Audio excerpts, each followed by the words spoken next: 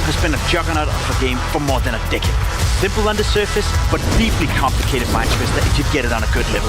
The game never gets old and always delivers the emotions and challenges for the players. For the most part, because of the young guns like these guys. Creative, deadly skilled, ready to achieve greatness at all costs. Watch out for the third season of the WePlay Academy League in January.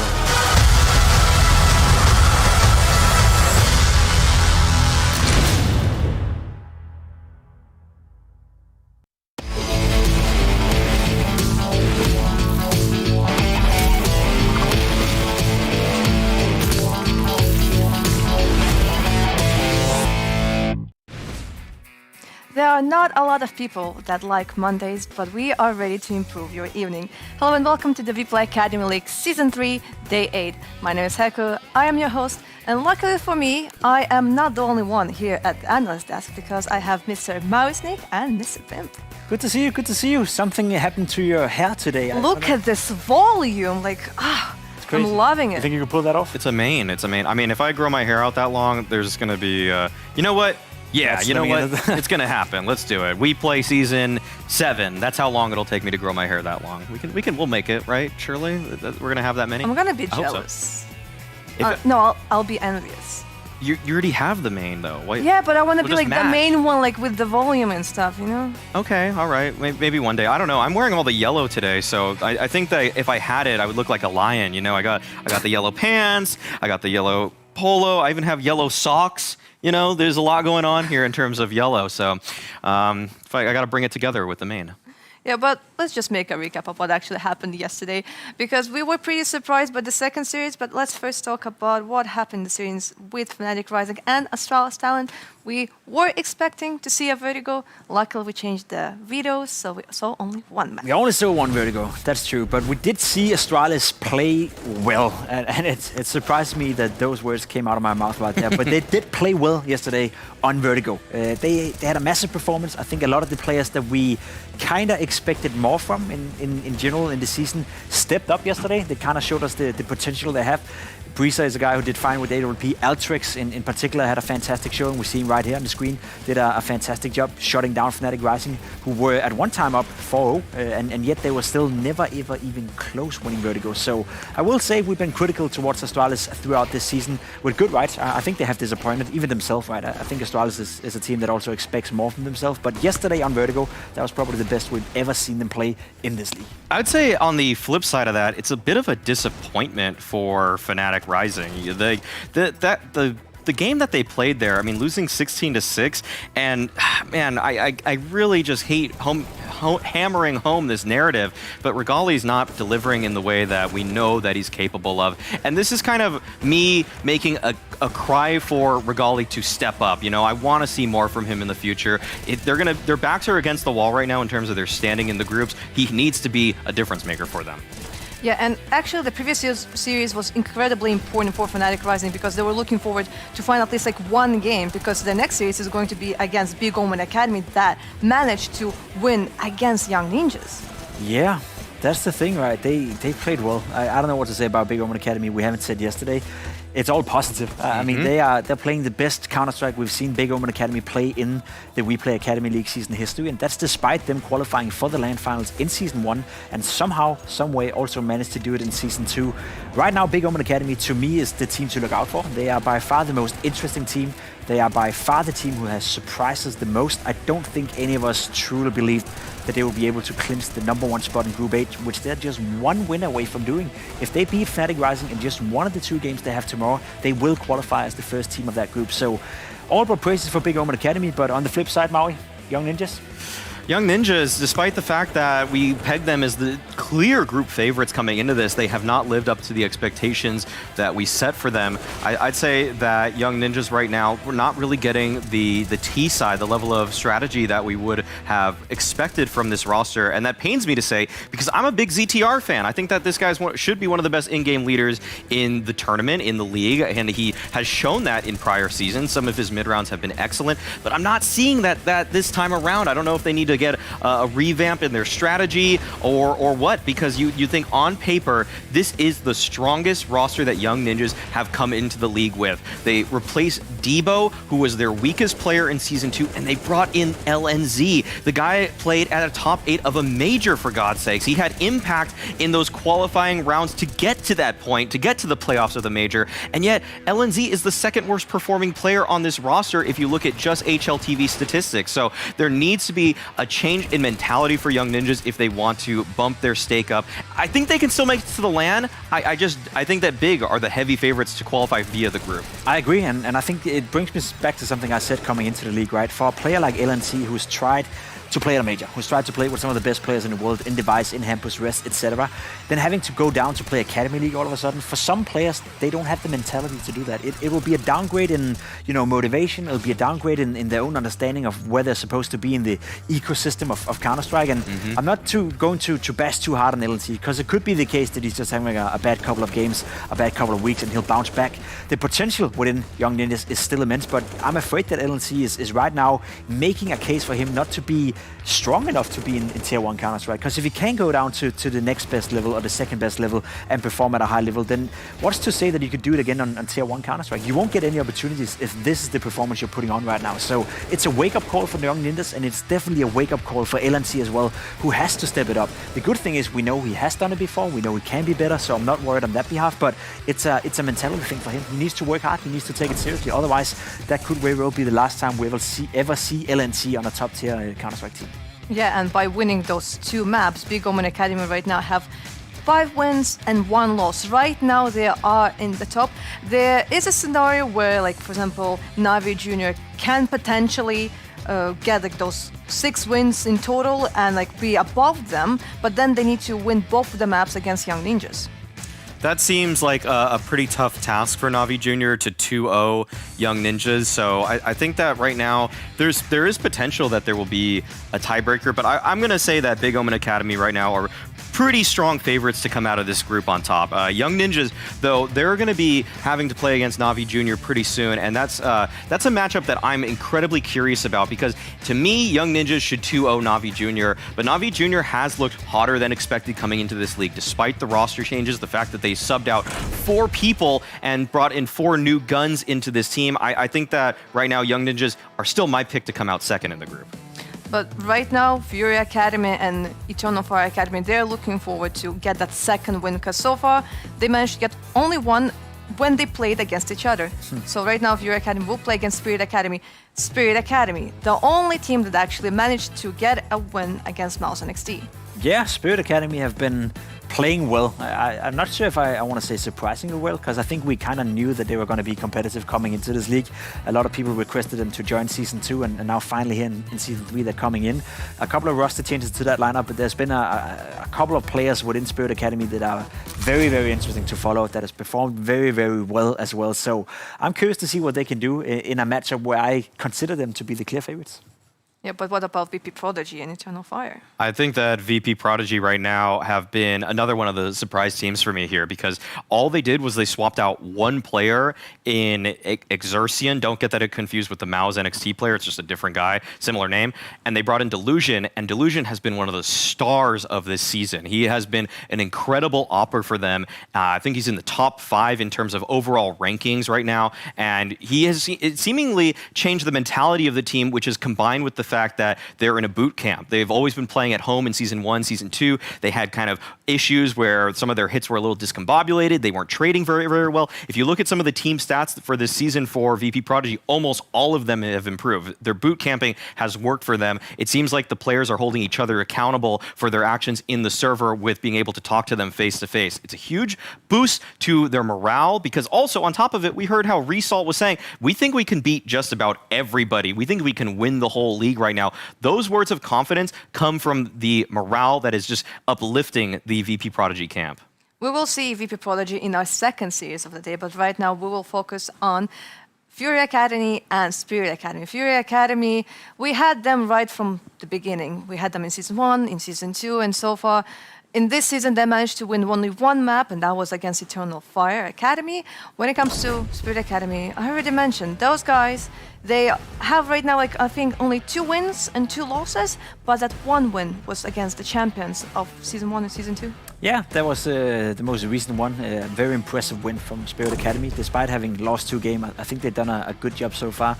Losing a map to MOUZ NXT is not a problem. Losing a map to VP.Prodigy, to be fair, they've been playing well. So I think this group in general is very competitive, at least when we talk Spirit Academy, MOUZ NXT, and VP.Prodigy. And then, of course, FURIA and Eternal Fire, I think they're in a category for themselves. They will most likely fight it out to not finish last. So I think both Spirit Academy and FURIA have done somewhat as expected, to be honest. FURIA, they finished last in Season 1, they finished last in Season 2, and I'm having a bit of a guess here, then probably also going to finish last in Season 3, unless they can make a surprise here. They need to get a win in order not to finish last in this group, at least. And against Spirit Academy, with Carrion playing some of the most, I guess, explosive Counter-Strike we've seen from anyone in the league, there's a lot of firepower within Spirit Academy, and I doubt FURIA can do anything about it. It's going to be incredibly tough because, you know, one of the players that would supposedly counter a player like Chiron, who's explosive on the entry frags, is supposed to be the opposing team's opper.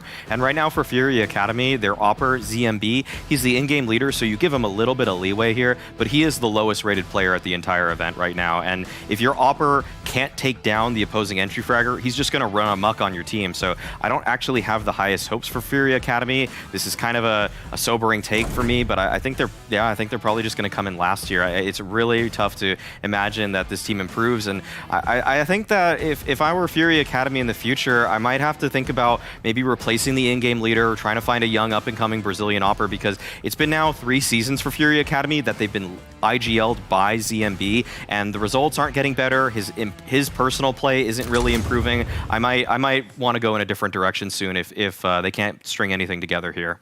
And this is actually FURIA's last chance of not being on the bottom, because after today, they will not play in the group stage anymore. Because the rest of the teams, they still have 1 more series after today, but those guys, it's either today or never. Yeah, FURIA, they have to show us that they can, make a bit of a surprise here. Maybe steal away 1 map. That could be enough in order not to finish last in this group, as Eternal Fire also have 2 tough matchups at their hand.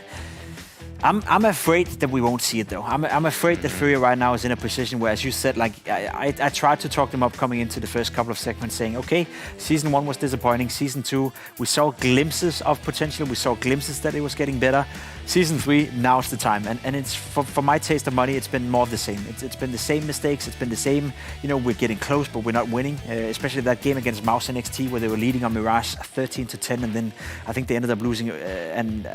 Yeah, they lost a close game there. It was a close game, and I think they lost 4 or 5 eco rounds. In that one game, it's mistakes you can make at this level. You will lose every single game if that's the case. So I'm kind of getting to a point where I just don't bother anymore. I think FURIA Academy have shown me enough, and it's hard for me to put stock into them. I'd have to agree. But we're into the vetoes here, and I think that this is pretty expected so far. I think Vertigo should be the ban of Spirit Academy. Oh, okay, they banned Overpass, which was, I guess, also an option, but that should probably... Okay, so right now, both of these teams have really been favoring Mirage. I think they both played almost all their matches on Mirage, except for we got the one FURIA game on Inferno, if I'm not mistaken. So for picks right now, I think that FURIA might be able to pick Inferno just because they have some experience, but they're just going to go with Mirage. I mean, that's just what they've been really all about here. And I guess that opens the door for Spirit here that they could. They've been kind of banning Vertigo, so I would expect that to be the map left over in this BO2 veto process. So I would probably expect an Inferno, although they have banned Inferno too. They actually have banned both of the remaining maps in some of their prior series, if I'm not mistaken. So this is kind of a veto that just didn't serve Spirit all that well. Yeah, FURIA have been banning out as well throughout the entire tournament Vertigo. They don't want to play Vertigo, and now they risk playing it. So I'm curious if Spirit Academy has the map pool to do it, and they do pick it. I like that a lot. I actually like that a lot. I don't mind seeing another Vertigo in this matchup, because that's a map that we saw in Season 1 and Season 2. FURIA really tried to play it a lot. Yeah. In Season 3, they moved completely away from it, and now in the new veto system, it's back in for them, right? I think Spirit Academy right now is showing us that they see a weakness in the veto from FURIA Academy, and they're willing to pound on that weakness. So to me, that's just a clear sign of confidence. Again, the reason why I laughed out right before, right? If the best pick you can do against Spirit Academy is Mirage, you're in deep trouble. Like there's no way that you're the favorites on Mirage, and that is the best pick anyway for you. So if I'm FURIA right now, I think even after watching this video, the odds should be skewed even more towards Spirit Academy. If I had like 5% of hope for FURIA before the game, it's down to 2 or 3 now. Yeah, the odds for Spirit Academy is 1.4 and the double for FURIA Academy. In some previous series, we saw that sometimes, even when like we would expect for the Brazilians to kind of like not be the favorites, they would be the favorites. But right now, this is probably like what we're kind of expecting, right? What I want to say, like, I am really surprised by the Vertigo pick, because I mean, so far, like, both teams, they have been banning Vertigo. So I was like, okay, probably we're going to have the same scenario that we saw like yesterday with Astralis Talent and Fnatic Rising, because like their permaban is Mirage. And they just like left it until the end. They were like, we're not banning it, we're not picking it. But here, they end up going for Vertigo. And I think this is like the first Vertigo for this group. We kept on seeing it in Group A, but not in Group B. Yeah, it's surprising. I actually misread the vetoes earlier, but either way, I will say that Spirit Academy right now, if we're just looking at the eye test, they've had some really nice Mirages. I mean, the thing is that they're the one team that has taken a map off of MOUZ NXT so far at this event, and it was on Mirage, and it was I'm pretty sure it was a competitive game at some point, but you really, the memories that stick in my mind the most are just Chiron out middle, looking for space. He did it with the Deagle. He did it with the rifle. He was killing players that are of a much higher caliber than anybody on FURIA Academy, and he was doing it all by himself. There wasn't even like support nades all the time. He literally was just one-digging people out middle. It was probably the highlight of the entire tournament so far, and if he's able to do that against a much stronger MOUZ NXT, I am so terrified for what fate awaits FURIA. Yeah, I mean, first, like, MOUZ NXT won against Spirit Academy with a score of 16-6, and then Spirit Academy managed to win with a score of 16-7. So like, it was not really close. It's just like Chiron was just running out, getting the kills. And if I recall correctly, I think MOUZ NXT kind of struggled on their T side, which is not something we see all the time. No, we don't. We saw Spirit Academy play a fantastic game. We saw Artfrost as well as a player we haven't mentioned yet. His AWPing, in particular on the CT side of Mirage, have been good. A couple of games we've seen him go completely off in the 2 wins, basically. I think one of them he finished with 28 kills and 11 deaths, which is a fantastic scoreline for a guy like him. So there is more than just Chiron to Spirit Academy, but I agree, you know, Chiron is probably enough, and that's the problem. If FURIA were to beat Spirit Academy, we'd have to see them as a unit, we'd have to see them as a team where everyone is chiming in, and that's the one thing I've been requesting from FURIA pretty much from Season 1 to Season 3 now, that they as a unit are good enough to play together, because they have a couple of players who can, you know, play well. Krias have been doing a fantastic job as well, but overall, when you look at the 2 lineups and you look at the firepower and match it up against each other, you need one team to be a team and another one to just do them as individuals, and even that shouldn't be enough for FURIA. So it's hard for me to find, you know, reasoning or find reasons as to why they could beat it, outside of the fact that it is the best one, and a good start could be, you know, enough to rattle out Spirit Academy a little bit. Yeah, I think that the trading percentages would indicate that this would be an almost impossible task for FURIA Academy. They're frequently at the very bottom in terms of trade percentages across the whole league, and I think this season is probably not too different. I think they might be in the bottom 3 right now, and so for like Pimp's saying, if FURIA were to magically win this game, it would have to involve them playing at a level of team, like they'd have to exercise a level of teamwork that they haven't shown in any seasons, like, and that's just not going to happen. That's just magic. You don't just wake up one day and say suddenly I'm going to be the best trade fragger in the league. It's just not the case. You can't just will that into existence. You might think about it, but doing it versus believing in yourself doing it is a completely different story. So I'm gonna side with the Perry match odds we saw earlier. I'm gonna put Spirit as the pretty heavy favorites in this one. I would even go higher than what those odds were. I think it's actually more lopsided because Spirit Academy, they also have Sotfik, who is a player that has IGL'd for top 30 rosters in the past. He IGL'd for the main Spirit roster before. He IGL'd for Espada. Like, this is a guy that is also able to deliver in the server. Like, on the tier 1 level, he wasn't that good, but at the academy level, he's doing a solid job. And I think that it just gives them another weapon because he can probably adapt in the middle of the game if FURIA gets a little crazy. Like JDC said, you know, it's a different kind of team, a different style. So that's the one thing that playing against FURIA kind of has going for it, that they're going to be a little bit random. Like, even MOUZ NXT took a while to quell that kind of chaotic play that FURIA like to employ. Well, will FURIA Academy manage to save themselves from finishing in the bottom? We'll see. Let's go to the Brexit boys, Hugo, Harry, and Mirage. Oh yes, Heku, thank you very much. The Brexit boys. Yeah. Maybe not the most apt term, but pretty appropriate. We are Brits and we are screwed, but luckily we have Counter-Strike to save us all. It's international, Harry. Everyone's welcome. We got Brazil, we got the CIS region, and we got Counter-Strike. What else do we need? Yeah, you know, I mean, I'm kind of looking at this matchup, and I'm agreeing with Maui somewhat, right? Spirit, sure. I think they've kind of impressed me here, right? Really, I'm looking at Chiron as someone to keep an eye on. He was, I don't know if he still is, but he was the top-rated player here, man. He'd been looking so good. Him and Sotfik as well. I think they're kind of, I don't want to call them a duo in game because they're really not. Like, Chiron is always very far away, you know, like coming on with these big lurks or applying a lot of pressure. But CT side especially, they work pretty similarly. They're both players that try to find gaps, try to find holes to exploit or get information from. Their synergy is pretty good there. Sure. You know, for me, the only kind of question mark as to someone we've seen really good stuff from and really quiet stuff from is Artfrost, right? Yeah, I feel like he's a very polarizing player. You either get him dropping 30 or you get him dropping 5. There's no in between. Well, which Artfrost do we have today? You'd like to think that we would have the powerful one, right? FURIA coming in with a bit of a slow start to the season, hoping they can pick up a win here today, but let's see. Brutal reality might come crashing down. A retake setup. CT's given away all the control. FURIA taking space. They've got jungle. Oh, Artfrost has been gooshed. That's not going to help. And his teammate's falling out of the window, not by design. Chiron's trying to help him out. They're all trying to get involved. Everyone's here. And FURIA are full of kills for a second. There's the trades. That looked good for a moment. Then the USPs come flying in. And now the retake's on. Flash for ZMB. Sets him up nicely. Tipping the scales once again. Back in favor of FURIA. There's a lot of time ticked off this bomb, and Spirit Academy, I think that dawning realization is going to come in that this pistol round will belong to the Brazilian squad. ZMB, my man, I'm loving the cap, my dude. It's like a Peaky Blinders. Yeah, it is. He's got the flat cap on. Oh, he's looking fly today.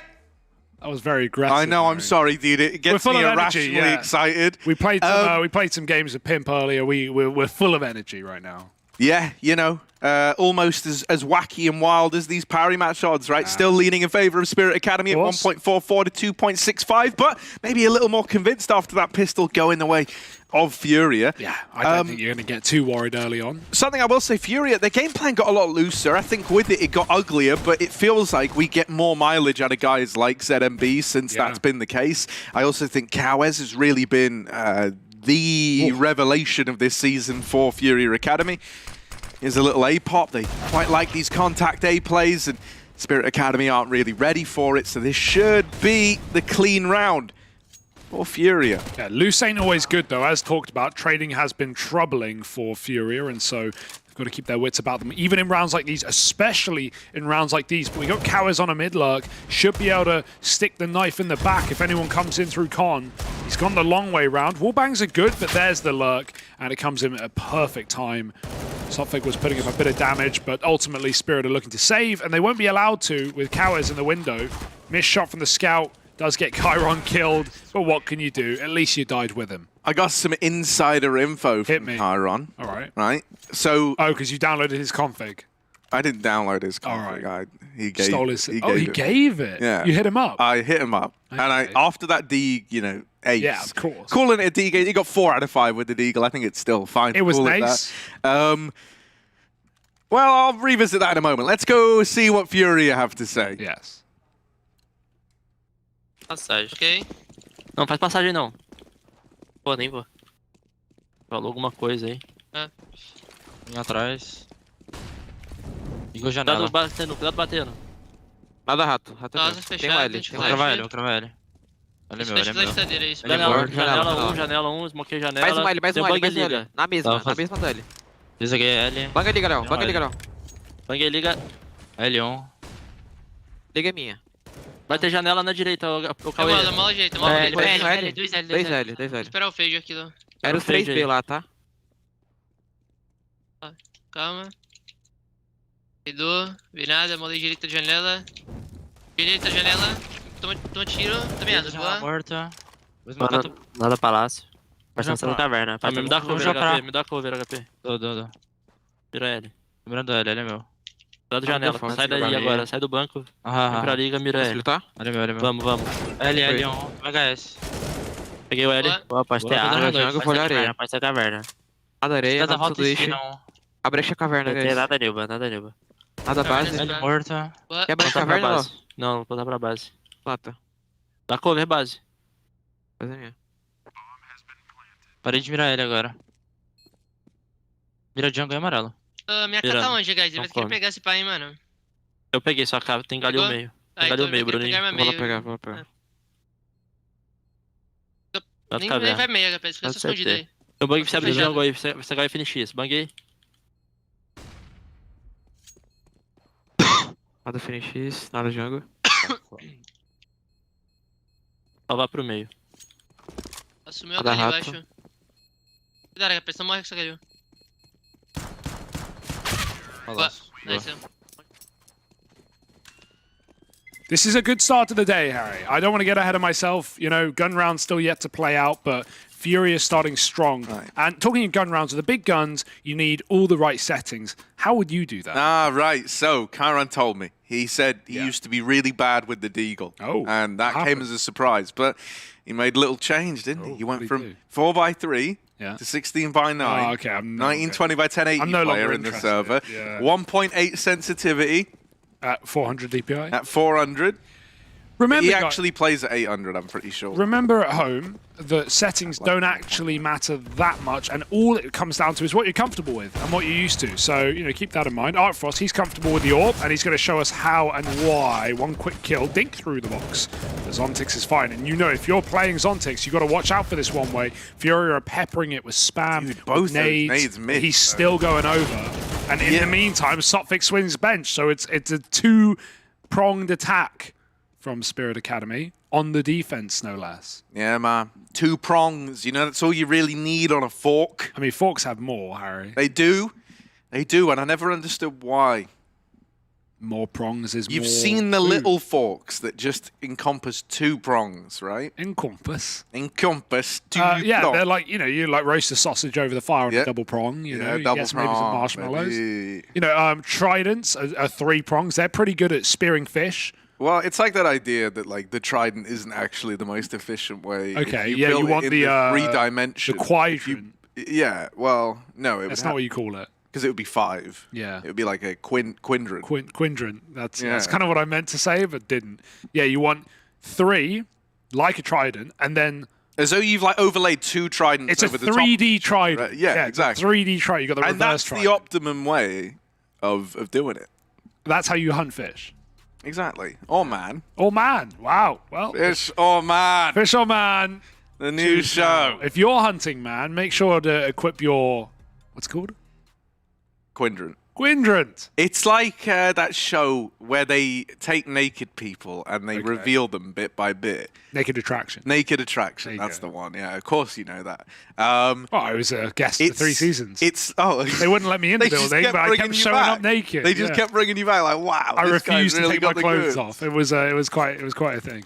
Well, about that show, you do that, but like in one of the containers is a fish, and in like a big fish, and in the other one is a man, and it's fish or man. And when you fish are reveal always naked, so I could definitely tell you which one the fish was if you gave me, even some scales. But regardless, why does their weight matter? Does that help you identify? Well, fish are usually lighter, but it depends, I guess, on the what fish. Yeah. Are sharks fish? Nope. We'll get to that later. Not all sharks, some. Decent T. Pretty decent with the AWPs, taking it up for this round for a ramp pick. And got an execution on that cross. Zontix, man, should have stayed CT with a one-way. But Spirit wanted to fight for mid in this round, and they still are. Art Froster's peeking window. We had a short player getting aggressive. Notaneki still with his eyes on the prize, but this is a good round for FURIA. Again, they lost first gun, but a 5-on-4, untraded. Now they group for a B hit. It is somewhat readable. Spirit have 2 players here and a third on short. 3. But, let's see how FURIA do. Let's see what that execute looks like. It can't be a contact play. You got to announce somewhat. Can't it be the contact play? It can be, but it probably shouldn't be. Here we go. In they come, and down they go. Oh, no. Chiron takes the head off of HPS, and, well, it was a 5-on-4. The B play, the contact B play. It only leaves them with one man surviving, and he is running for the hills. I just don't think you're going to catch anyone off guard with that play. I just think, even at best case, they're going to be 2-2. You waited so long before you popped into the B side that there's no way Spirit are going, I think they're still A with the smokes. They got a ramp pick, they're probably waiting a minute before they throw smokes. No, you had to get some flashes in there. You knew the AWP was in. You knew everyone had guns. I would have liked to execute that for FURIA, but they walk in dry and they come out soaking wet in their own blood and tears, and maybe even some sweat for the trifecta. Yeah, there are a lot of fluids all over them, I guess is the point you're making there. This season on Deadliest Catch, Art Frost takes to the North Sea again. He looks to pick a pike out of the ocean with his 5-legged spear. It's lots of handles, but only one stabby part. Well, you don't need more handles. You don't have enough hands. How are you going to handle with no hands, Harry? 2 hands per handle, I think, is a good way of going about it. See? 2 hands on the AK and put to good use. ZMB, I do love the hat. Regardless of what happens today, he's won my heart. He's won. He's won. He's a fashion icon, ZMB. Yeah. Dude, it really suits him. Like, ZMB, I don't... If you watch these back and you listen to us for whatever reason, I've got to say, bro, really, really fresh, man. It suits you a lot. I mean, he's playing to the crowd. We're British. We know, he knows what we like. He knows that we'll get behind the Birmingham hats. And where are the guns, Tommy? Well, they're all over the floor on the bodies of Birmingham. Yeah, that's fine, obviously, with the accent. Another little contact B. That was Deagles at least, but Chiron coming in with the words. He's spitting bars today. He's even got a plant in the background. Damn. He's been growing that since day 1. But really nice rounds. Tried to grow my own cactuses, and every single one of them died. What? Yep. How do you kill a cactus? They don't need anything. I don't think that I think the seeds I got were faulty. The fact that because I did them all in prime condition. Harry, why you keep trying to grow peyote, man? I'm telling you, it's not a good idea. It takes years. Yeah. What are they called? You get like It did put an end to my grow up, that's for sure. So never going back to that again. Yeah. The cacti, more like cacti in my case. Yeah, I can't look after myself, let alone a plant, but I have 1 cactus that is still alive. That's all I ever Don't ever trust a man with 1 plant. Yeah, it's a bit scary. Oh, dear. Well, see, Cowes, this guy gets it. Boosted into window. He knows what responsibility is all about. He's taken responsibility for this round. Zontix, putting up a bit of an a-hole. There's more coming. Oh, they're all around him. And finally, decently well swing out of Palace to deal with the incumbent player in the site here. Chiron on this CT rotation, going to get smoked off now. we say don't trust one man with a plant, but how about 3 men with a plant? Because it's coming down right now. Bomb on the ground. Over the top. Oh, the cowards. If you're going to do this, you've got to get away with the goods. You've got to win the round. They know. They are so aware. They must have heard something. He changes spots. Okay, living is fine. Still in the smoke at this point. Commit. But they're running right by. Smoke on default. The cross is covered. Good post plants right now for Bruninho. If he can bait them in, Cowards can walk round behind triple. He's going to do it, activating. Chiron's read it. He knows what's going on, but he's just not got the time to win this round. Stick on the bomb is his only play. It's too easy to spam that defuse. And there we go. Furia coming with a round. Okay, yeah, we've had these awkward B walks. They've not been pretty, but Furia, they come to play today. They're bringing the heat. I like what we're getting out of them. 4-3. Still a rebuy for Spirit, but they're being challenged today. Let's see if Spirit are bringing the heat themselves if Chiron's coming hard. Вот такой вот гол. Чатенько. Я даю молик. Муртоп мид. И убегать драться. Я левый окно. Дым окно дали, я отошел. Я заблочил его, пары ждал. Понял, как это на видео, понял. Смоки, а? Я падаю сразу, они Я не молик дал пикают. дефолт, смог КТ. Выбежали, искать справа, без спала, близко у тебя. Убил. Я контролю проход с крыши, если. бегу к Над зонту. между флеш даю, я умер. Я в зиг Дефолт. пошел, парни. Я ванвейдил. Дефолт коврей. Дефолт. Тетрис. Авик Тетрис, Я Авик сейчас- Тетрис, смотрите. Я ванвейдил. Головы залез, прыгнул. головы залез. Убил, коврик. Головы. Голову Головы убил. минус. Дал Трон флеш видишь. над тобой. А голову? Найс! Лучше.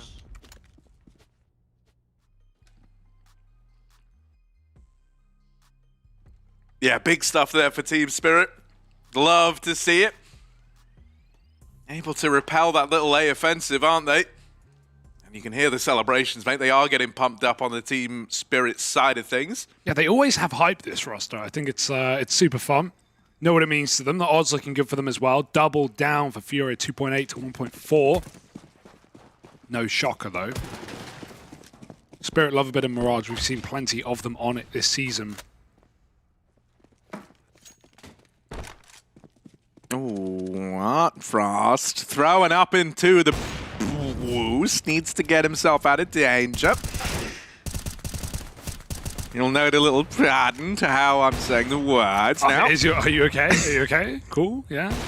Reboosting? Okay. Hell yeah, hell yeah. Get it's in. full confidence. You've just seen them drop down with the AWP. You were not ready for Chiron there as well.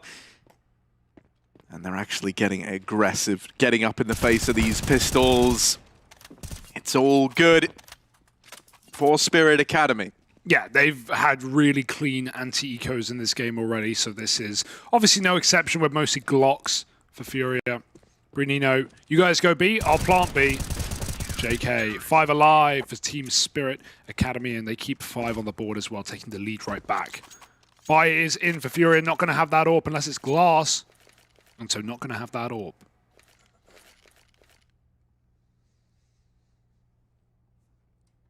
It's slightly awkward having, this doesn't matter massively, but you know, something that tier 1 teams deal with. I guess it's negated by the nade dropping. But having your AWP be your in-game leader, often if you're trying to buy AWPs, you're going to be losing out on a lot of util. And in-game leaders love to throw executes. Running through the molly, Sophic barely took damage. That's a Harry molly in window. Furia right now are just running out a ramp. Full send, full pace. They've got the smokes. There's no gaps this time. Nice entry. Zontix comes through and they try and get through the corner, but Cowards has jumped stairs. And that's a lovely round out of Furia. This should just be the nail in the coffin here for Spirit. 2-on-5. And out they go. That's more like it. When we saw Furia run AXX in the past on this map, we often noted there were many gaps in these smokes, and those are huge problems when you have teams looking to go through bench, looking to find a jungle gap. Not today. Spirit try, and Furia punish them, so already seeing improvements. Get the smoke. It's coming. Oh, it's coming. Yeah, give me that smoke. Yeah. See, Zenobie, he's economical.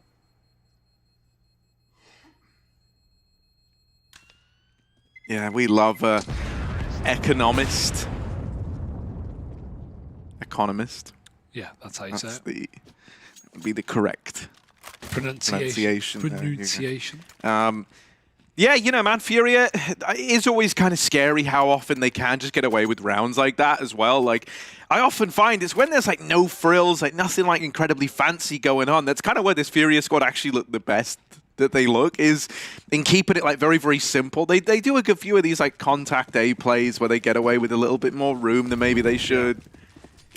You know, I never like the contact B, but I don't really think, in my eyes, that is like a staple play like the contact A is. Here's an attempt into the B bomb site. Oftentimes these can look a little ugly, but the utility is prettier this time around. Chiron.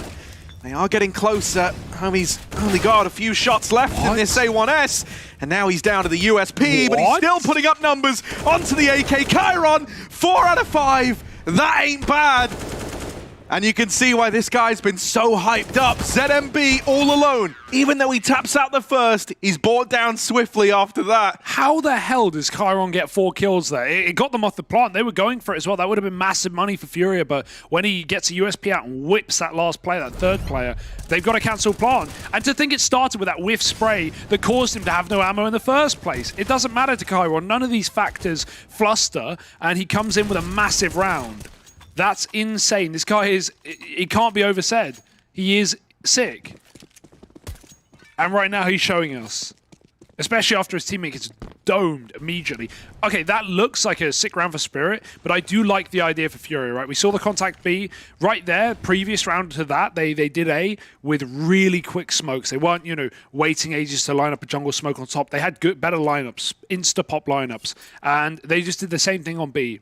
It was a B rush, but the McDonald's smokes were down immediately. Market smoke was in. The flashes were really good. Every POV we saw from Spirit was blind, but they just couldn't chase out Chiron. Yeah, that's the scary part. Like, that only makes the 4K from Chiron that much more impressive and that much more impactful. Yeah. That wasn't some sloppy, you know, oh, no, boys, I'm flashing. Oh, the flash miss. No. You know, everything's going wrong. That was exactly what you wanted.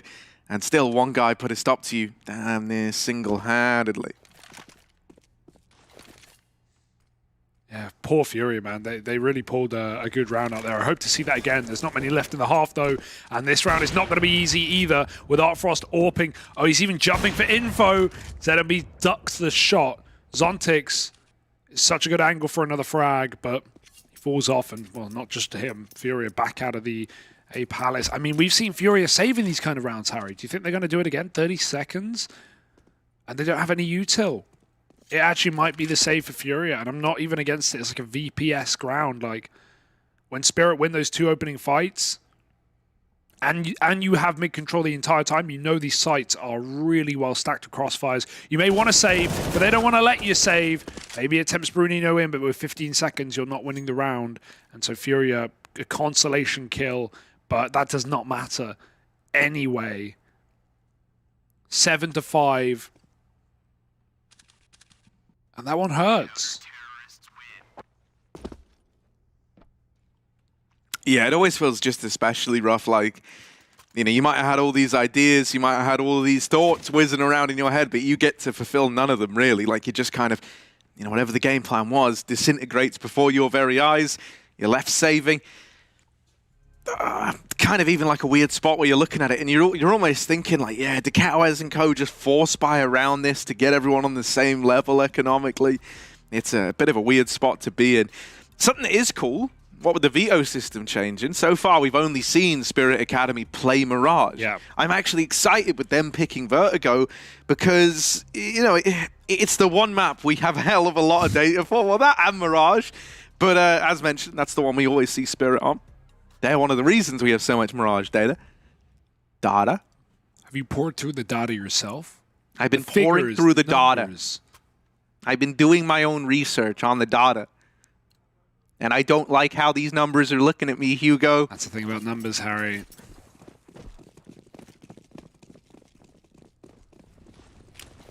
Flash out mid. Spirit have not played for mid control ever since their first gun round. And this is no exception. Artfrost again back on triple. Going to go up, ticket to get a better angle. Cowis loves getting the window control, but I bet the vent's not broken knowing Spirit. The fact that he hasn't walked through CT implies it's not. Oh, there's a little spot. Sophic does get killed at A, and you can see the jungle window is not broken. So not really many options.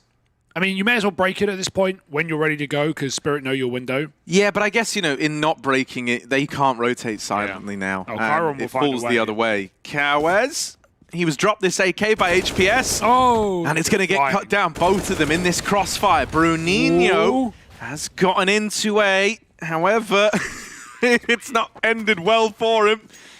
With Chiron and the boys all swinging in, taking those fights. It's so funny. Short rotate, just ruining their day. Sorry, Hugo. No, I'm the one who interrupted you. So, you know, I've victim blamed you there. You're apologizing for my Wow, that interruption. actually just shows, you know, the societal brainwashing I face as a British person. You know, we're known for apologizing. Us and Canadians. That's the country I was thinking of. Yeah, took you a second there. I don't know my point, but yeah. Oh no, Chiron.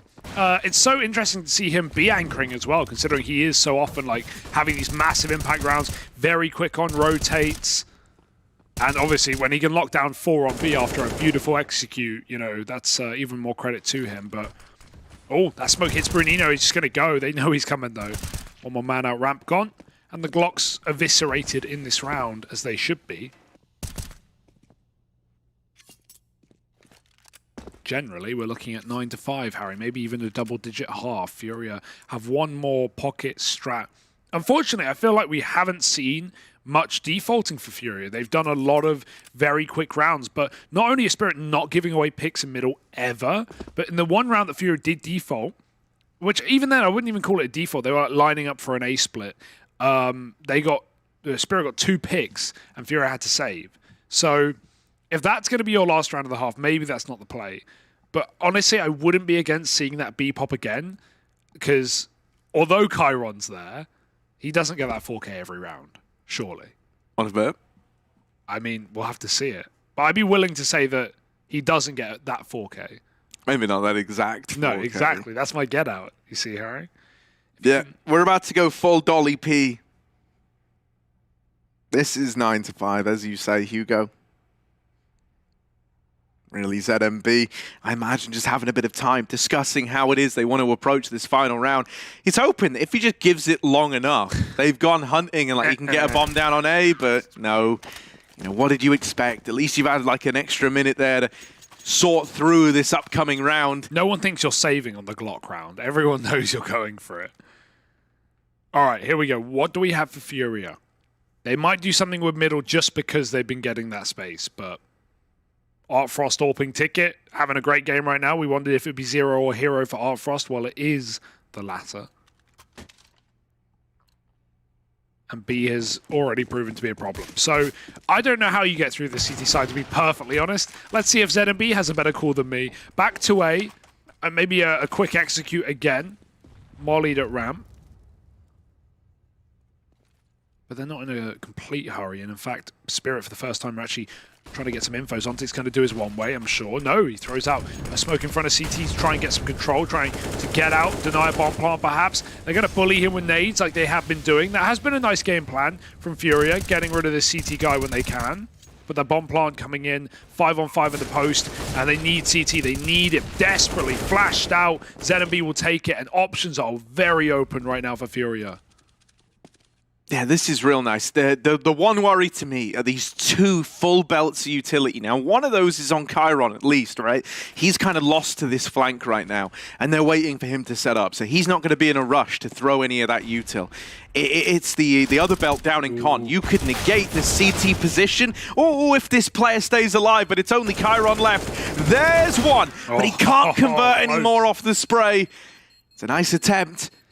But ultimately, FURIA Academy will find that sick. Once again, you know, just one of these kind of standard A executes, getting the work done for them. Yeah, even though Spirit like hunt CT there, I just, you know, it would have been nice to see them give the room to Chiron. They've done that in the past, but at the same time, I don't think they were ready for 3 players set up in CT spawn. That was quite a nice post plant for FURIA Academy, who've had trouble with them in the past. Right there, they get it done. Good little A pop.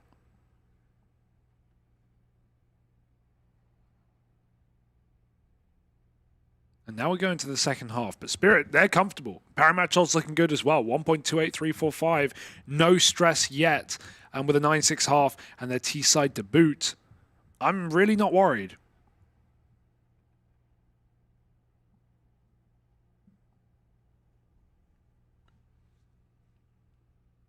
Yeah, FURIA normally pretty good at finding success in pistols, I find, right? Like, at the very, very least, it feels like they always have ideas. They've always got a thought as to how they want to approach it. And so that could be their way of, you know, bringing this game back to level pegging.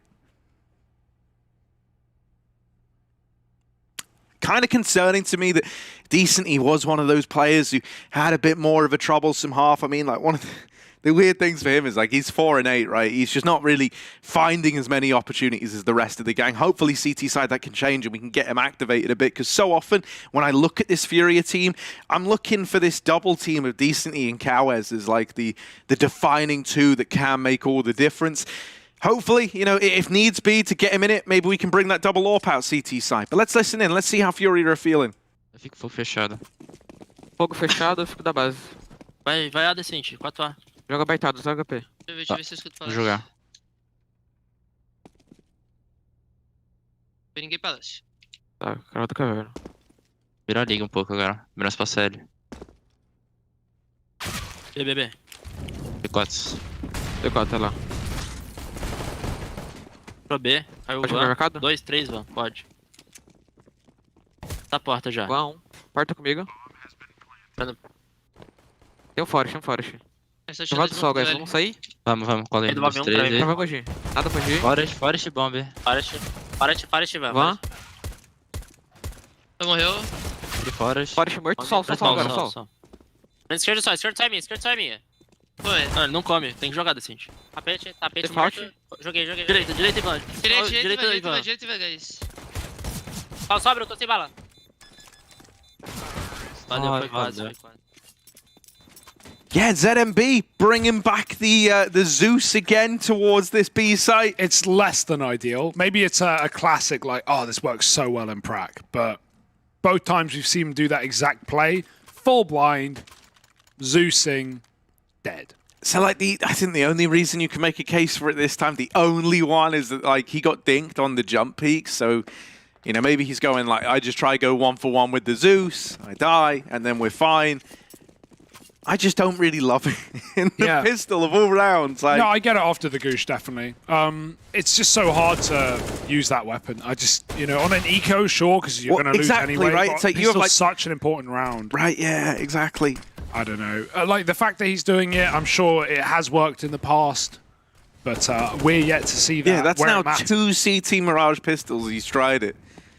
And both times, the results just haven't been there. This smoke for jungle was actually thrown all the way from this apartments player. That's nice. Means that Sotfix now wrapping these guys, attempting to save as well. Oh. Yeah, money for Sotfix. HPS might have had him trapped. But in giving that second to get the reload off, Sotfix finds himself a third. Lovely round. Keeping it clean on the anti-force buy. And yeah, I mean, if he got the Zeus, it would have looked really good. But unfortunately, that is not the world we live in. 11-6, and FURIA have to take a full eco while Spirit get closer and closer to that finish line.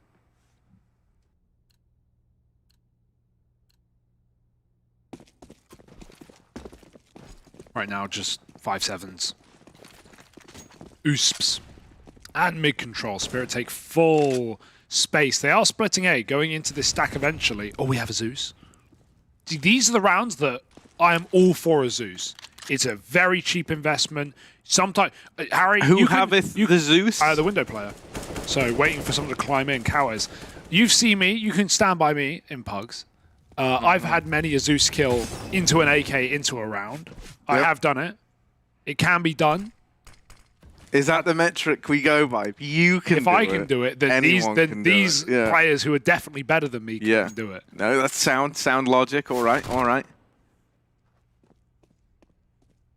It's a good gun. It's nice. Yours is in Gold Nova matchmaking, though. I think. Haha! Don't even try. No, I know. I can't even. Because people will believe it. People believe it. People go, these casters they can't even play the game. They're probably only LE. Unlike me, I'm supreme. And it's like, good for you, man. It's good to have goals, Harry. You know, your goal this week is to be DMG, and I'm really proud on my way of you. You know, hitting Gold Nova Master, and no, I don't know if he. I think he's just gambling at that point, hoping it goes through Yeah, the he's wood. like, does the Zeus penetrate? Because I didn't know. Yeah. I would have probably said it doesn't, but I couldn't tell you for sure. I didn't know. That's kind of devastating. Now we do. You go rate like the range there. That was like prime Zeus range, right? Yeah, I think the worry is if he goes wide on the window, He just dies. he might just die. And also, there's no guarantee that he can even find the angle there if the player's behind him. So I'm not against it. Again, it's on a round that you're going to lose. You're meant to lose. So why not get weird? Why not get wild? But yeah, Zeus can be finicky anyway.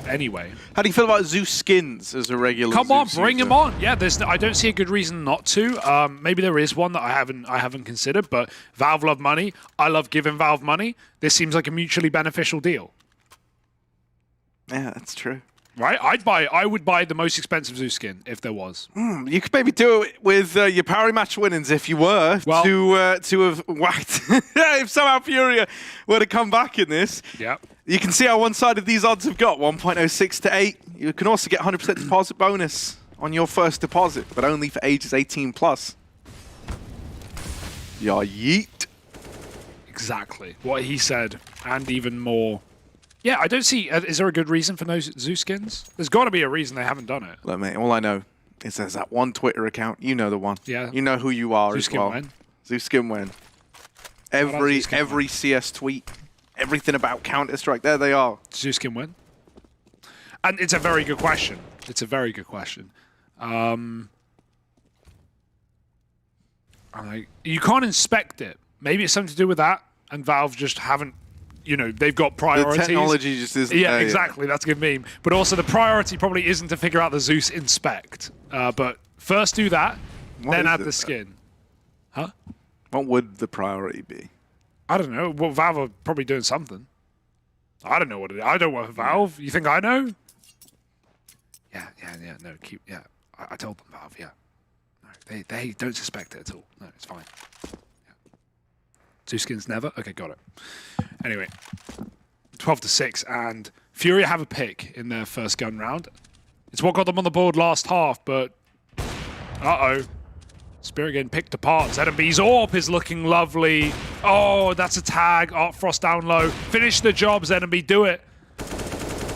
Chiron, though, he wants a 2v5. Nothing feels better than rounds like these. Oh, teammate picked off, though. Chiron now on his own, and he's still flashed out. So it's going to be a Furia round. Nice and clean as well. They don't let it get out of control. 7 rounds. This happened first half, though, and Spirit immediately came back in with a streak of their own. So... we'll have to see what they've cooked up in the kitchen. Did Outfrost just die while throwing a flash? I think that's what actually helped contribute to the fact that Chiron was still so blind there. Him. Yeah. Well, he got the assist in the kill feed, and Chiron was blind, I'm assuming. But we all know that's kill feed like blindness. Yeah.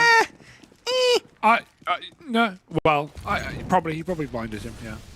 There was a lot going on. It's fine. It's not the end of the world. I think he mollied the smoke, but even then it didn't create a gap. That's a sad reality, although you can throw lineups that don't care about the molly. They just bloom perfectly in the middle. So Spirit, they're playing sweaty. Spirit and Mirage players, no shock there. And leaning B on this default with Zontic's lurking Palace. Yeah, I'm surprised that... Furia were the ones to pick into this. What would it be in the map that Spirit have elected to go to every single time? Yeah, it's like a Fnatic. Was it Fnatic picking Vertigo into Astralis? It's like, they're going to pick it, so you wonder about that. But hey, here we are. Minute on the clock, little A pop, and Brunino knows what's going on. Oh, that smoke going to be a little late, bud. They're already up and past it. Oh! Flash from ZMB. Want that second of delay. Come back to her. No, it looks good. And it's let Brunino double up. A big trade kill found by Artfrost. At least dealing with that pesky under Palace player. Chiron trying to find the timing on this flank. There is a short player, but I think he's just missed Chiron getting up. Decent. He will eventually make amends, but is it going to be enough? Double AWP out for the side of FURIA Academy, and they're the two left trying to hold on to this A site now. Artfrost knows about the mid player. There's 10 seconds though. You can't afford to take this long. And really, after losing Zontix there, this is a done deal. Nice escape for Decency as well. Doesn't even offer up a way in the 1v2. Ah, kill, missed, and a stalemate. Oh, everyone's missing. It's like AWP Lego, but with silvers. Finally, Decency comes through with a kill, and FURIA are going to pick up the round. Some funny whiffs in there, but it doesn't matter, does it? Yeah, actually, the delayed flash to ZMB, which was an accident, actually worked really well because then the second player got outran and the first one got Tetris. So it was a really good flash from ZMB. And FURIA, they don't just get immediately reset off their first gun round. So let's see if they can build back into this game. Those odds are still not favorable, but this is a round to do it. Don't let the Deegs come through because we've seen what Spirit Deegs can do.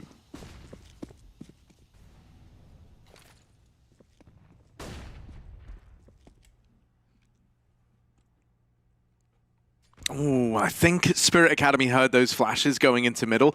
They come back to give it a look in. They shouldn't be ready for Cowes so deep, but still only one and done after that. A little weird now with Chiron having the A1S and going on to win a second fight. This guy, he won the D ground for Spirit Academy the other day, getting forward the Deagle and then finishing off the last man with an A1S. This time he's trying to do bit of a twist on a classic. He's gotten one with the Deagle.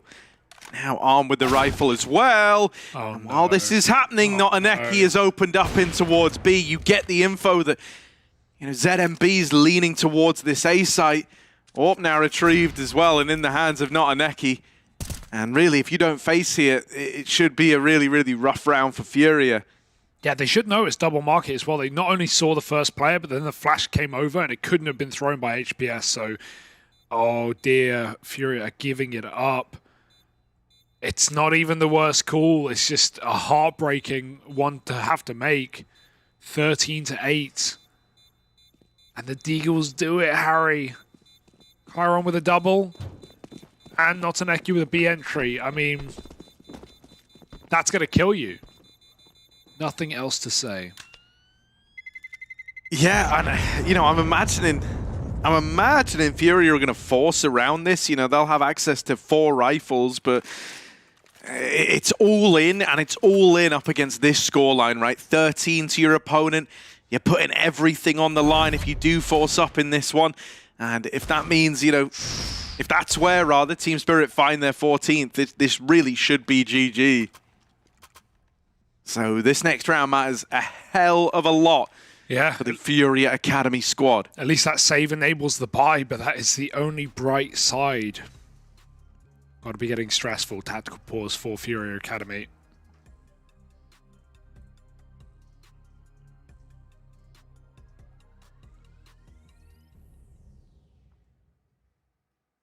Sophics always so focused, man.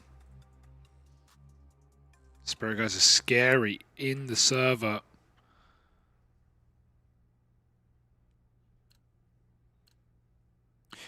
Correct me if I'm wrong. I swear the reflections on the glasses of the CTs are the same no matter where they are, right? Yes. Wow, what makes you ask that? Just because it was in CT spawns, so it's pretty perfect, but I guess that makes sense. Yeah. That's where they start. Yeah. That's where they never leave. Not visually. 13-8, and the A execute for Spirit. I say execute, it's just a little pop with a flash. Hey, Brunino learning from Zontix, using his own util against him, goes up and over ticket. Zontix is going to see that, he's going to call it. He's going to tell his team to watch on out. The rest of FURIA is smoked out of this, and Sophic drops him through the smoke. Dinked as well.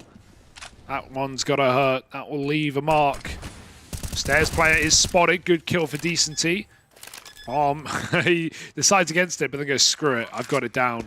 And rightly so, FURIA are wrapping CT for the retake. It's a big flank out middle. Sophic's going all the way. I love this experienced play. He knows FURIA were giving away the site, are going to take some time to clear angles, and Sophic has basically already won the round. Oh, well, might not ever even be needed as Sophic's wrap, and that has stolen any hope of coming back into this one from FURIA. Now it's just a matter of saving this AWP. They might have heard Sophic, but that doesn't mean they can deal with a lovely little double to close. And with nothing being saved out of that for FURIA Academy, this is now maybe their last innings. That was so decisive from Sophic when he kills Decency and Con, or whoever it was, especially after his teammate doubles down in CT. He already knows before Xenobee's made the call, like, yeah, they're going to save. I'm not even going to try and play for the bomb. I'm just going to cut him off at CT spawn. And Spirit are going to be feeling fantastic after that one. Так, мы просто заскоплю. Дал флеш так на. Бум. Я пройду на стул быстро. Флеш бегу. Окей, не спешите на медиа, пара, не спешите. Я антифлеш стал, все. Он ушел, Я обновил конвой. Кон, врыв! Окей, подвал. Еще кондик. Подвал, 1 хп подвал, убей. Можно Еще кон, да, был? Гочил, кон, и я Окно флеш кидал. расстояние. Даю Окно смог. даю. Даю моль. Я дал. Где, блядь? Окно слева. Кон. Хае дал. Гони за пулем, гос ебемся.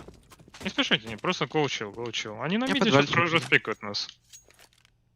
Я здесь. Ты смотришь себе спину, да, Денис? Да. Я жду окно в фейт. Не подставляйтесь, окей? Чтобы я первый с ним дрался. Я ничего не смотрю. Окей, хорошо. Окно фейт не вижу, мне кажется, справа сидит чел, но хуй с ним, я не могу ничего дать. Я могу молик дать. Ну хочешь, кинь хае, он пойди с хаешки сдохнет, у него же армора нет. Зик убил. Найс. Да, это с Даю окна. хая. Да, вот он. Найс. Пута, Здорово, карадью, блядь. Тут мид Авик, пута. High energy and for good reason. At this kind of scoreline, it feels like nothing can go wrong, Harry. And maybe that's because nothing can go wrong. But I don't even say that with an air of irony. No, right? I say Yeah, that it's not. fully focused.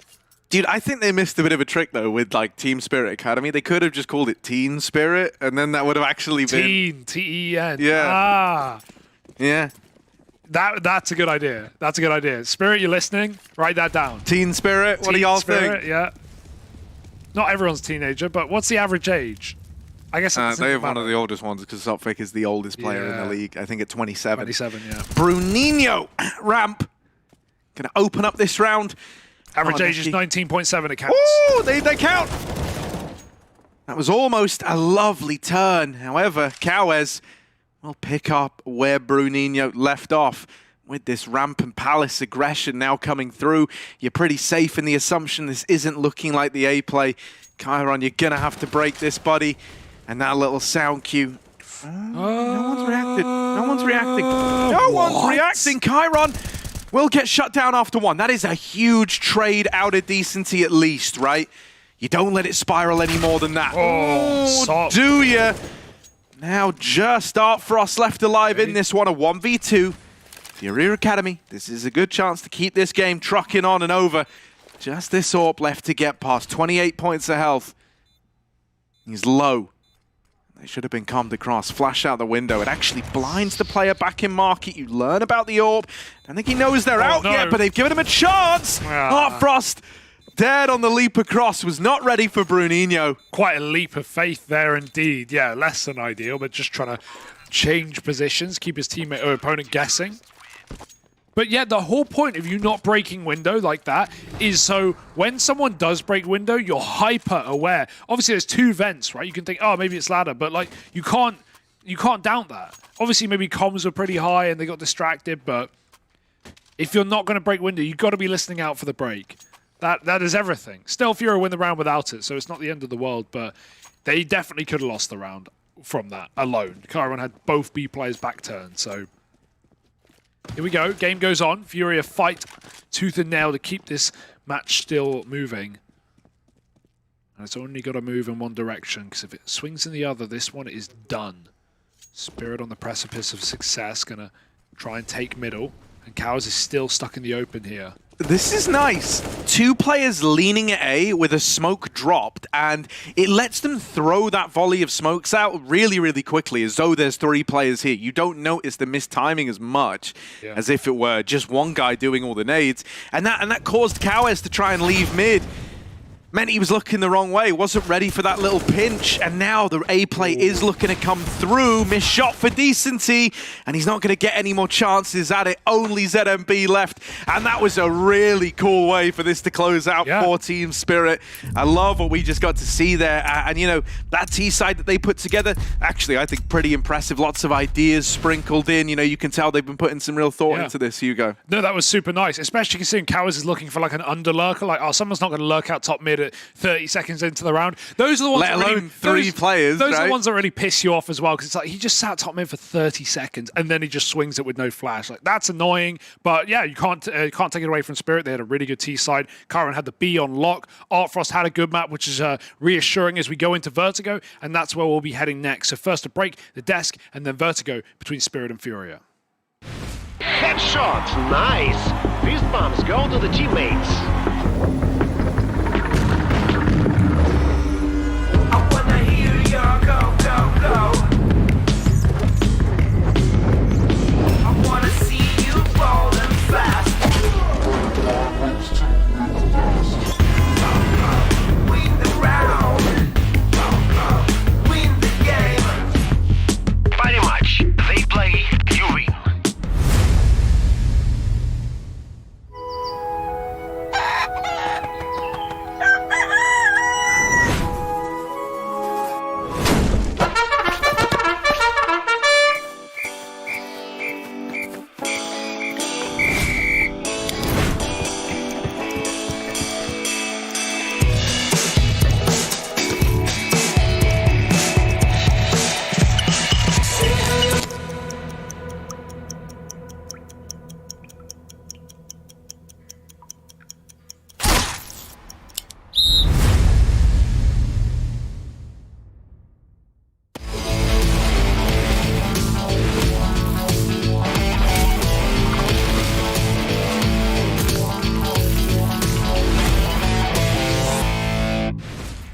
Spirit Academy take the first map of the day with a score of 16-9, which means that FURIA Academy have only one last opportunity to not get to the bottom of their group.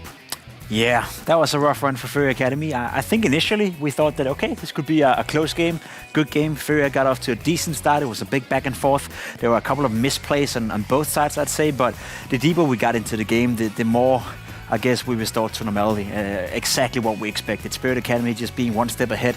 Kyron, again, you know, whenever he was in a straight-up duel, he would win it. There was never like a one-to-one duel without flashes, without being affected by anything. He lost more or less, and you could just see the firepower wasn't strong enough on the FURIA Academy side. So once again, I think we got confirmed what we kind of was a bit suspicious of, in the sense that Spirit Academy is the better team. I think they have the better players, and FURIA Academy is just not at a place right now where they're able to compete against the teams in their group. They got one map against Internal Fire, and I'm afraid that will be the only one they get in the group stage of Season 3. I'm afraid of that too, Pimp. I don't think things are going to get too much better for FURIA moving forward here, but on the Spirit side, I was actually pleasantly surprised by the T side they were able to put together.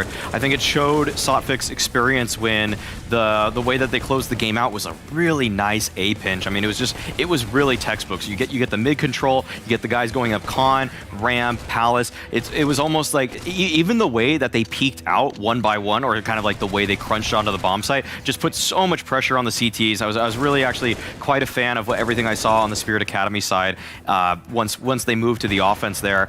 And for FURIA Academy, I don't know how to peg them anymore in terms of what the, I guess, objective or the win conditions are sometimes in these games. You know, they have the occasional nice reaction to a round, but I don't always know if the initial initiative in a round is really even well thought out. I sometimes am kind of confused, and I wonder, is ZMB like checked out as a leader sometimes? Because this is Harry and Hugo were talking about it, and it was something I noticed too. Why does he buy a Zeus on a pistol round, man? Like that's just I would get kind of pissed off if that were my teammate. I think we've kind of seen it doesn't really work. It's kind of a joke. It seems like he's sometimes just kind of playing to have fun. I mean, that's what the game's about, right? But no, it's kind of like not also. Yeah, I mean, Spirit Academy, they did win Mirage against MOUZ and XC, which means like we kind of can expect for this map for them to be like on a pretty good level. Another guy who is on a pretty good level when it comes to this map is Kyron. He managed to get 27 kills and 100 20 ADR. It's the damage, man. It's the impact, it's the damage. He's everywhere. I think when you're playing against a player like that, we've all tried it before. I'm sure everyone who's watching is playing matchmaking once in a while, or playing Faceit for that matter. You're just up against a player that you know whenever you face him in a duel, you're just going to die. Like he sort of like inspires fear in FURIA Academy when they're playing. Again, 120 ADR, that's so much damage. On average, he's doing 120 every single round, including the rounds where he's not getting a kill, including the rounds where he may be on a pistol even. So Karan is just a joy for the eye right now, and I'm willing to say it. He's probably the best player in the entire league as of right now. He's the most in-shape player right now, up there with Exertion, up there with the very best. He's killing it right now for a team that, with all the respect, right, there's a reason why Spirit Academy have won 3 maps so far in this season, and all 3 of the wins they've had so far, Karan have been one of the star performers, especially the one where they beat MOUZ NXT and he dropped 31 frags in 22 rounds or whatever it was. It was insane. So yeah, I'm going to say it. Karan right now is probably one of the best, if not the best player in the entire league. Ooh, wow. Best in the league. I mean, it's hard to argue against it. From an individual skill point, sure. Yeah, because he was almost able to single-handedly beat MOUZ. Yeah. I don't know if anybody else in the league could do that. So I don't know. I don't know if I'd give it to him right now, but I definitely top 5. Definitely top 5. Top 3? No doubts. Top 3? I mean, I would put Exertion there. I'd probably put, I definitely would have Exertion higher than him because he's just done it for longer. Sure. But Chiron's definitely one that everybody should be watching out for. And on top of that, the interview he gave yesterday, or the last time we saw them, was really spot on in terms of just, it seemed like the mentality he was bringing was good. It seemed like the way that he's, trying to like present himself is very good when he's out there like that. Just like just make sure you just keep putting out the good and just try to get rid of the bad. I've heard, I mean, Heku, you said there's kind of like some moments in FPLC where maybe things can get a little chaotic when Chiron's in the server and ideas clash. But if those get sorted out, if he's going to be able to work with people at a better level and be more flexible in his approach or how he works with teammates, then the ceiling is so high for this kid. That's why I just don't want him to mess it up by maybe saying the wrong thing here or there. Sky's the limit. Yeah, when it comes to FPLC, he plays always incredibly aggressive, which means that there will be some people that will be maybe unhappy by the fact that maybe he pushed a smoke and he died. That's okay. That's maybe Pimple and maybe Maui Snake. But when it comes to our series today, Spirit Academy decided to surprise us by picking Vertigo. It's a map that they kept on banning. They will start on the T side, and again, I want to see what will Chiron be doing. Will he be pushing those smokes maybe on A ramp, or will he be responsible for something else? I'm pretty sure we're going to see him, around A-ramp. Yeah. It makes sense to have your best rifler and your most aggressive rifler to play that position. We also talked to him, as you mentioned before, and he said that he found a lot of inspiration in Yakinda. And we know Yakinda to be a player that loves to fight and contest A-ramp. So I'd be surprised if we don't see Karen in that position. We haven't seen Vertigo from Spirit Academy. So again, let's be completely honest with the viewers out there as well. We're going in a little bit blindsided. We're going in with the learning glasses on, so to speak. We see this game. We figure out, okay, is that a map they can play against some of the better teams in the league? I will say this, just for the viewers to understand as well, even though Spirit Academy were to win Vertigo in a close game, that doesn't mean that they're good on Vertigo in terms of when they're going up against good teams, right? FURIA Academy right now is a bit of a punching bag, and I feel this is a good way for Spirit Academy to ease into a new map and show the world and show us that that's a map they can be competitive on as well. Yeah, I would like to see if some of the other players on Spirit Academy can be win conditions for them in this game. They're going to start on the T side, so I assume Chiron's just going to honestly carry them. But it'd be nice if maybe he dies a couple rounds. I honestly just think that Spirit Academy are going to win this game. So I'm framing it even deeper. That even the Perry match odds say it. 1.33. That's a pretty heavy favorite. And I want to just see Chiron die to see how can everybody else react to his death. How are they going to play some 4v5s out? Because in the T side of Mirage there, Chiron was just getting multi-frag entries. And when that happens, you can just kind of, if you see a double entry onto a bomb site, the round's pretty much over 90% of the time, which is what Chiron was delivering to them on a silver platter. So I would like to see a little bit of adversity for the side of Spirit Academy. I want to see them actually have to work through maybe an early death for Chiron. My biggest fear in this game is that Chiron just drops 30-something kills again, and then we just kind of have to repeat the same storylines after the next map. Yeah, we'll just keep on being like a broken record. When it comes to Chiron, he said that like he gets like some inspiration from Yukinder, and I remember like when he still played in Prosto, like one of the strats that team had was like they just unleash Yukinder. He goes in, he tries to maybe get like 1 kill or like get 2 kills, and maybe they exchange, and only then they decide what do they actually do. So maybe this is what Spirit Academy are like trying to do, you know, just like relying on this little young guy, just like to go in, get the stuff, and then like they decide how to work around that. It could be. I don't hope it is, because it's a very one-dimensional way of playing Counter-Strike, and you rely way too much on one player. So let's say we go into a scenario, as Maui described, where Carrion is going to lose a couple of duels, he's going to die. If the rest of the team don't have a plan B, if they don't have a foundation to fall back on, then that's going to be a little bit, you know, too one-sided for my taste. So I don't hope that's the case, but I'm sure he's meant to have a big role in the way they play the T side. I'm sure he's meant to have a big role on the CT side. He is the best player on the server, without a doubt. Maybe not in the tournament just yet. We can argue that in a couple of days if he continues at this level. But there's no doubt that he's meant to have a big role. But I don't hope it's going to be one of those scenarios where it's do or die with him. Let's say he have an average game where he's just going to put off, you know, 70, 80 and he's maybe finishing with 15 kills. I want to see, as you said, I want to see Spirit as well be able to win a game despite Carrion not playing well. I'd love to see that too. I want to see if any of the other riflers can you know, show us something to be happy about as well. Because I think right now we kind of know that Chiron's the #1 on this team. Probably Artfrost #2. You know, but then Sotfik also has had some of those moments. But I want to see the rest of the riflers get involved too, because you know, teams like Big Omen Academy are kind of, for me, like looking a little bit better overall as a unit, just because I can kind of count on almost everybody on that team right now. MOUZ NXT is the obvious case in this sort of example where, you know, everybody's good for it. But like Pimp was saying, you just can't rely on one person every single game, because sometimes what they're doing is not gonna deliver you rounds, you know, on the 7-gun rounds that you have opportunities on. If they get countered in 3 or 4 of those, what's gonna happen? Is the team just gonna fall apart, or are they going to be able to step up? But I do think that Sotfik's IGLing is probably good enough that they should be still able to win a couple of 4v5s. I'm not going to say they're going to win like 50% of them, but if they can win, you know, 1 out of 3, then I'm going to be pleasantly surprised with the T side for Spirit. Yeah, well, today we have games of Group B. We were hoping that we will manage to avoid Vertigo, but somehow it still finds us, because we're here at the WePlay Academy League, and this is our most favorite map, apparently, at least when it comes to our players. I don't know if it's the most favorite map for our casters, so let's just go to Hugo and Harry and find out.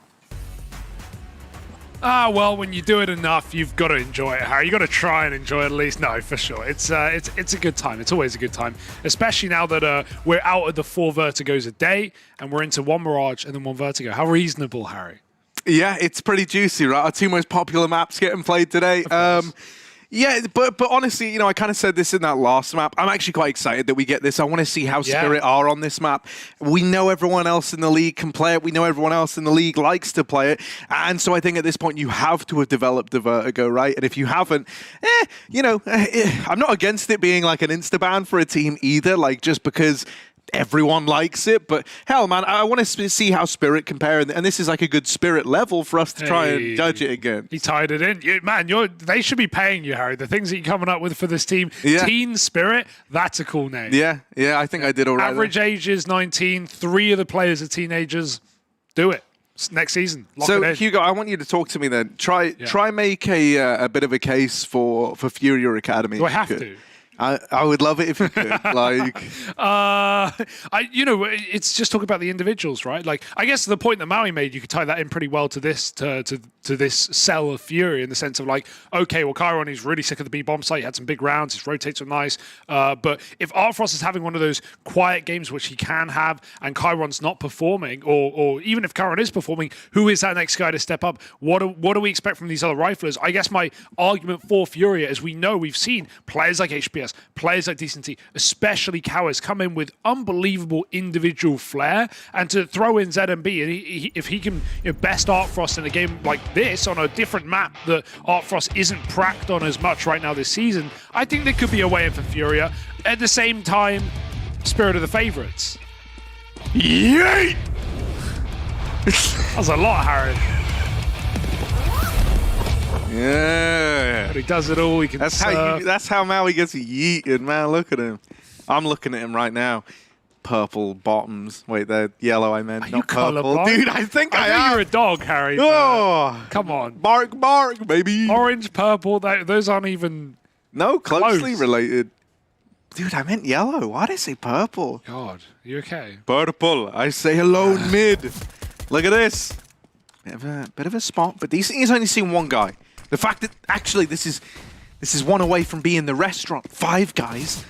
It's a little bit terrifying, right? They get into CT.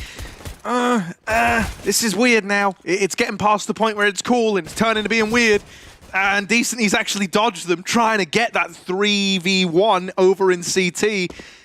You know, this is all right for FURIA Academy. A man advantage in the retake with how kind of wacky this pistol round was for Spirit Academy. This is all right. Well, they've actually lost Brunina, so what am I talking about? Yeah, well... That was all the way down towards B, like, ramp. Yeah. And is HPS and Cowes. What a mess. It's real back and forth. They get out, they get past Zontix for a moment. Oh. And there he is with the closer. 3 for him, and a little bursty at the end to find the pistol for Team Spirit. Yeah, big 3K from Zontix. I like the chase as well. Cows is expecting, you know, the old jiggle battle where you're going left and right on gens, but no, Zontix hears a reload and he just runs at him as fast as he can. Spirit with a pistol. And yeah, we are still questioning the Spirit roster and their map pool and the depth of it. At the same time, you know, you get a lot of bands coming into this, and Spirit are experienced inherently anyway. Before they even joined the league, they were playing cups, they were playing qualifiers, so these guys have a good bit of time together, a good bit of, you know, experience in those officials, and the odds are showing that as well. 1.3 to 3.2, more than favoured. If last map was anything to go by, I don't think you'll be surprised. Are you surprised? No, I mean, I'm surprised that, you know, we've kind of been in a spot where, like, Spirit feel like they got to have 2 picks into this. Like, sure. You know, with them deciding to bring it here to Vertigo, they must have a game plan. They must have ideas up their sleeve. Chiron's going to have a really bad back in a few years. Not just from carrying this team, but also, look at his posture, man. Well, less than ideal. You'll see it. Let me bear witness. Number 3, show us Chiron. It's not actually 3, it's just... Okay. He's number 9. Yeah, it's like, what's that game show called? Show me Chiron! That's kind of how, like, you... There he is. See what I mean? Oh, he leaning in. Oh! Closer to the monitor. You can't argue with results, Well, man. he didn't get a single kill, Harry. I don't know. Not many results there. A couple of assists. Yeah, but he didn't die. He was a part of it. He was a part of it. That's more than you were, Hugo. You know, if this was us... No, actually, I was going to say if you baited mid. No, it's me. Yeah. And you're actually so the guy ironic. going up. That's so ironic. Someone's got an entry, Harry, and seeing as none of my team, well, I guess I... Dude, that's so insulting. I'm like the deady entry player apart from on this map. Apart from on this map, bro. Keep coping. This is the one, because every single time I try to come here, you tell me, Harry, go mid. Go mid. Keep coping. Slurp that cope Mid ain't even fun. I'll just do it because no one else wants to. Don't lie to me. I'll do the roles that no one wants to do. Oh, don't lie to me, Harry. Don't lie. This guy. Anyway, saving for Brunino, but they might find him right at the end. Don't try and change the subject back to the thing Look, we're it's meant not to be all about doing. us, Harry. It's not all about you and what roles you may or definitely don't play. Oh, they saw he's his seen barrel. the fingies. Oh, those are long, old hand toes. And that will be Spirit The way you Academy. talk about anything to do with the sciences makes me so uncomfortable. That's the point, right?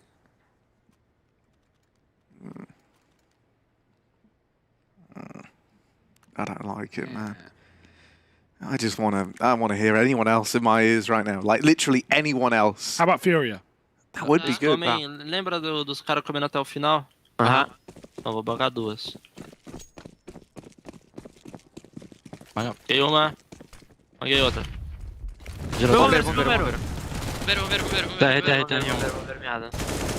Bombeiro. Quase. ZMB continues to be a showman, not just in the clothing department, but also going for knife kills. I'm glad his team weren't mad at it, because Maui was saying on the desk, you know, if my teammate was going for Zeus's that often in pistol rounds, I would be annoyed.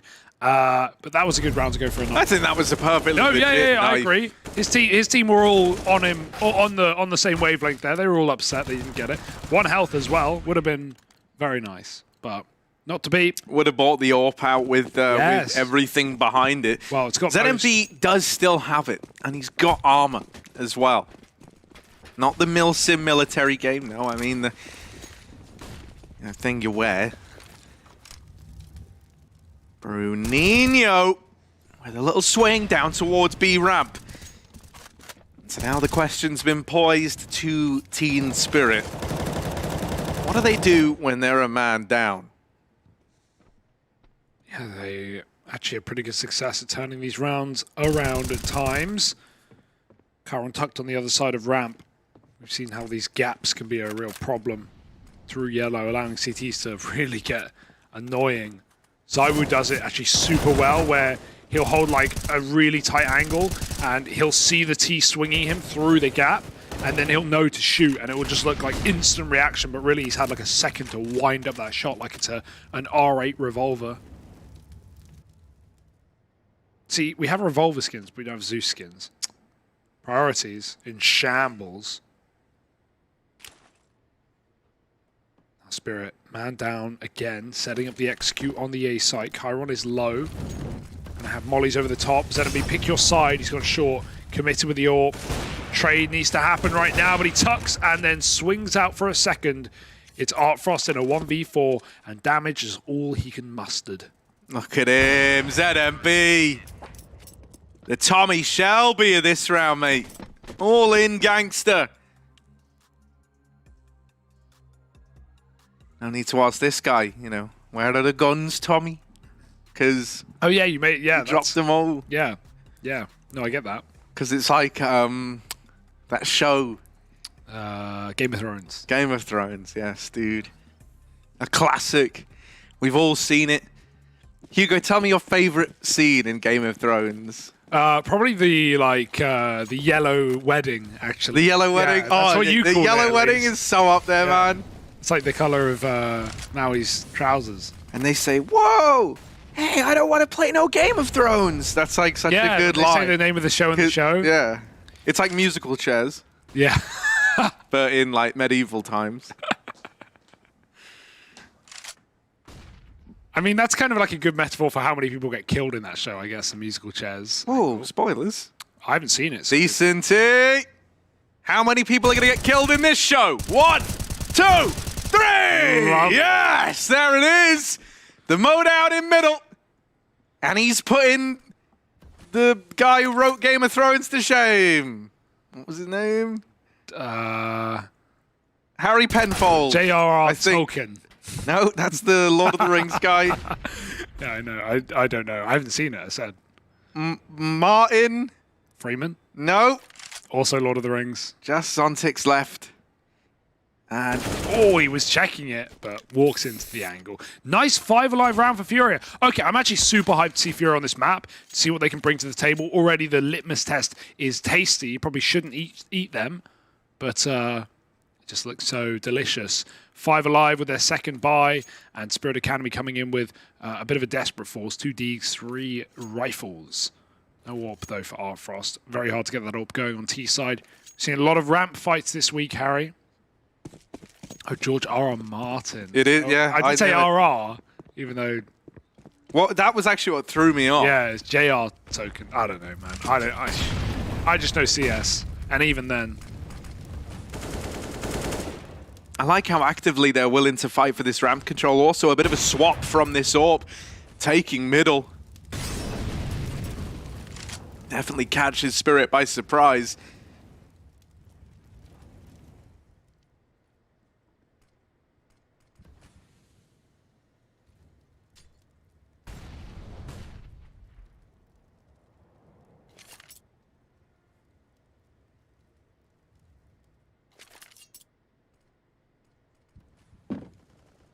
Oh, Zontix with a pick, though. That's equalized now. He's going to try and lurk out B and cause a bit of commotion. No one's rotating. Oh, actually, I say that. HPS has just left the A bomb site. He ran it as well, so Spirit have heard that noise, and luckily the spot comes in, so he stays in position. Now Spirit moving up ramp.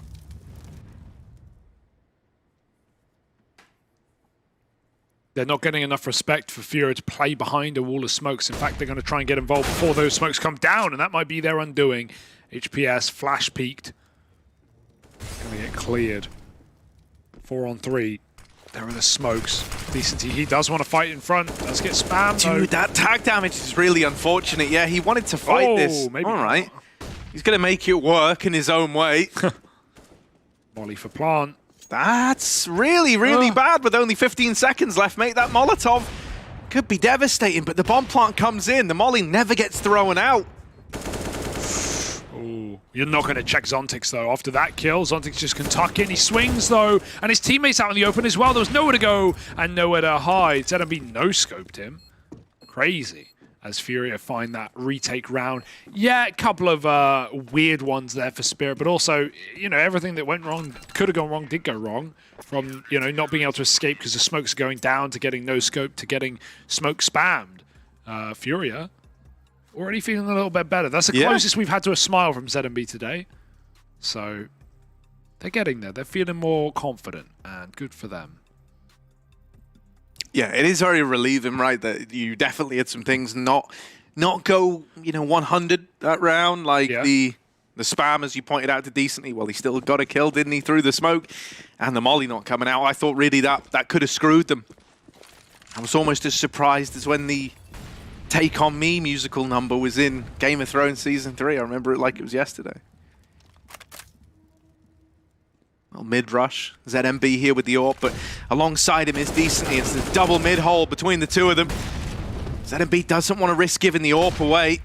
Still hanging around, still looking to fight this, which is surprising, but with only one man there, you know, maybe he could show us why with a D kill now in towards B and ZMB dead in middle. It is getting a little bit worrisome.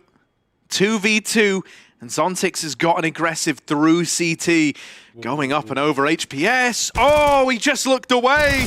No way. He will come back and get it, but he's brought down very low, and Sophic isn't planting, he's hunting. I love it. This is experience right there, mate. Goes looking for the trade, never worried about getting that bomb down, and so Team Spirit, they steal away a fourth round. That was really nice. So frustrating, that round. It's just W holding for Spirit. Even Zontix pushing over Con there is just bonkers, and really he should be dead, but like you said, turning around at the last second for HPS, and then Sophic hunts the final kill. Mad lads. Are FURIA feeling okay, though? Are they feathers ruffled as we get into this gun round? Peguei uma. Peguei outra.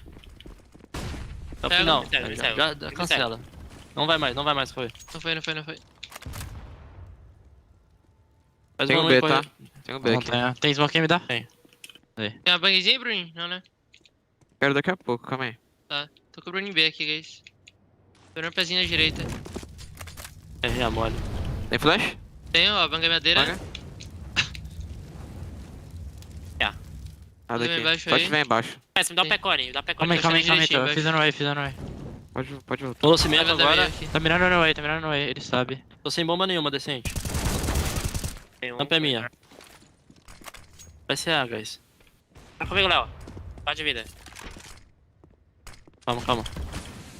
Mola corredor, mola alguma coisa aí. Fiquei sem arma. Tô no prato. Nossa. Calma. Tá desmocado, tudo desmocado. É mesmo?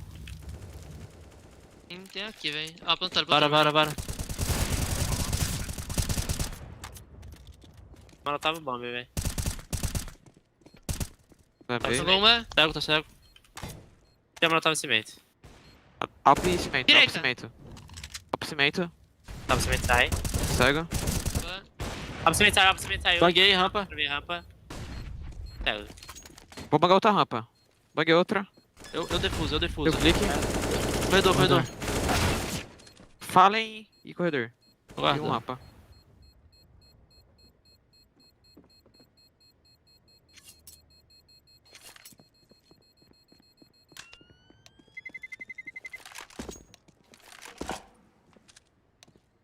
Wow, that's a nice little fifth round found. Finally able to, you know, get that bomb down over towards A and repel one of these retakes we've had out of FURIA Academy. Oftentimes, these have actually looked quite nice. Ooh. Those odds slipping and sliding back in favor of Team Spirit Academy. 1.17 to 4-7 over at Parry Match. Get your bonus, Harry. 100%. That's literally double your money. And 18 plus only, which most of you are, I'd hope. But at the same time, you know, Academy League, watching the next generation. And some of these guys are for the future. You know, keep in mind, not everyone's a tier 1 player yet, but there will definitely be some names from this league. Some have already upgraded to the tier 1, but some more will be there eventually. And that's why it's cool. You know, I think FURIA, they've had a rough couple of seasons here, but keep in mind, some of these guys are, you know, around 16 years old, and they're in another continent playing Counter-Strike and learning and improving and getting experience. And plus, you know, compare that to other people from their country who don't have those same opportunities, especially when we talk about Brazil as a region, a South American region, and the lack of opportunity to play at a high level. There's so many players, there's such a large player base, and so I think it's really cool that, you know, as an org, FURIA have put these guys, these young players without experience, in a region where they can develop and hopefully in a few years, or maybe even sooner, be playing at an upper echelon of Counter-Strike. Yeah, it just feels like it's opened up brand new pathways, you know, and experiences that just didn't exist win before. FPL by playing 12 pucks a day. Yeah, exactly, right? And on top of that, it's like before, you know, you kind of had to be like a Zywoo, like a Rops, like one of these, like, you know, there was no way for you to be recognizably good and have potential and then build upon that and get better. And then, you know, aside from grinding your way through multiple, you know, like mixed teams here and there and whatnot, but even then, like, there was a good amount of luck that kind of goes into that, right? There's kind of, you also feels like there's due process now in a way. And you also have to be a star. Like when you're coming through as a ROPS, due process, that's fine. Yeah. When you're a ROPS or you're whatever, you have to be a star. You have to be destroying individually. And like there are, you know, not everyone in Counter-Strike is a star. Not every tier 1 team, it's not just 5 sick players. We're not all FaZe Clan, you know. You need those support elements. You need those anchor players. You need in-game leaders. You need everything. And, you know, this is a better way of building that, because you have a team and a team has all those parts. So not everyone's meant to be the star, but together you can be a star-studded roster. Oh, this timing. Oh, it's a smoke, it's not a flash. Then B hides inside, but he's soon going to realize that that was a fake, and he can tell his B players to get ready. Right now, they're leaning out of B, but ZMB's calling him. Still got ramp. There's no one moving in. Watch your B site.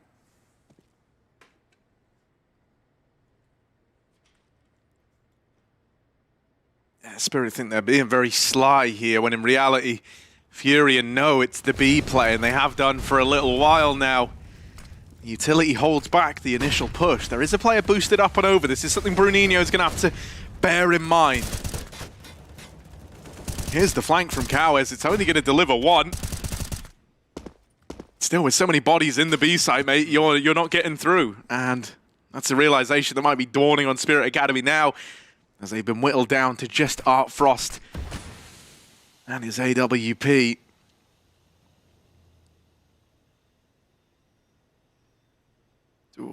It's just not giving away anything. Yeah, it's so brutal, man. As you try to deal with this site player, if you're even, you know, cognizant enough to find him, you would have to go back, get the bomb, mate. This is just a save at this point. And it's a combat save. That's the worst part. They're right here, mate. They're gonna shut him down. Ooh. And it's a little ugly on the escape, sure, but just going down before the clock runs out, at least, that's something. Yeah. Also, double Lord, that's something. FURIA pick it up, and this is a good map for it. Hey, we got the Team Spirit stickers in play as well.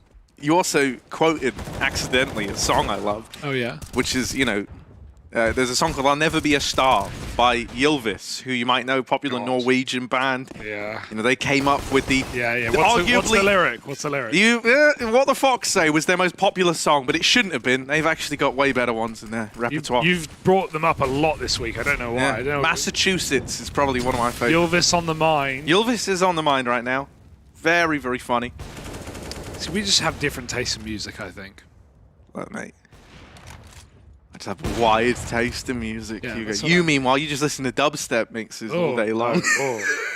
Oh, I don't like dubstep. Please don't. Don't know that. Yeah, that's pretty much it. ZMB, he's been timed, Harry. It's time, and sneaking through. Clock in his pocket, or is he just happy to be an A? Oh, he hears ZMB drop off. And poor ZMB, never knew what hit him. Still a short play. And even in all of that, Spirit was still keeping up the pressure. They weren't peeking short, but they were shooting walls, they were making noise, implying they're not deep in the bomb site. Decency gets cut down in the middle. The orbs are gone.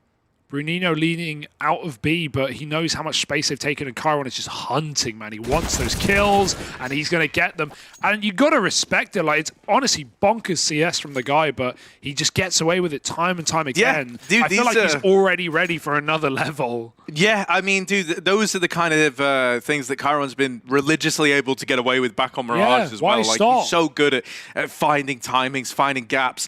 And bro, like, the thing that's so brutal about that, when someone finds a gap that huge, it throws the timings off for everybody, right? It's not just ZMB who's surprised by the pace and how much room's been taken. It's the entire FURIA squad. Like, look, Decently, even though at that point you know he's there, you're not actually... It's so hard, look right? Ready, yeah. It's so rough. Oh, one orb, and it does find the opening kill. Put to good use. Chiron trades. Oh, are they going to boost? It wouldn't surprise me. These are the kind of rounds where maybe you look to throw it in. Instead, it's actually just re-aggression from ZMB. But they've left. They go the orbs A. See ya. Find me at B. Killing your ecos. And yeah, Chiron's not just like a fragger as well. He had a really cool idea. Something that, you know, we saw yesterday or the other day that I've never seen before was the way he retook the window coming out of market on Mirage as a CT player. He threw that smoke in the game against MOUZ NXT. Sorry, it bloomed in the wall, and then it smoked off Xertion, and then he just walks through and kills him. Like, how has no one ever thought of that before? But Chiron's just been saving it for high-impact rounds, and that he does. You know, it seems obvious, but you've never seen it before, I can tell you that much. Really, really cool. And so, yeah, 7-4. And this one should be free. It's just, don't overstep the mark. You've armed them with another AK. It still shouldn't be a worry. This AWP should win the round right here, right now. But boost, yeah, Barrel spotted. They know he's up and above, and there it is. Ready for Artfrost. NT for ZMB, but... Oh, just trying to save... They want to take the AWP away, mate. Yeah. They would love it. Look, even not a Neki has been dispatched to try and shut this AWP down. HPS. Oh, it's dead body. HPS. They getting closer. Bit better. They coming through. Get him. Go. Get him. Oh, get him. It's close, but he's gone away. He's gone away. He's gone away. He's fine. They let him. I'm surprised. You know, why not throw yourself around the corner? 8-4. A really good T-half right now. Not looking to eco for the rest of it. And FURIA Academy double saving the AWP, sure, but it's not been a pretty half. It's not been a pretty half. Sorry, guys. My cat was just vomiting. Yeah. I know you love a bit of dubstep, Harry. That one's for you.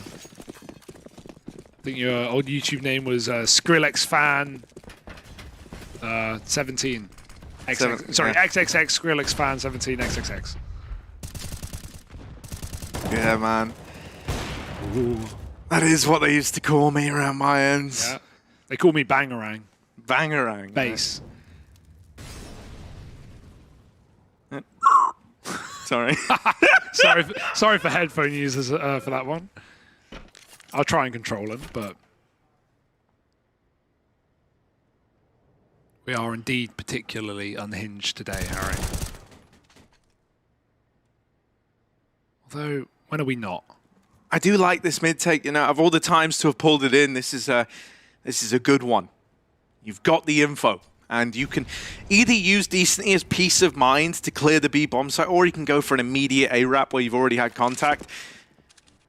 Oh, massive frag. Lovely for ZMB, and Decently's about to confirm it. Now, we need ZMB to begin the rotate, like right now, really.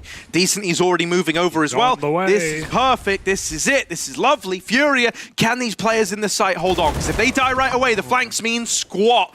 The info that was gained might not matter. Here's Decently arriving, brings it back into the advantage of FURIA. The plan. Hot Fick. Yeah. Oh, that's brutal. Try to... Oh, looking away. That's awkward. Still winnable. Time is a problem, and lack of smoke as well, but he baits the orb shot out. Flash. HPS still behind default, here to win the round, and Sophics about to find out. HPS dodging death right now. The orb's moved in. Missed shot, but he still doesn't know. Where's HPS got? He swings out, and Sophic comes up clutch. Wow. Just when you think FURIA have done all the makings for a round, Harry. Everything they needed to. That was looking so good for HPS. The only problem was Sophic thought he was short. So he's looking the right way. If HPS never swings, he probably just wins. But he's not to know. That one's gotta hurt. Dude, that is so devastating.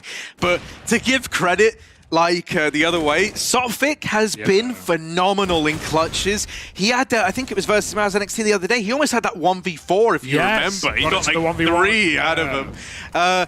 Every time this guy's in a clutch, that is where, you know, the experience that we talk about that this guy brings to the team really shines through. And you can see why Team Spirit was so keen to bring him back into the fold and get him on the paycheck in some way. Yeah. You know, he's bringing a wealth of experience with him. Chiron up through ramp. There's 1. Can he make it 2? He loves an 2. eco. Can he make it 3? Surely not. He's not ready for it. Oh, there we go. That's like 3. He's out. 1 health for HPS, the old 99er. Less than ideal. Okay, still a hope, still a chance for FURIA to get weird with it, and they know HPS can't be far. Tap. Thank you very much for that free kill. Also, Zontix has had a really good game, right? He was a guy who got the B pick in the previous round to, you know, cause a problem on the lurk. And yeah, we were wondering about the backup riflers right behind Chiron, who is still storming through 18 and 9. Well, we not really had much from the AWP of Art Frost, not needed to, but Sophics had his clutch, and yeah, Zontix has had some really good entry rounds as well. So I don't think there's anything to worry about right now for Spirit. It's a 10-round half at worst case, and there's still chance for more.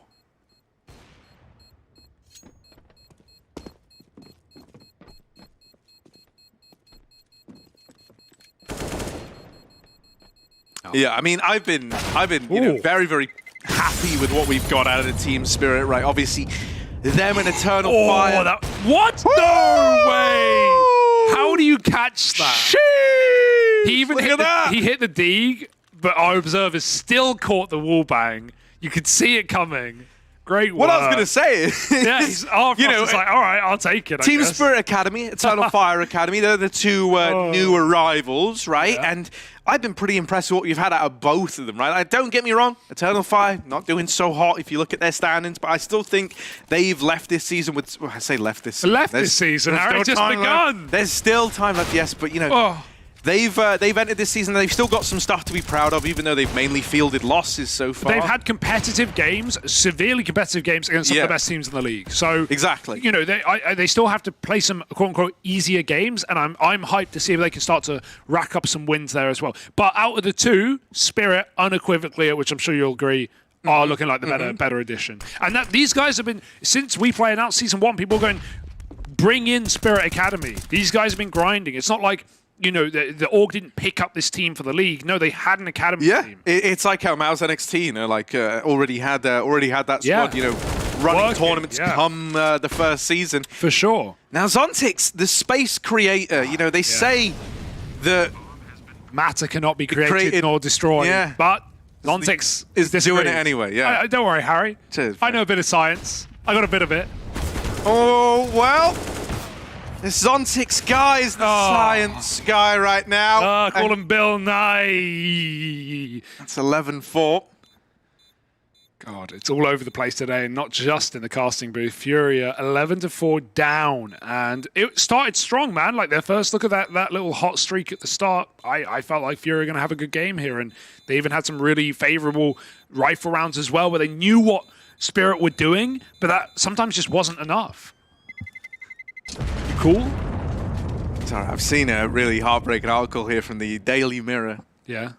Which was that a woman opened a packet of crisps from Sainsbury's to find it was completely empty. Wow. That's front page news right now.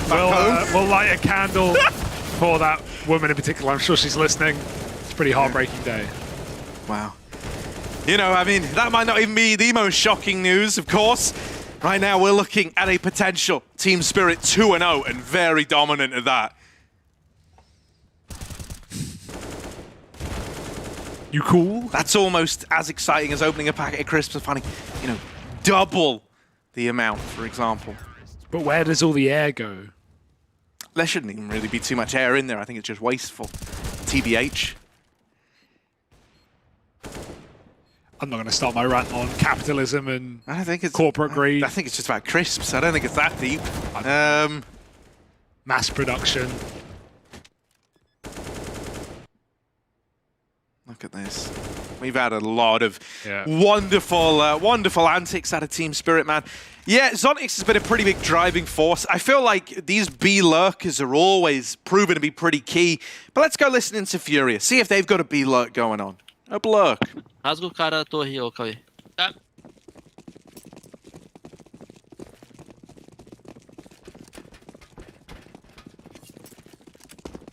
Ficou torre. Boa, Cauê. Dá crescimento, Cauê. Vou dar, calma. Vai no corredor? Crescimento. Tá, espera. Esperei. MF. Espera estourar. Tô de P2, Cauê, tô de P2. Vou bangar bomba, banguei na frente do bomba, pode comer. T3, cara, vai Lado T3. direito. Corredor clear. T3. Mas tem que comer, guys. Costa é minha. Vou plantar, guys. Tá Vou longe, comer, guys. cara. Tem um guys. Guys. Vai querer fechar ou vai querer comer? Tem flash outra aí? Não, você Tô para decide. bomba aqui. Vai guys, você morre. T3 miado. Esse outro Boa. morto. O MF é meu. T3 é meu então. T3 abriu. Boa. MF não. Boa, Nice, Cauê. Nice. Boa, moleque. Para. Boa, guys. That is more like it. That's a way back in, baby. FURIA, clean comms probably. I don't know what was said, but it was a whole lot of talking. Sounded good. Yeah, it sounded good, yeah. Sometimes you can infer. There's a lot of Counter-Strike terms in there. But, yeah, FURIA, they're feeling confident. They're feeling like they can maybe pull this one back. And I hope to see a competitive game here. I don't want them to roll over. What's like the wackiest camera movement we've got? Because we've had some wild ones. Yeah, we have. Yeah. Careful, you. I can imagine in the production room, right? After Nick, what he's doing is he's like put a key in like in like one of those buttons. box. He's like turned it, and then someone else has had to do the same thing at the same and time. press the red and then they have 2 red buttons, and then they hit it. Launch the nukes. But not really. Oh, I'm glad that. Yeah. It'll come. It will come one day, Ari. When you least expect it. Right now, it's just I meant the camera shot. I was gonna say. Come I was on. like, It was a metaphor. It was a metaphor. Metaphor, was it? Yeah, the keys and the red button. That felt like a metaphor. Anyway, Deegs out. A lot of damage from these nades. Spirit bought 8 Gs, and look what they've done with them. They've still got one more. That could be a real problem. Ooh. It's on Con right now, but if it rotates in time, maybe. Something is not on the boost ledge, so they've got to swap, and now something's getting on top. That's how you do it. You boost wrong, so your teammate goes, God's sake, fine, I'll boost you. And then they don't boost at all. But that could have been a kill. Like, no one was looking for FURIA. And I'm still thinking, eventually when FURIA runs smokes, which are about to, I hope Notaneki can get there in time to nade the plant. Because there are kills on offer right now. Discount deals. Come in and claim your free frag.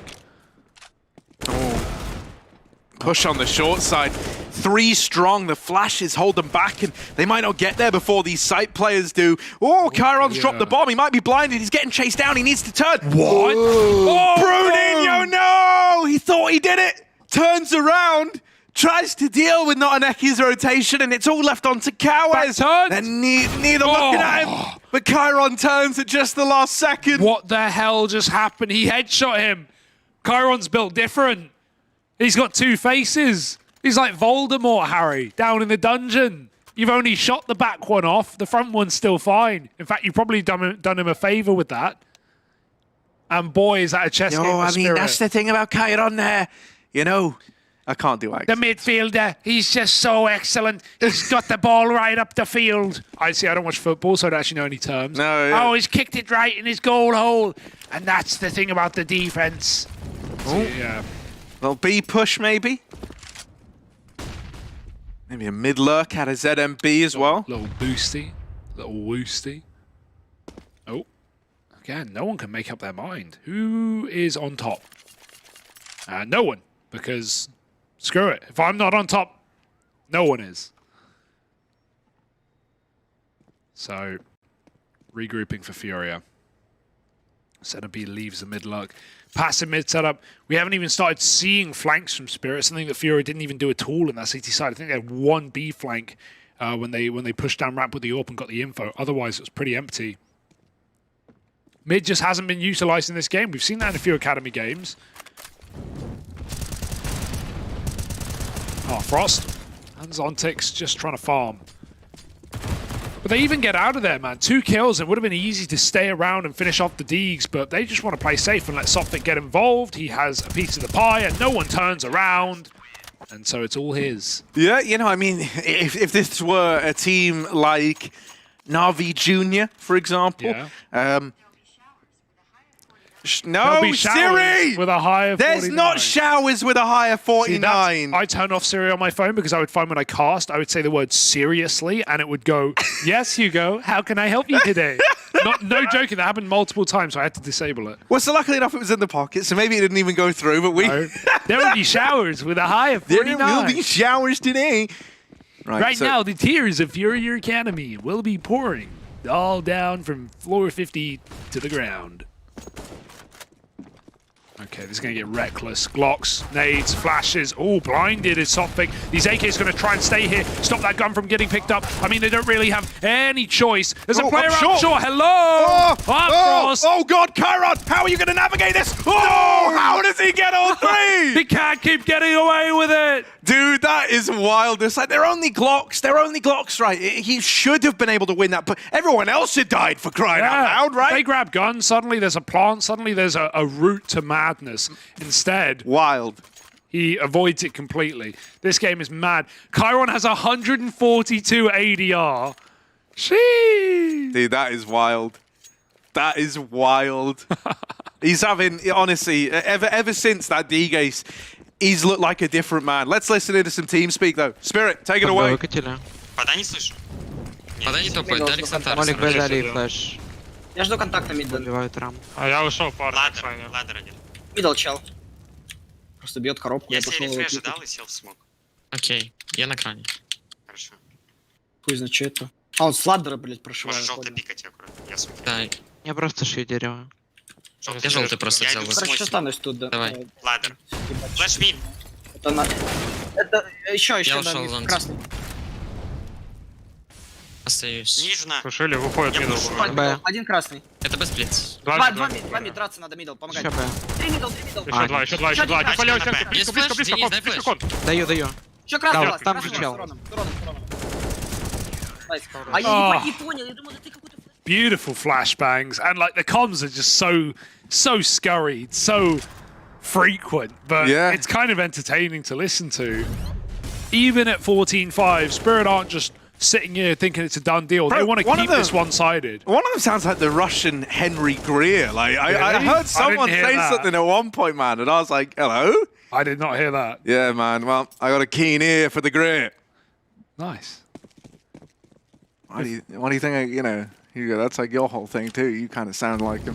I've heard that. You get that a lot? Not recently.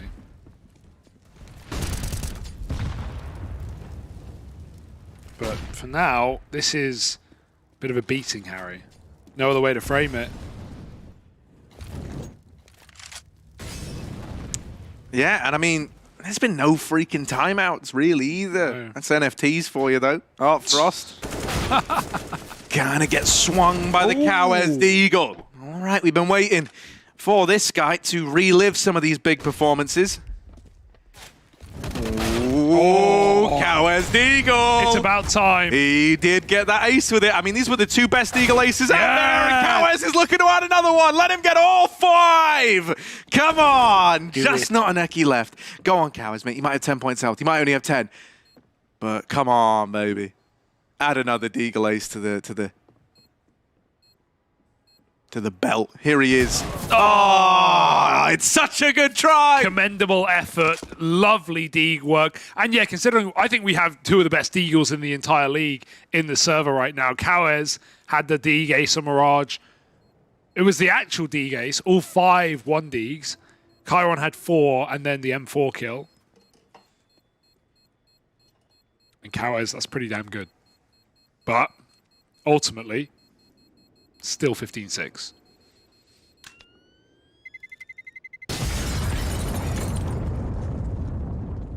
And Notaneki just denies the ace and gets away. So that's got to feel good.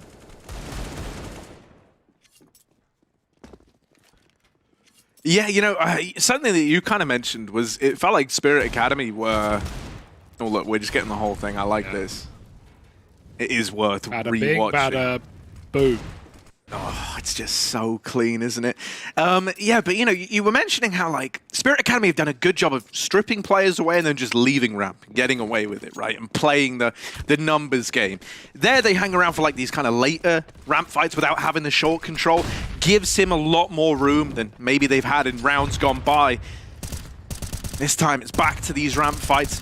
Reason why I think it's interesting though is like if you compare and contrast, this is something I tried to bring up earlier, you know, like Spirit to like a NAVI Junior and how they do this. Well, if you were to Fenworth to Killington in the server, he would be aggroing down short, he'd be fighting at ramp till the very, very end. Spirit are a lot more about sniping an advantage and getting the hell out of there. Once again, they make this decision to hang around and fight ramp, and it comes back to haunt them once more. I mean, they've gotten away with it so many times, you understand, but FURIA are now spamming every smoke they see. You saw Zontix hiding. He lets his teammate die and he just hides, but the second he gets tagged, he has to panic shoot, because you know, even if you shoot someone you don't hear it, there are so many teammates who will hear bullet impacts. They'll go like, you hit someone in the smoke. A good teammate will say like, yeah, tag, you got him. So, yeah, immediately he basically has to fire back. If he doesn't, he's going to get cleared. So it's unfortunate, but Spirit were just committed at that point. And they have the rounds to, you know, make these aggressive plays. You don't want to keep doing it. Maybe we'll see a more passive A setup, play for a retake, use some utility. Or maybe they'll just do it till it works.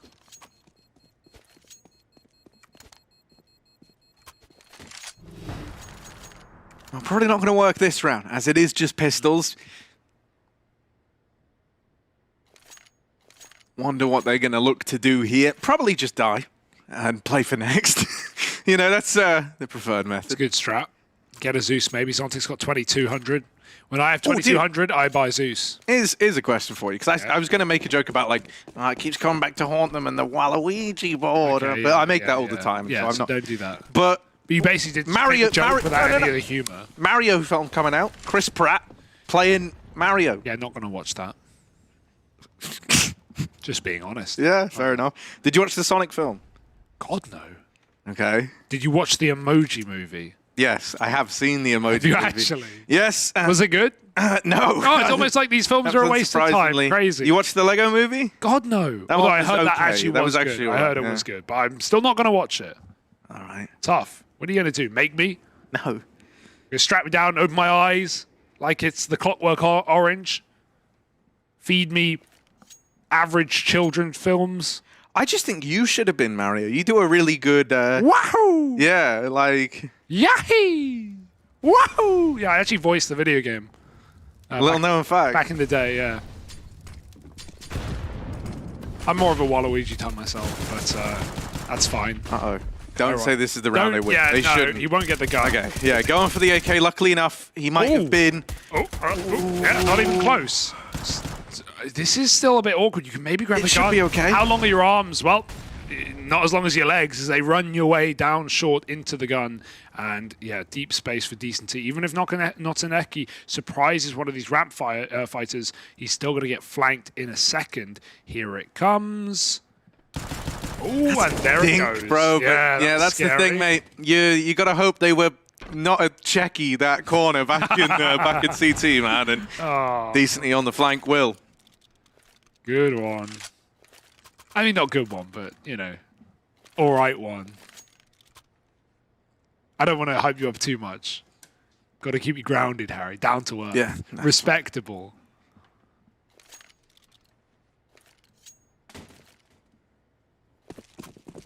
Here we go, though. This is it. Like you don't. If you're actually trying to close, you got to close now. You don't want to let this game get any more awkward. You've had some weird rounds. You've had a lot of die-hard ramp fights. It's time to shut it out before FURIA start believing again. FURIA, they have nothing to lose. And so out mid they go. Not provided a pick by Spirit, who are playing towards CT spawn this year. You want mid, you can have it, but you're not going to use it to split our bomb site. A ramp info getting taken. Bomb is still here, though. It's a full group up at A. They take middle, they throw some nades, and they double back. Drawn 2 players to focus on mid here for Spirit, but as soon as the A contact is made, you'll notice, Harry, by the way, passive setup for Spirit. Yeah, not Other fighting than this, I don't mind this. This is fine, but Sotvik's not even playing the smoke because, you know, you've just been spammed so much. Isn't he? Okay, now he is. Isn't he? Look, I trust Sotvik. I trust this guy too. I think he knows what's up. Is there a flash? So let's see. Sotvik, is our trust misplaced? He's going to run when he gets contact. Still haven't seen anyone. Now the flash. Now he's like, oh my god! They're coming! Guys, it's A! It's A! He's called for the rotations! Double short is nice. Triple short is really nice. That's going to be hard to clear. No, that's really quick. Oh. Here's a little A play, and well, Bruninho might get the opener, but 20 seconds, you've got to get a move on. You've got to get past Artfrost. And with all the kills coming up for Spirit Academy, it's a done deal. They 2-0 Fury at 16-8 here on Vertigo. And the dominance continues, keeping up that same face from Mirage for this Team Spirit squad. It actually feels like in so many of these games, NMB's top fragging. Like, it's actually kind of crazy. Yeah. It's just not mattering. He's trying his damn best. Maybe it's the hat that helps, but Chiron is just a beast, man. And the more we see from Spirit, the more players rear their heads. That was a great game out of Zontex, especially on the T side. Not Taneki just playing lurk roles in middle. Zontex causing so many entries on that B-bomb site as well. That was a great game for Spirit. I can't wait to see more of their map pool moving forward, but for now, we have the desk to break that one down before we get into our next match. Just stay with us. Headshots, nice. Fist bumps go to the teammates. I wanna hear your go, go, go. I wanna see you ballin' fast. Win the round. Win the game. Pretty much, they play, you win.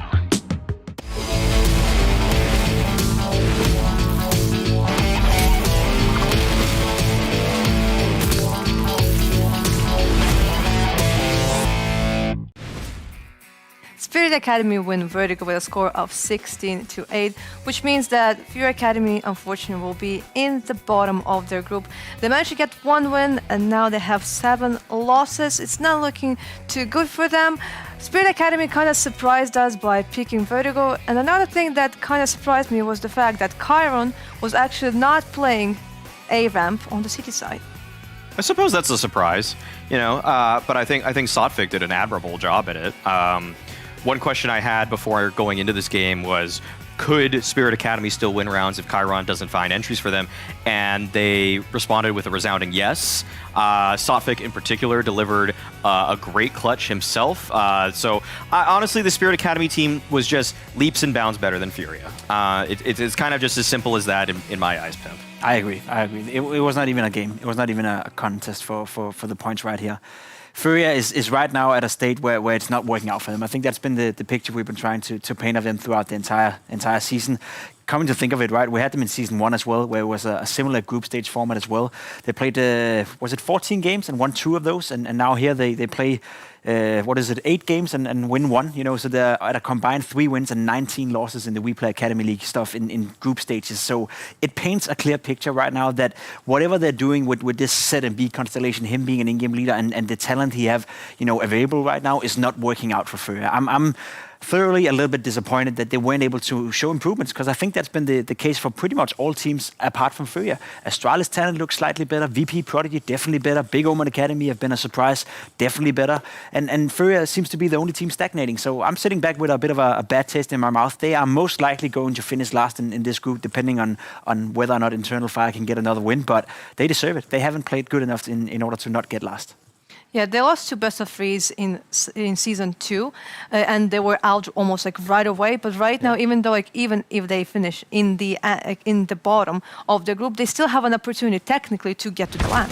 That's unlikely, Heku. I know the Gauntlet gives a chance to everybody, but nothing indicates from past results that there will be future success for the sides of Furia. You know, when you're mapping out and modeling potential futures for companies or stocks or something like that, you usually create a graph that, like a regression is what it's called. And when I create in my mind, a regression of what FURIA has accomplished. That's a graph that is pointing, actually, it's not even pointing down, it's just flatlined at the bottom of the possible outcomes. It's really disappointing. I don't want to keep harping on FURIA anymore. They obviously didn't have a very good group stage here, because I do want to throw a little more praise at Spirit Academy. I actually think that right now Spirit Academy have shown to me that even though Chiron is stealing the show, they actually have some nice little procedures here and there. I like their defenses on CT here, that to close out the entire game, the way that they played 3 on short side. I was a little bit worried about that. If there's one good flash,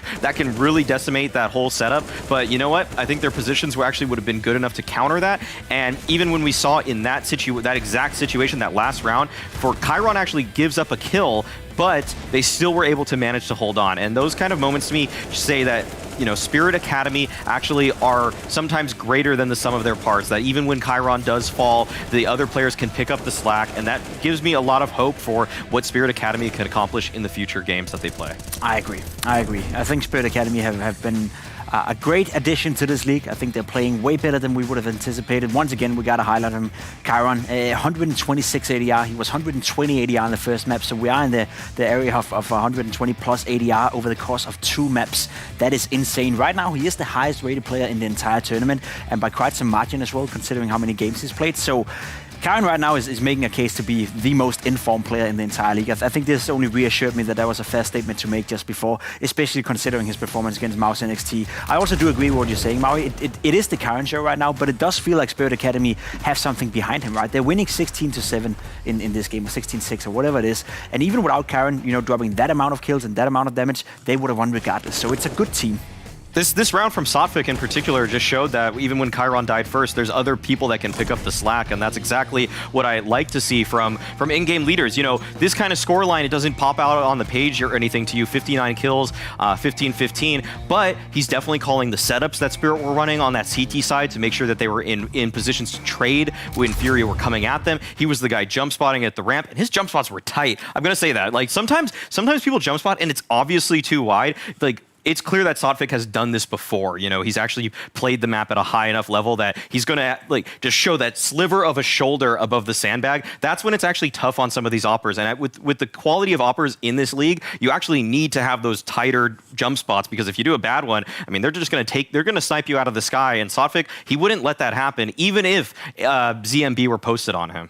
Yeah, so far Chiron managed to show us some really good performance. The only thing I wish for him to change, maybe his posture and the way he's sitting at the PC, because like, I mean, he is only 17 years old, so right now he doesn't feel the consequences, but I'd say like in 5 years, like those shoulders, they will hurt so much. Yeah, I hope so. I mean, I don't hope so, but I hope he'll fix the posture in some way. He's like, he said he was inspired by Yakinda. You can see that on the server, but even posture-wise, Yakinda is having a questionable posture as well, let's put it that way. Yeah. I feel like Chiron is just taking it to the next level, so I would definitely look into that. It feels like his hand is at the same level as his head. Like, so you're playing like this. I don't get it, but maybe it's just us who are getting old. Yeah, I think we just know the pain of what happens to your body if you do have bad posture. Just like, you know, a little bit a day, just be mindful of it. You know, if it doesn't affect your play, what you could do is you have a monitor arm. You can actually, if you want to be close to the monitor, because that's kind of the position he's in. He wants to be as close as to his screen as possible. Just get a monitor arm, move it close to you, and you can have good posture, and it can be close to you. That's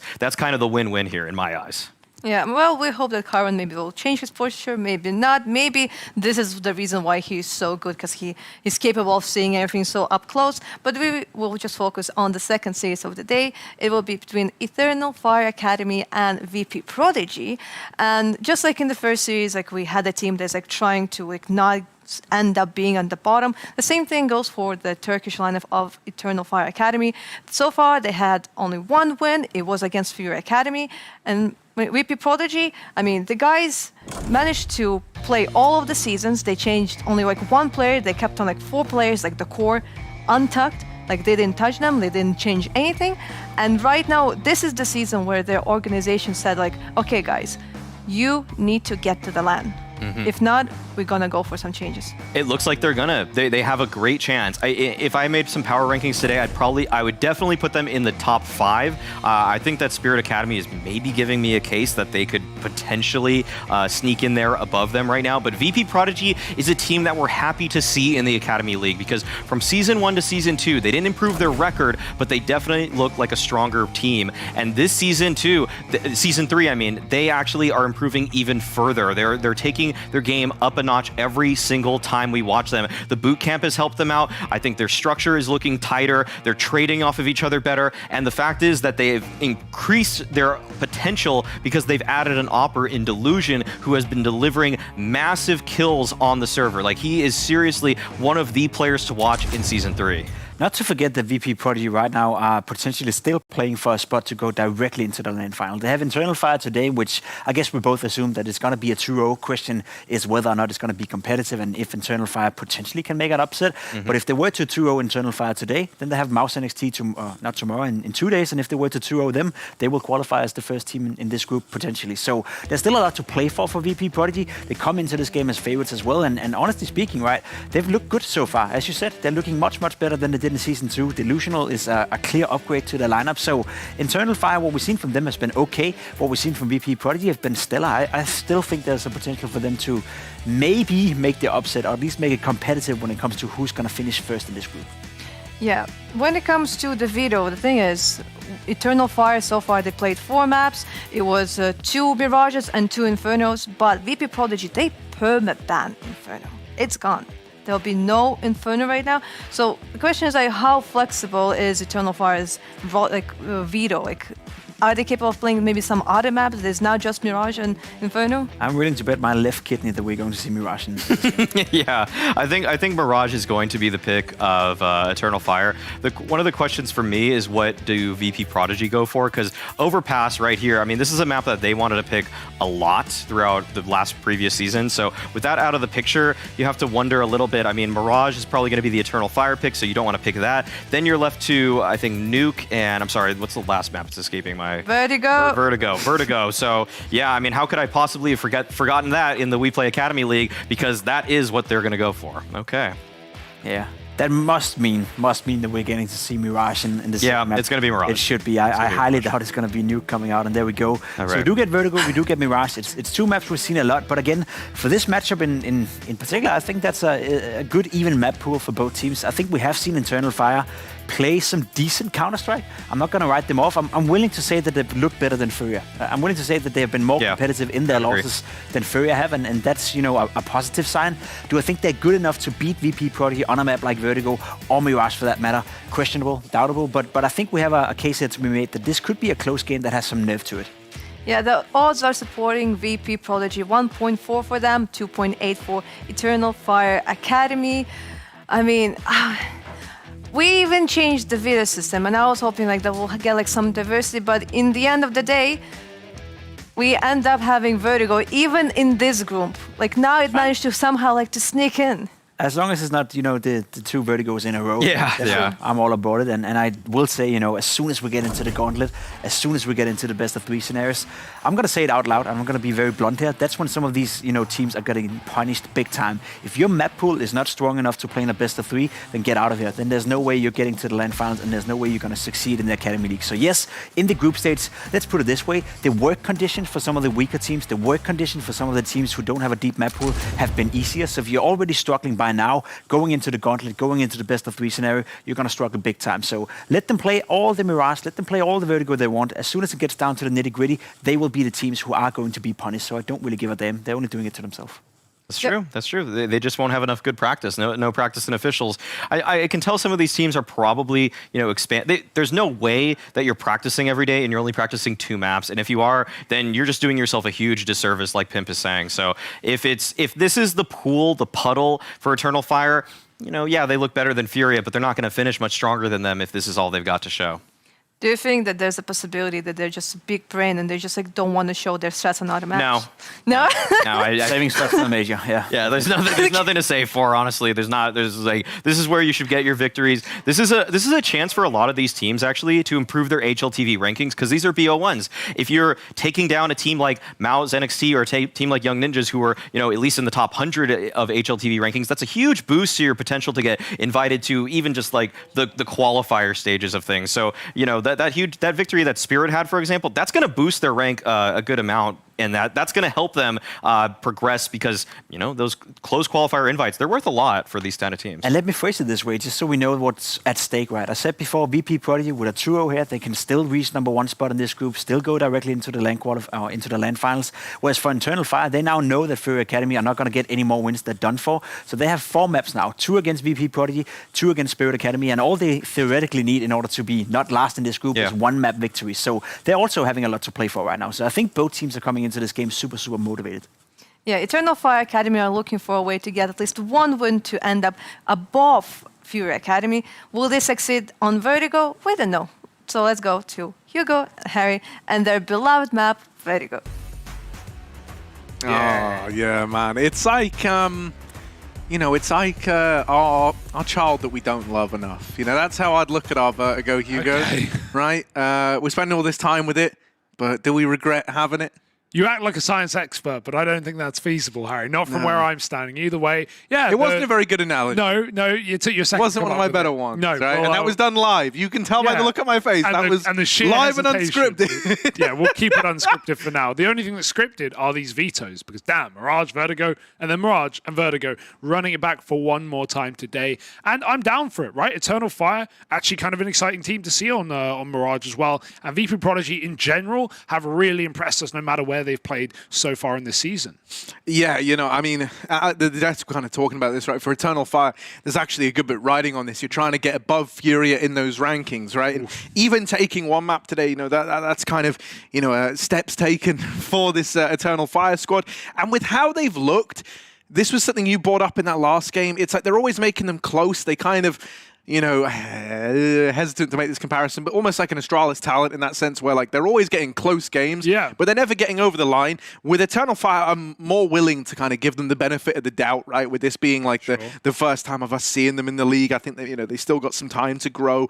I also think, you know, out of VP.Prodigy, they've been really impressive this season. Like, if this was, you know, 2 seasons ago, I would have been coming into this going, mate, Eternal Fire, yeah, dude, they got a good chance of beating them. But VP are one of my favorite teams to actually reach the LAN stage at this point. I think the kind of journey that this squad's been on, the improvements that they've made across the seasons are really shining through. And you know, the new pickup that they've got there, their AWP player, mate, real shine. Well, that's a cool point as well, because it's not just a new pickup, it's the same 4-man roster across all 3 seasons so far. Most teams have made changes throughout seasons. Obviously, you know, either teams getting, you know, players getting picked up or moved up in rosters, but in general, teams have made swaps when things haven't gone their way. VP have been a team who haven't made it to those LAN finals, but still, despite that, are looking for the long game, are keeping this project going, and I actually really respect keeping that same 4. As well, you talk about Delusion, well, they've swapped Lomic off the AWP coming into a season, and that's, again, really cool. Lomic has still not looked like he's struggled despite that change. A huge role change when you move off of your primary AWP. He's not even second AWPing for this team half the time, Harry. So I think this is a really cool change. Delusion, no doubt in my mind that he's cracked on the AWP. With players like Artfrost, we go, he can play really well. He can also struggle in some games. Delusion's not had a bad map yet. Yeah, you know, when we came into this, we were homing in on our boy Colors a good bit. You know, we know him as like this Dusty Mirage prodigy, but I'm hoping we can get, I want to say like day 1 Colors, because man, like, do you not remember when he first arrived? Some of his Deeg work he was able to get away with, looked real shiny, real clean. On top of that, it looked like he was going to be pretty exciting. You know, like a pretty kind of aggro, high impact player. I feel like we haven't really seen that, and if anything, at times he's looked like the weaker guy. But as I come to understand it, there is a slight delay, so we've actually got a little skit or something prepared. Let's see it.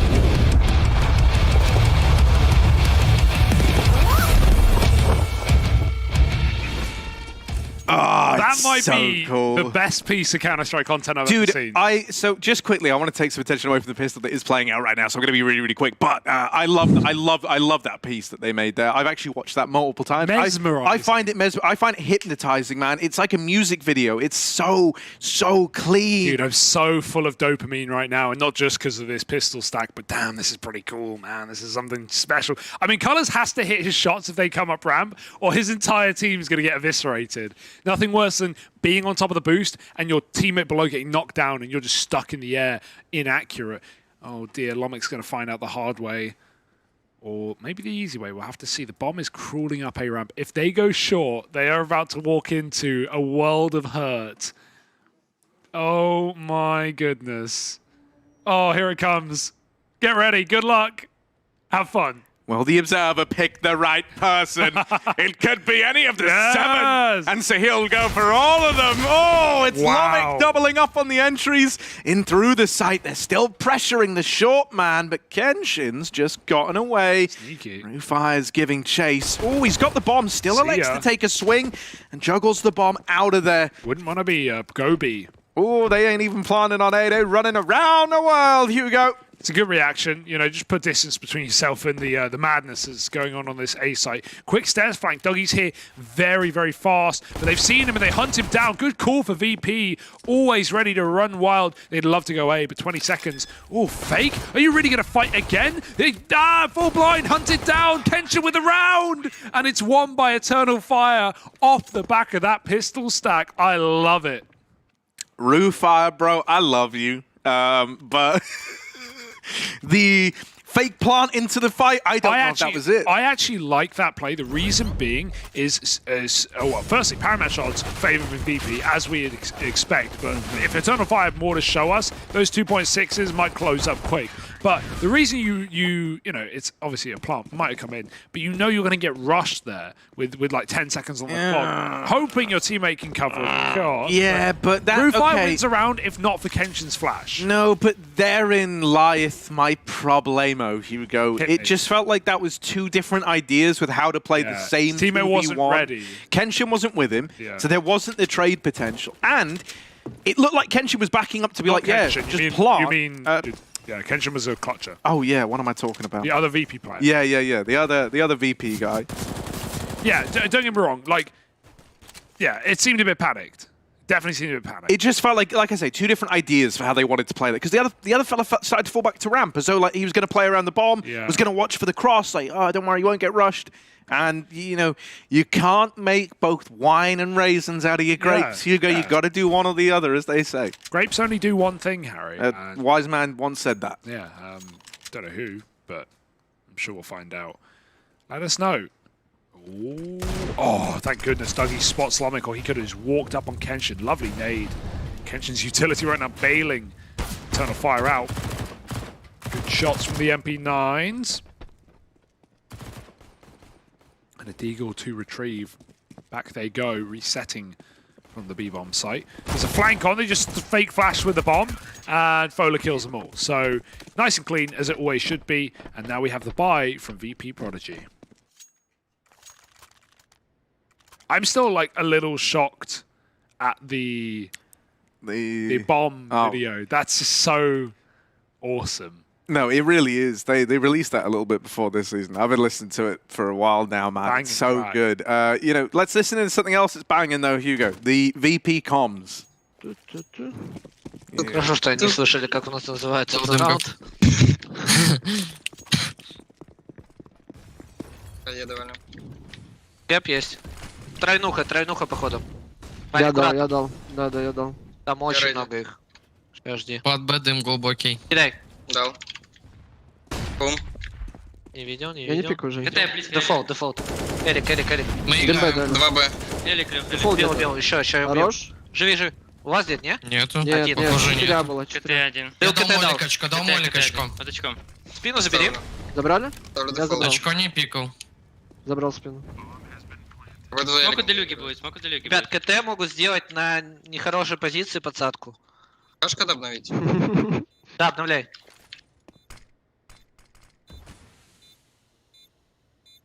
Ну, могут на сейф уходить, там, правда, у Зихи у половины. Очко не видел. Очко. Ушел КТ.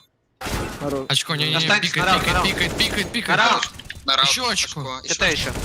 Голова, еще двое, еще очко. Один. Один в один. Идет. Хорош, пацаны. Хорош. лучше. НС лег, жестко поставил.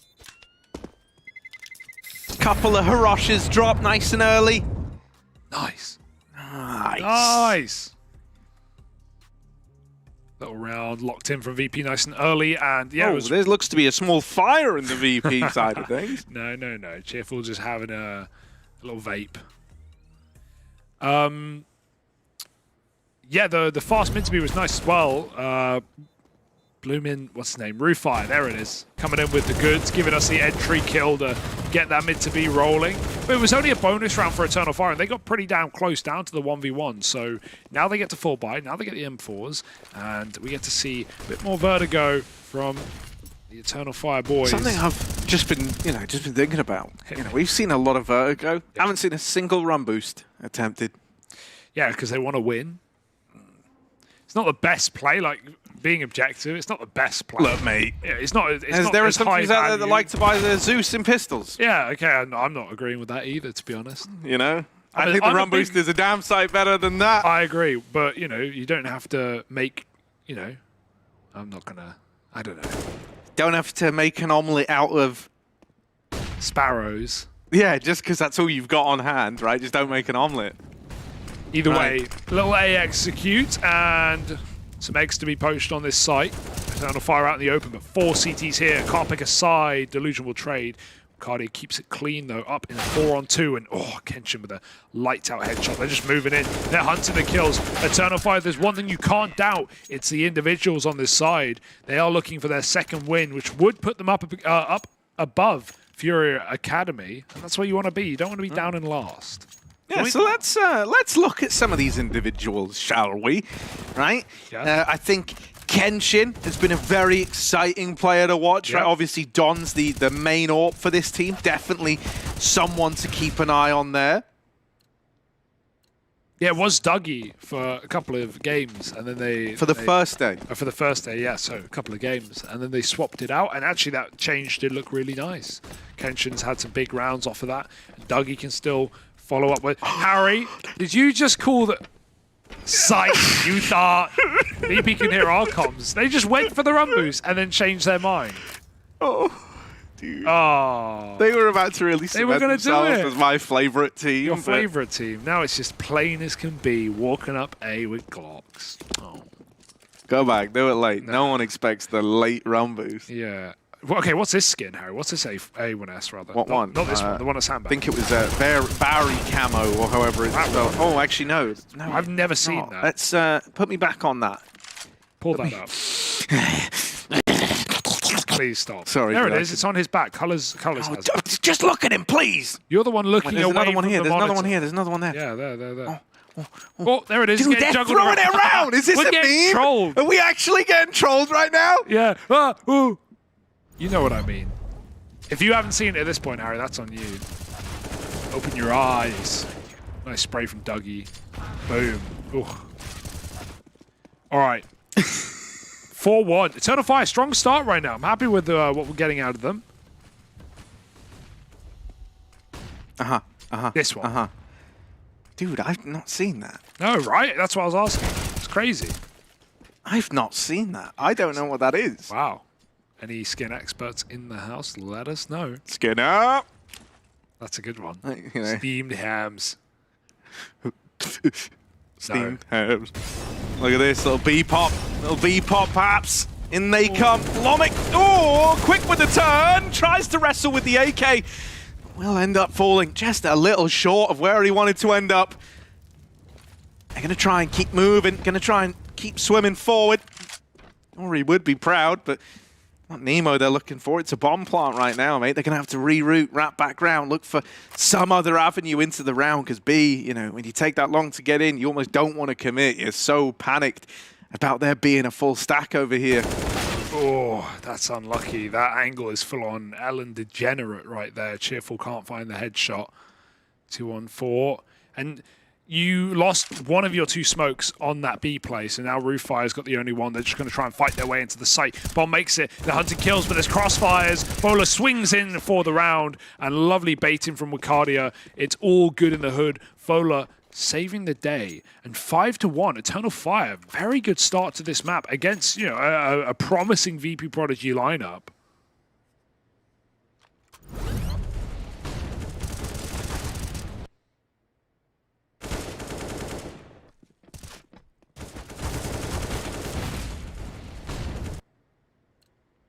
I need to know what that skin is, so I'm just quickly finding out. Oh, dude, yeah, people just have the freshest drip around right now. Little short flashes. Oh, Wicardia, yep, he does get behind the smoke in time, and they run right up over it, but they won't go through it. Wicardia will, no fear. bo1 helps out, and these pistols are getting sliced and diced and served up. Oh, bo1 mollied. Oh dear. Oh, this kill has to come through. He needs another, or at least needs to live. That's a nice little spray. Shouldn't have killed Result with that bullet, but he has anyway. And Dougie Versus swoops in to keep this round clean for Eternal Fire. 3 up. I did not know this skin was in the game. I think it's the Fizzy Pop. Fizzy Pop, and it's 13 pence. Did you know this skin even existed? Has anyone ever seen the Fizzy Pop in game? Pimp sat just over on it. Pimp, come over here. Come have a little look at this. It sort of looks like it almost doesn't. Yeah, right. We're going a professional here. Pimp, have you ever seen this skin? He's shaking his head. He's never seen it either. It's 10 pence, that Fizzy Pop. Dude, that is wild. Dude, I hate the term Fizzy Pop because that's such an English term. Like, oh, would you like some Fizzy Pop? Oh, I just gotta puff up this shop and get some Fizzy Pop. Now, it's better than soda, like, but like, Fizzy Pop, not a fan. Either way, I struggled through this one. Maybe Eternal Fire can bail. Thanks, Harry. Just cut my mic off, Harry. Sorry. Maybe Eternal Fire can bail us out. Gelmeniz lazım. Okan, Nate utility kullanımı yapın, ben de gap'ten pikleyeyim. Deep smoke atabilirsiniz şu anda. Atıyorum smoke B'ye. Rampasını ona atıyorum. Arkası var. B6'sı duydum. B6 B6 duydum. Arkası var. B6 Flash'lar var, mı evet. geliyor? B6 var. Gap'e smoke çıktı, rampa çıkar şu an. Rampa çıkar, gap'te smoke Sola bana var. flash tutsana. Tamam. YKD'ye flash dur, pasif oldu şu an. Elektrikten shoulder atıyorum dayı Molly'yle. Okey, mid bakıyorum. Adam boost'a falan çıkabilir. Gap'te smoke var şu an. Ali. Tamam. YKD Flash flash'ı attı. istersin. Flash peek. Nade'in hasar Gap yapmam var. lazım. YKD ister flash'ı. At. Attım flash'ı. Biri low HP beyler. Flash Ege attı bir attı tane, oraya. bekle Shoulder kör atıyorum olma. neydi ses yok hala. 2 tane A6. Set box. YKD'ye biliyorlar. Yanda adam oynar şu an. Oynamıyor. Tamam, rampaya bakıyorum. Gap'e baksana. Bakıyorum. Bir de almanız lazım beyler. Mid bizde bro. Kona geçmesin. Geçemez. Şu an A Bende. execute yaparsa girer A'ya. Tamam, sıkıntı A yok. smoke attı. bakıyorum. B'de hiçbir şey yok şu an. Körüm. Full körüm Kenshin. Mid Gap 4'ü AP. vurmaya çalışacağım. Gap AP. Aynen. Oynuyor. Helal. Oynuyorlar. Bir bakıyor. Helal. Kaçan adam öldü. Molly'm var. Gap'te AP NIP vardı. Simon var. Tamam NIP Simon var. Tamam Sakin. bende Molly var bir tane. Gap'e atarım. Gap'i yakacaksın tamam mı Enes? Sen Tamam. box'ı yakacağım ben de. Tamam. Yakıyorum AP sen var, box'ı. flash lazım. Atıyorum Flash flash. Rampaya doğru flash attım. Solda biri galiba. Sol yakın dikkat. Gap'e yanıcı atman lazım şu an. Gap'i yak. Koruyorum. Gap'i. Çıktı gap. Çıktı gap. Çıktı gap. Gap'ten öldü. Öldü. Sen box Helal. öldü. 3'e 1. Kötüyüm. Son adam. Sent'te. Solda. Yeah, okay, this Eternal Fire roster came to play today. If you couldn't tell from the comms, you can tell from the gameplay. That was a sick, gnarly 3-on-4 retake. Started off with Dougie spamming the smoke for the planter, and then coming in with a clutch AWP shot. You know those shots that have to hit because you know with every tick that passes, you're going to lose the round. You have to hit it, and you do. Covering the defuse, and Eternal Fire are running away. Those odds have flipped on their head from parry match, and for good reason. Yeah, just a straight up 180 on them, mate. 7-1 up. Eternal Fire, we said, man, they needed this. If they want to rise above FURIA in the rankings. Yeah, they split that series 1-1 with FURIA, so it's anyone's game, really. Right now, looking to lock in at least a map. VP.Prodigy, don't want to get ahead of myself. There's always time to come back. Cheerful knows it as well. He's chased down Colors. Kenshin, lucky he didn't get chased himself. He's stuck, flashed off. They run down mid to B. Dougie is here, not for long, 1 kill. And now Eternal Fire, they might have to consider saving their weaponry. Bit of money on Kenshin, otherwise it's poor. And so giving away the round is fine. Maintaining the lead is more important, and you don't want to give VP away back in on the economy game alone. Yeah, something I remember from Season 1 even with this VP.Prodigy squad. T-side Vertigo, Rufai used to love a bit of a mid-lurk, right? He used to love cooling strats that orientated around this area, and that still feels like maybe a bit of a staple of this VP.Prodigy T-side. Right, we've actually seen a good amount of these mid to Bs, and I would argue that it's kind of in these A plays maybe where they fall a little short. And I'm not even, that's not a complaint by any stretch of the imagination, you know? I think a lot of these teams in the Academy League so far, and a lot of teams in general, approach Vertigo the same way. Yeah, there's other areas of the map, sure, but the one that we're mostly concerned about is A-Ramp and trying to take that control. I always find it very interesting that Rufai calls a very mid-centric T-side in a lot of these rounds. But hey, it's found them a second round here. And maybe it can get even sweeter than that. Also, the first team to have even teased the idea of an RB. That's a run boost. Yeah. Yeah, see me? I shorten things. Yeah. I'm a shortener. All right? I'll hold my hand You're pretty up. short, yeah. I'll say it. Clocking in at 5'2". Small guy, big dreams. Yeah, those are 2 separate measurements, of course. I'll make up ramp. He's managed to get through the Molotov and the smoke and the assault of bullets. Can he get any further? Eternal Fire regroup for this heavy short setup. Lomic's gonna molly them. It makes you pick a side, right? If you want to fight for short, you can, but you will be trapped and you've got to go down with your ship. Play with the sandbags. They haven't cleared, and they don't look like they're going to. They're just swinging dry, and Dougie gets a backstab, make it a double down. Dubby versus more like. Cheerful's going to trade, and Lomic shot through the smoke. Still got this default play you're not going to be ready for, but Result is, and he finds the result. Lomic follows up, and what a flip of a script. 3-on-5.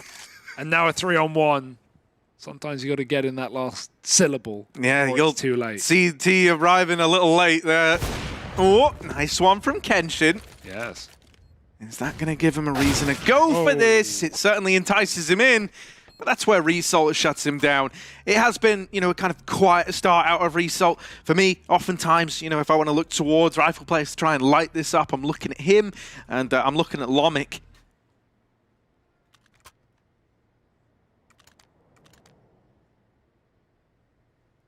Also got that delusion up now coming to play as well. And very quickly, what was a 7-1, now closing up, and VP have broken the money. So this is where they can really start to get going on the T half. Still possible to win it in the half. And if you're Eternal Fire, you've got to be reminding yourself of that fact. Like, don't get ahead of yourself. We've not won the game yet. Big smoke. Big sip. Big round for VP.Prodigy. Yeah, I mean, they win the round. They're still, I think it's really like remarkable that they do, because not checking sandbags, that's a bit of a rookie mistake, bit of a schoolboy error, shall we say. Yeah. That'll be 10 lashes on the fingertips or whatever they did back in the day. They did. On the fingertips. No, they used to rulers on the fingers, which feels counterproductive considering you need them to write. But, you know, not a lot makes sense in this world. Don't worry, the school I went to, they used to lock teachers in cupboards, so it's fine. Teachers? Yeah. I'm all for that. Wait, the student? Yeah. Oh, okay, maybe, well, why? What? Look, here you It's go. like the 180, it used to be... Very different upbringings, my friend. Fola with the short play, and, well, the Deagle Molotov run. Bit of a death run, and I'm not talking about the classic game mode. So many hours spent on that. Listening to Blackmill and... just, you know, running around COD 4 at the dead of night. Yeah, or Gary's mod as well. It used to be in that. Yeah, didn't play that, really. A few hours. They've cleared ramp, but it's all coming a little too late. The penny is dropping. But if anything, that's not of benefit. You've got no money anyway, and now you're spilling coins on the ground. It's probably the round. Ricardio wants to poke his head, see if he can get a pick off this AK, but if he dies, I'd like to see someone grab it and save. In fact, he might be that guy. Giving away 4. VP's rotates. They're starting to get a grip on this map. It started a bit shaky, but yeah, faking out now. Even when they go into that A stack, the 4-man hold, they break their way through. Yeah, I think Rufire as well is like one of these IGLs who, as he... like, the more he plays you, the more of an understanding, the more of a feeling he gets. Remember, Eternal Fire Academy, we've mentioned this already, new addition to the league. He physically hasn't faced them before. Yeah. So, you can do all the prep, but sometimes, it's no comparison to what it feels like when you're in the server. As time goes on, I think he's going to get a better understanding of how they're approaching it and any gaps they might be able to find. You say they can do all the prep, but this matchup is like a classic, epitome of play your own game, because neither of these rosters have ever played Vertigo in an official, so it's not like you have anything to go off. It's not like you're doing only kind of stuff you could go off is that like some of these players on Eternal Fire have been on teams in the past that have played Vertigo together, but even then, right, very different circumstances, not entirely the same team either, just kind of little groups, little clusters of players. That was something we mentioned the first time we cast these guys. There's like a good bit of history between them. They've on Eternal Fire's side, they've been teammates, they've been enemies, they've been everything. Yeah. Delusion with a ramp pick, or sorry, rather B stairs pick. That's a good way to start the game or the round now for VP as they try and break their way through what was this very one-sided game, but VP are not going to go down without a fight. Lolmik looking up through the short smoke. Color's back in this very audacious angle, and he's been picked by the AWP again. That's a double AWP opener on both sites now. Delusion showing why we're so fantasized by his AWP. Oh, Wicardia, it's a nice spray, but it is traded. Swinging off the back of it, it's a pretty desperate round. He didn't want to go back, Fola, because the molly was behind him, and really, VP have just done a great job of isolating their fights in that round. 5 up now, more ecos round the corner. You might be tempted to buy this, but it won't be more than 3 rifles if you do, so Eternal Fire should just eco, maybe throw in a hero gun, and, well, Harry, you definitely wouldn't be allowed here. No, I mean, I'm always wearing tank tops and shorts, aren't I? Exactly. You're a bit of a weapon. Got 2 guns on your arms. I just realized there are literally skins that have both tank tops and shorts. So... Well, yeah, and weapons. They're breaking all the rules here. Oh, I think that's the meme. You think the terrorists care what the construction site rules are? They're here to blow it up, Harry. They don't mind. Very inconsiderate. You feel like, you know, if you're planting the bombs, why are you planting them on the top floor, not the bottom floor? Right? Yeah, no, that's a good question. Because it's not going to come crumbling down unless they're really big bombs. But hey, I'm no explosive expert. Who trained these T's? Hugo, take a look. Eternal Fire. Yeah. What's that? Hero AWP, buddy. They had $6 grand on Wicardia, and he's not even giving it to an AWPer. He's just running it himself, and I respect that. You got the money, put it where your mouth is. Chew those coins. They're copper. They're cold, and if they're cold, warm them up. Put them in your mouth. Exactly. Oh, Wicardia with the AWP. There's the nade. Oh, the nade ruins him, and the AWP is irretrievable. Oh, clean out of result. Yummy, yummy. Sprinkle it on. Nice and salty, Mr. Waiter. It's 6 on the board for VP.Prodigy. Mine compliments to the chef. And so now, you know, now this T-side, mate, we were kind of... I can only imagine what this has done to the odds as well.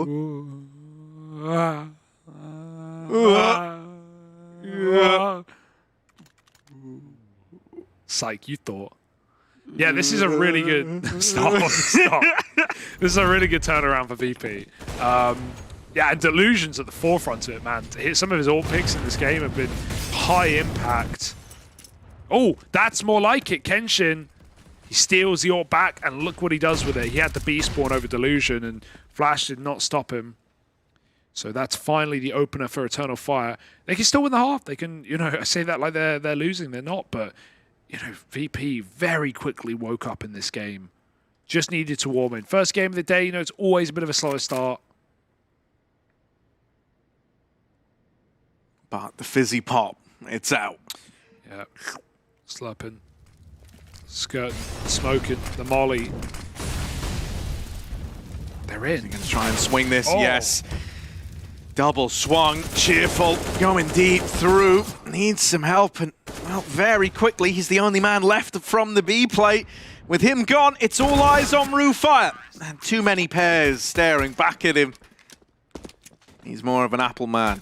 Yeah, well, it's apples and oranges in that round, and Eternal Fire chock full of potassium as they find their 8th.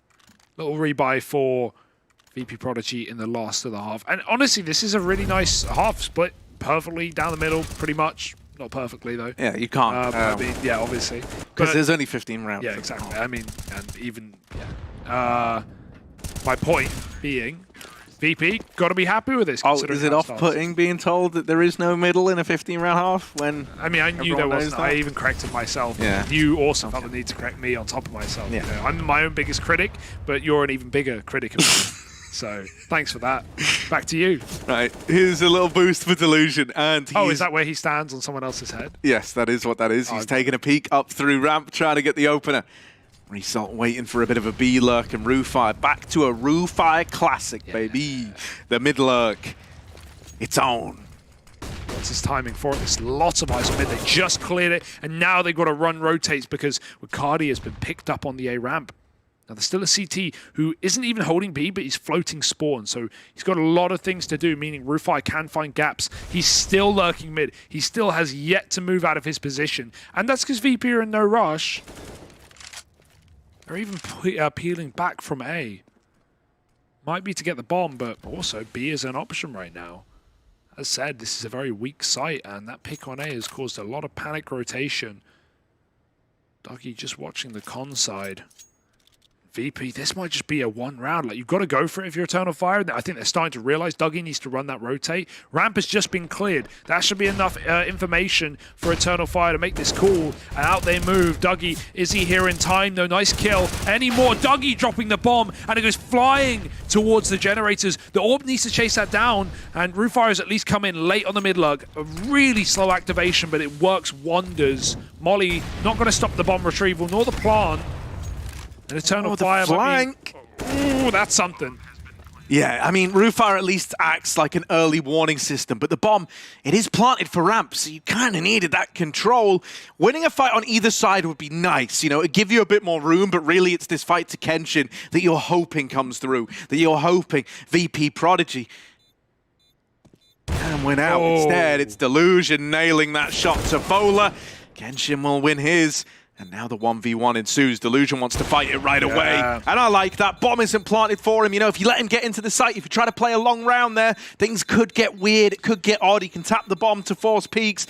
Delusion never gives him that opportunity. And so we end up 7-8 from a 7-1 start in favor of Eternal Fire Academy. What a recovery. That is very commendable for Eternal Fire. And, you know, still VP come back in happy at the end of things. So this is a nice game. You know, we wanted Eternal Fire to maybe get a notch on to try and knock them up above FURIA, who so far have been unable to field wins. Both these teams, the aforementioned teams, getting a win versus each other. That's really all there is to say. FURIA again today, 0-2, another matchup for them that gets pushed by the wayside.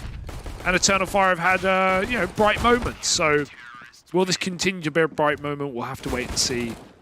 Vertigo right now, the first official on this map for both of these rosters.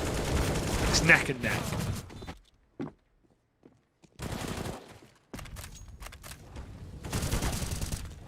Yeah, I'm really curious what the T side out of Eternal Fire is going to look like, because if my memory holds right from Mirage, their T sides are actually all right, and you know, had some kind of nice nuances to them. They definitely have ideas, right? And I think the pistol round did a good job of showing they're not afraid to run little gimmicky rounds to try and, you know, get away with the pistol advantage that it gives you.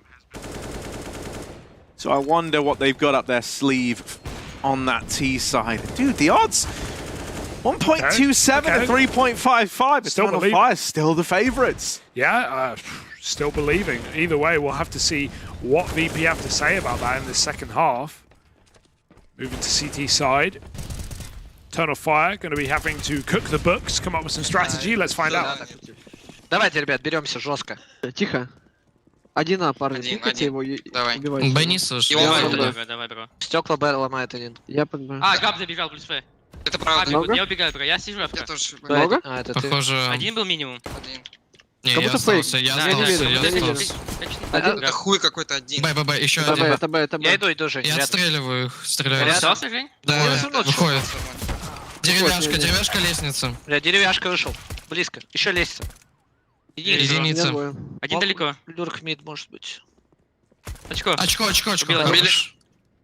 Еще единица. Железо. Помогай. Единица. По-моему, 2. Ход 2, да. Проходит. Я с тобой, бро. Я ребут. Дефолт? Давай, вантапики.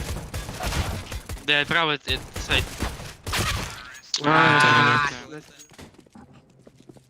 VP knew that was coming in, even though there was a bit of a fake on the old A site with that smoke and that entry up short. VP is still calling for the B. So they knew what was going on, but they weren't able to put a stop to it. That's both pistols for Eternal Fire in this map so far. Let's see if they can convert yet again.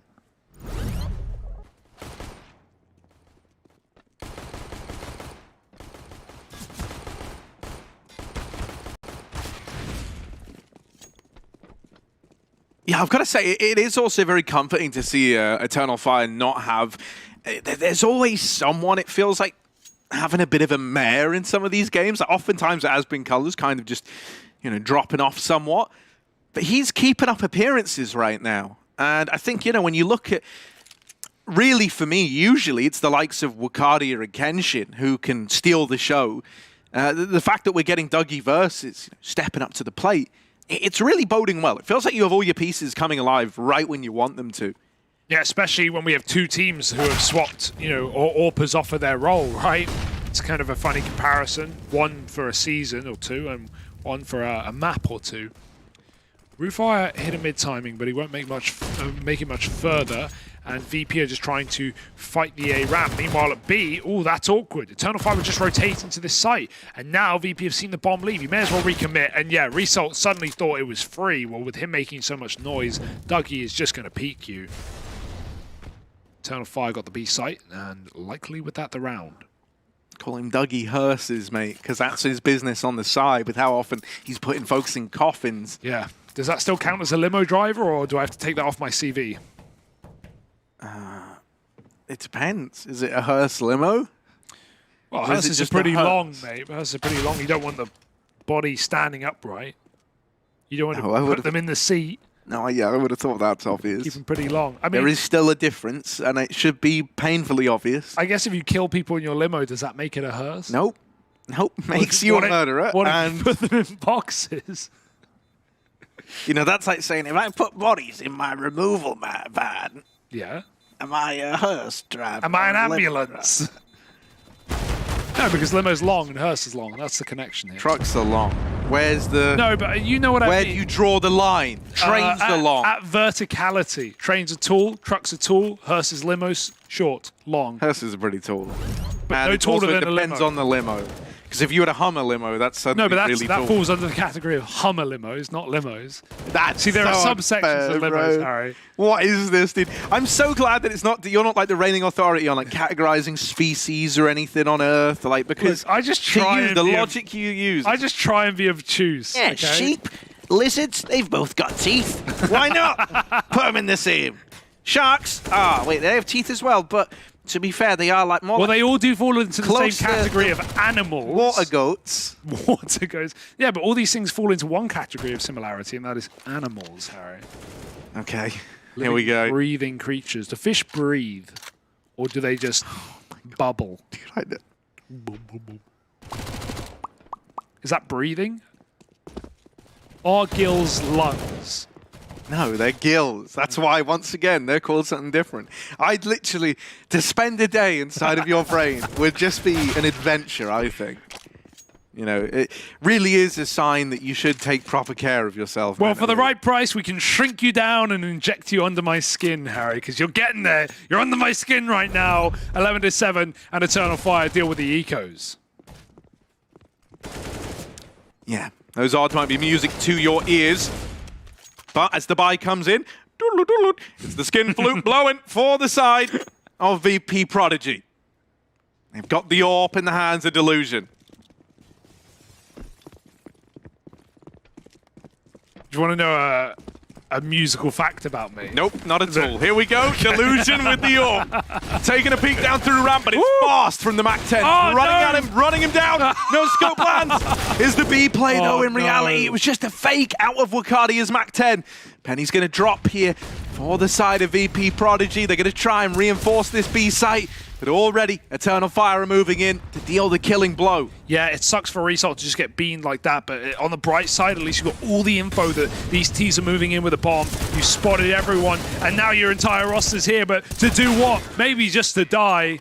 Dougie versus with the entries, and he has just been all over that, right, in terms of opening kills. Even on CT was getting involved. Yeah, no, that was a really nice call, right? It's a bonus round for Wakadia. He's only got the SMG. They go, look, mate, you just run up A, cause chaos. If you get a kill, you have done your job, man. You have sold this to the nines. It and he forces gets the that. flank. Exactly, and this is what we were saying. You know, there's a lot of good T-side ideas in the minds of Eternal Fire. I think that they actually do run a lot of exciting rounds. We saw some really cool XX from them again against MOUZ on Inferno. I brought this up a couple of times, but just something original. Like, we see a lot of defaulting, a lot of very slow T-sides out of some of these academy teams, but I actually like the disrespect style because I think there are certain rounds you can get away with it, and Eternal Fire, if you have the aimers and you have the faith in the call, then anything is possible.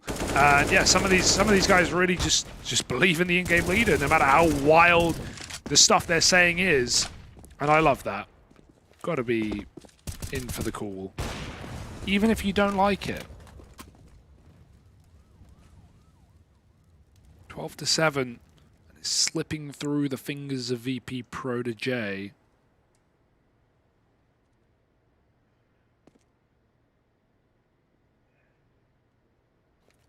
It might be pro Diggy, but right now we're pro Dougie. Dougie versus top of the server. Or at least one behind. Oh, no, he is top of the server. Ignore me.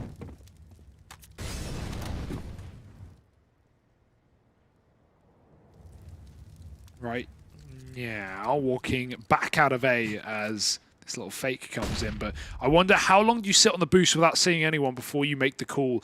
You might never make the call because this B pop's about to come through, and VP don't even have early warning. You don't even have that player pushing on the flank and getting the info. You find out the hard way. Refire hears the steps. Great reaction. Doesn't hang around in middle. Lets his teammates pick up that piece. But winning this round with the MP9 is unrealistic. He can't even get a kill. There's a trade from the Deagle, but you're just throwing bodies into the bomb site and hoping for the best. Great trade work out of Eternal Fire, and 13-7 sits on their cabinet. Yeah, really clean.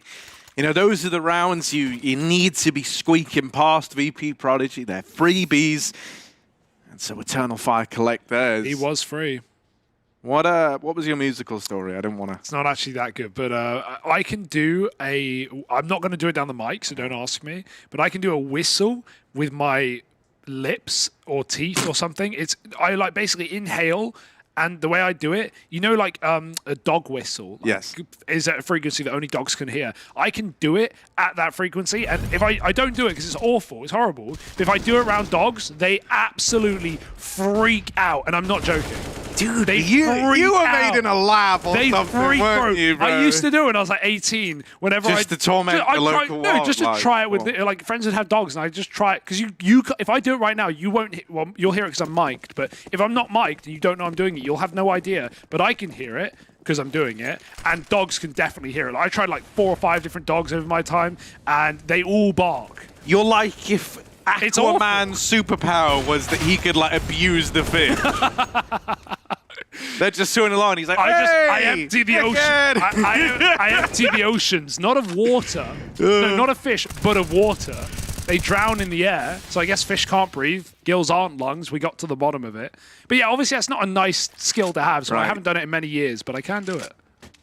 That's it's very unique. Yeah. And it's certainly a story. That part is undeniable. It's a little mid-walk for Eternal Fire. However, Rufire, there's a lot of fire here. Yeah.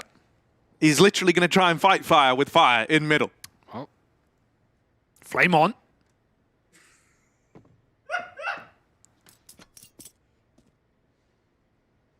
Sneaky, sneaky. No, it's not. You don't use your fingers. I'll show you after this game. Okay. You'll probably hear it. It's very, very light. Very bad ears. I'm gonna make sure there's no dogs before I do it. You do have very bad ears. That's true. Maybe they're tuned in for a different frequency. Right now, Colors, he's on some high hurts because he is running wild out middle, dead to Roofire. Little pop as Roofire doubles up. He's gonna back up. That's nice. You can play a little retake round here. They don't even know that Cheerful is so close as well. Oh, miscom, double smoke, and they kill Cheerful, but Roofire lines him up. 4 kills in the round and 8 found for VP.Prodigy. They hold on. That was a must-win gun round. If not, they wouldn't have been buying till 15. And at that point, how much faith does anyone have left?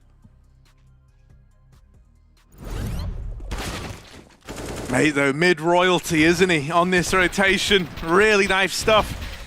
The second most famous Rue out there.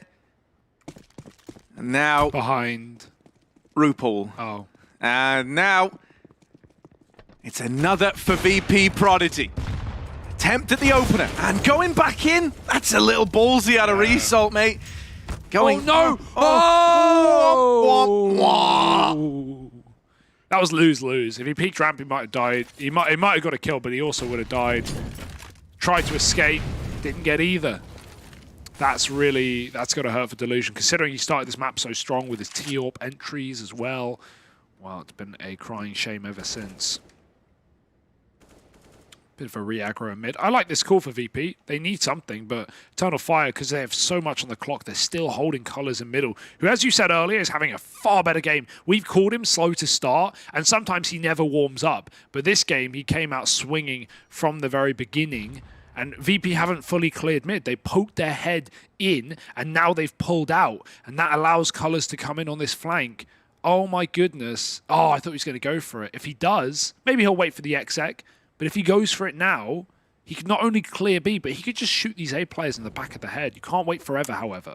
Yeah, this is actually pretty spooky that everyone's here for VP.Prodigy. This is not as one-sided as a 5-on-3 might seem, and now that you've dropped the bomb, you know it's the A play. This is where we need the wrap from Colors to find numbers, man. It's really got to solve these problems for Eternal Fire. They're trying to slow it down. They're trying to wait for him to get here, but now he's running because time's running out, mate. He's making noises, and they know about him. Lomic turns and deals with the flank. This is a pretty ugly round, but can they bail themselves out? The knife! Yeah, you know, misses the shot. He just hoped he'd hit it and was trying to knife out to get away from the trade in the site.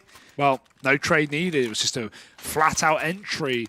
God, good recovery for Eternal Fire. No, they were favored anyway. Real bad. But yeah, there were definitely ways that can go wrong. If VP hit their was shots, going real bad. Let's be clear. If VP hit their shots there, then that is simply just a done deal. But can't always land them, can you? And Eternal Fire, they are really making us believe.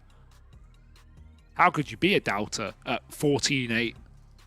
Hey, man, no, I mean, you know, it's good that they're able to get themselves out of that, you know? Even sometimes making something that might feel like the right play, it doesn't always go your way, and the fact that you still have the ability to see that one over the line with those 3 remaining players really looking to kick it up a notch is nice stuff. 14-8, though. I want to see what the vibes are like. Vibe check, Eternal Fire. Let's go. Atsın smoke önemli değil. Emre isteyecek. Haydi beyler bravo. Tamam bro. Nice round. İlkini iste, ikinciyi zaten direkt atacağım. Bakacağım bir de. A yakın attı smoke'unu. Mid'de de bir şey geldi. B'ye yine smoke attı. Attım flash. Attım. Attım flash. Attım 2. Geliyorum B'ye. Bir de ladder Le getir. AP scope'u sana. Dink attım. Emre gel oynayacağız. Flash verin bana bir tane. Bende yok. Bola. Neredesin ha? Kaçamadım. Bir daha dön. Oynuyoruz. Hızlandırıyoruz. Attım. Tamam. Go. Sağa smoke Koada atıyorum. dikkat. Koada yakabilir Quad misiniz? yakacağım. Quad Yakacağım yakacağım. quad'ı. Yak. Yak Default. oğlum. Okey. Default bitiyor. Sağdan. Sağ yakın olur. Öldü. Evet. Bait atıyor birine. Bait atıyor. Haydi, Arka geldi. Arka. Bir tane arka. Arka. Vuralım arkaya gel. Öldü arka. Öldü. Gel benle gel. Sakin gel benle. 10 canı var Silah benim. değişin. Aha. Sıkıntı yok. Hayır sıkıntı yok. Kal böyle. Ne yapıyorsun? Gel. Yürü. A'ya yürü. Sakin yazmayın bir şey. Hiç problem değil. Sorry. Sıkıntı yok yazmayın. Helal lan size. Bravo hadi. What a turn. What a check. So lucky. Oh, scary. Very scary. He had him, man. He had him. He was following them up the ramp. But 180, and you're really going to get miffed at that one. Just turned on, and 15-8. Eternal Fire do close around. You love how decisive their calling is on the T side. No, that was honestly big for Kenshin to have turned and checked it.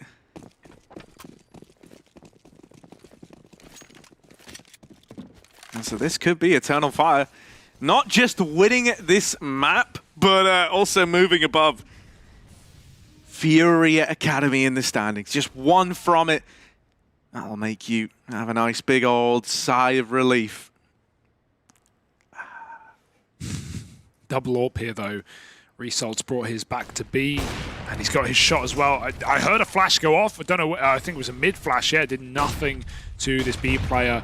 And the little contact play has left Eternal Fire man down. They try and molly Resalt out everywhere he goes. He burns, and now he falls, tumbling down.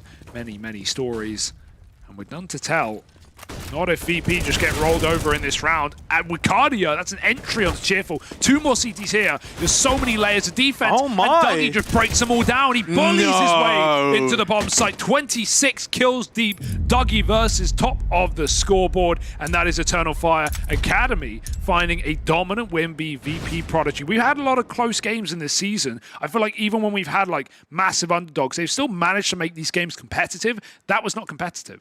No, man. I mean, if this is what it's the first half, if this is what it's going to be like when we get all of Eternal Fire stepping up at the same time, that's very exciting because, you know, I can't reiterate this enough. This isn't the same VP.Prodigy we had in Season 1 where everyone was beating them, right? And they were like FURIA's counterpart, like one of these teams that was just kind of getting bullied a little bit.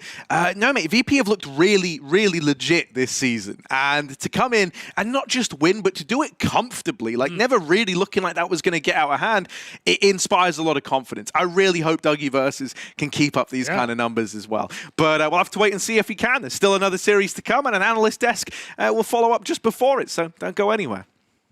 Headshot, nice. Fist bumps go to the teammates. I wanna hear your go, go, go. I wanna see you rolling fast. Win the round. Win the game. Pretty much, they play, you win.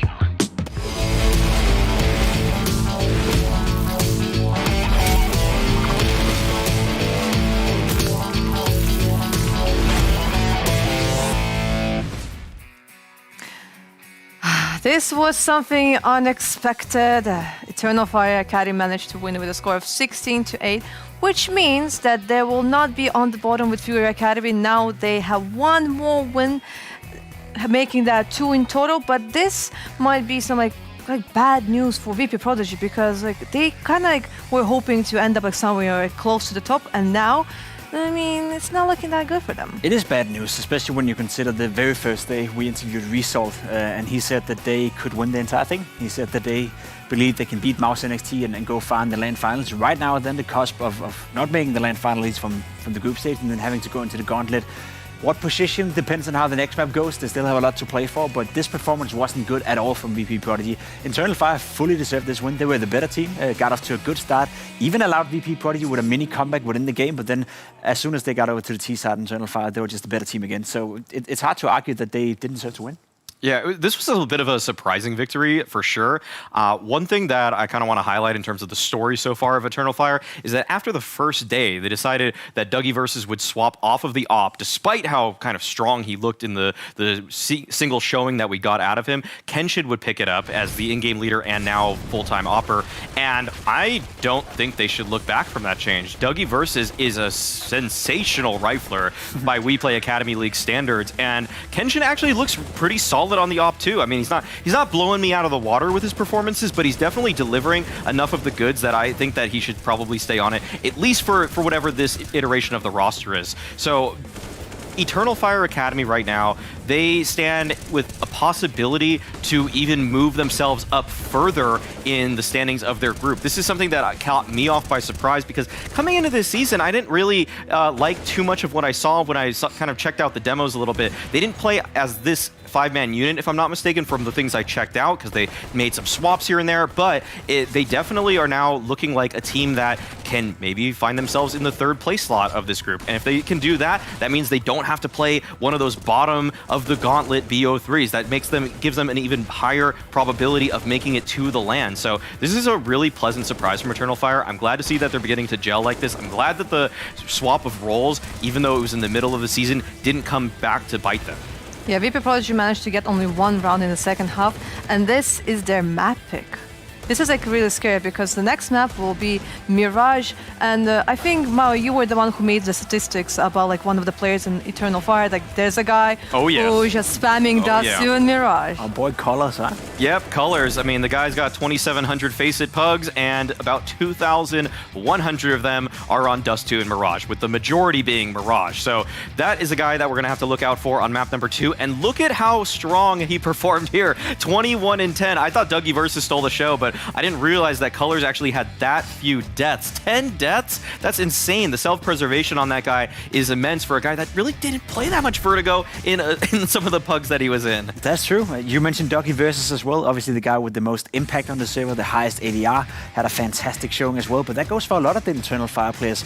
We have kind of been riding on this, you know, mantra in the sense that if you want to go far in the WePlay Academy League, you need a well-rounded team. You need all 5 or at least 4 of your players to step up, like we've seen it with bo1 Academy, like we see it with Young Ninjas, like we see it with MOUZ NXT. This was a game where 4 of the players from Eternal Fire played maybe their best game of the tournament so far, at least some of them, which is good to see. There was a team performance, everyone chimed in, even your boy Colors right here had the best KD ratio on the server. Oh, my boy. He's gonna be very vital when we move into Inferno, to Mirage, as you said. He's a guy that thrives in there. Overall, I just must say, you know, as you said as well, very surprising, very impressive that Eternal Fire could play at this level, and that makes me a little bit worried and a little bit scared on VP.Prodigy's behalf. One thing, we're moving into Mirage, which I think is a more comfortable pick for Eternal Fire. Second thing, did we overrate VP.Prodigy? Do we think they are better than they actually are right now? Cheerful had a rough game, even Rufire did fine, yet they were not even close to winning anyway. So I'm maybe scared that we have overestimated VP.Prodigy just a slight bit. I think it's possible that VP.Prodigy had a weird kind of honeymoon phase in the beginning of this group stage where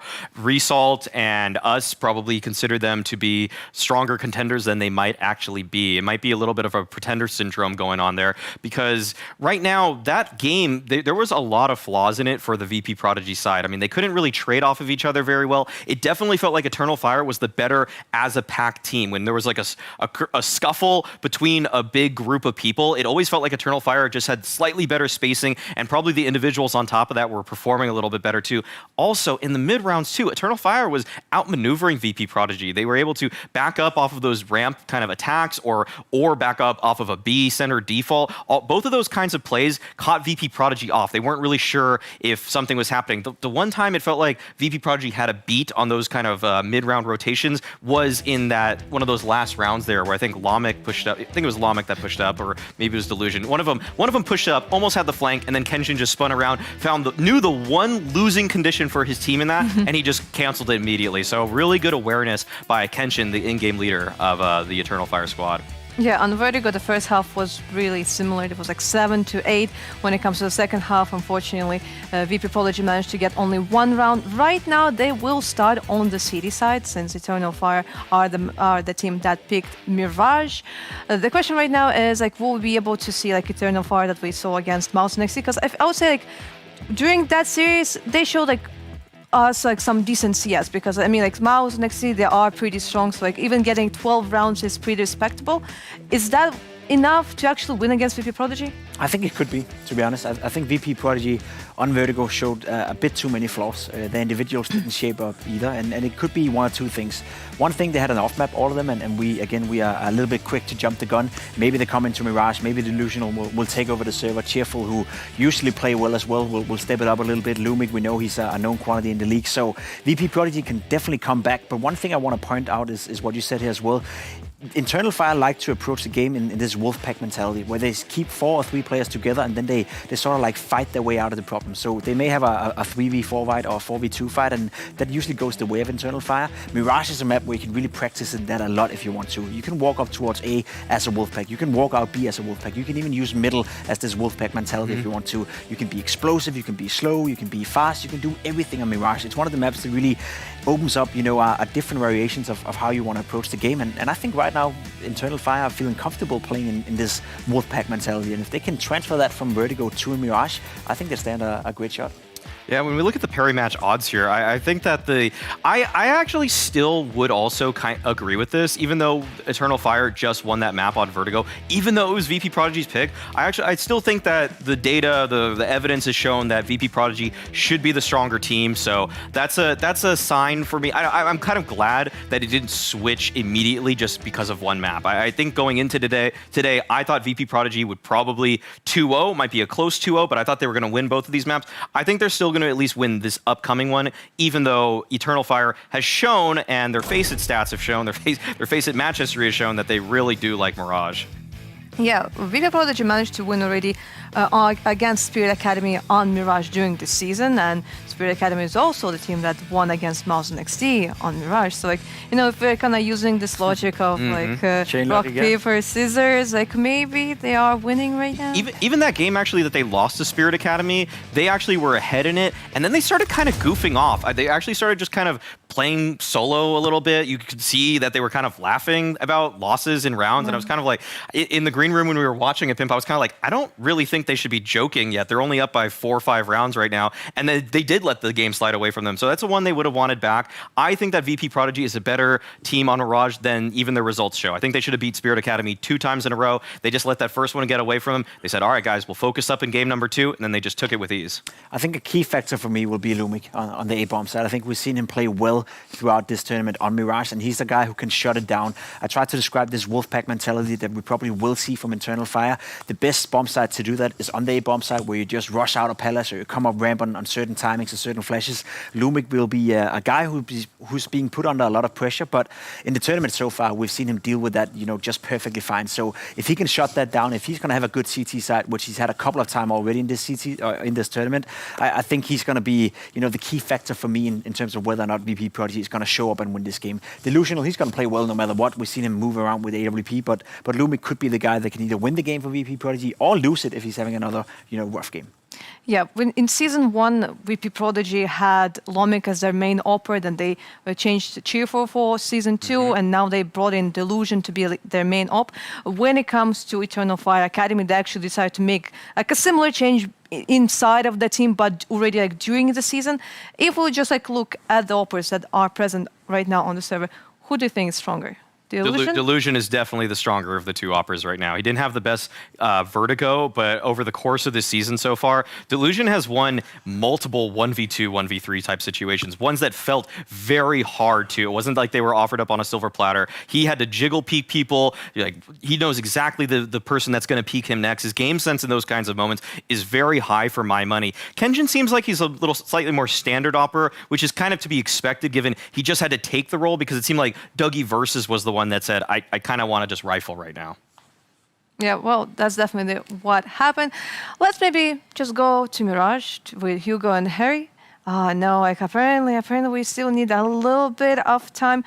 But I'm just thinking, I think one thing that actually might be an interesting factor for this game. So VP.Prodigy are going to start on the CT side. We've seen now Cheerful, Lumik, obviously Delusion opping. I want to see if the Wolfpack, if the kind of peaks from Eternal Fire are catching them off guard, if they employ a secondary op, because I don't think we've actually seen. I don't think they were able to do it on Vertigo maybe more than once. So if at all, so I would really want to see that adaptation come out early for them, because it will probably work. Most of these these academy level teams don't have the best nade procedures all the time. You know, they're not always taking map control super cleanly. So a secondary op in Mirage can go a very long way, and we know that there's a couple people on VP.Prodigy who have been primaries before. So that would be, in my eyes, something to show that they are thinking, you know, the next step ahead. If you want to go deep into it, you know, the deep, hardcore analytical point of view from it, CT side from VP.Prodigy, they probably know they're going to face Internal Fire, who are going to use this, you know, as said, 4-1 mentality, where they have 4 players together, 1 guy lurking. We even saw it on Vertigo a couple of times.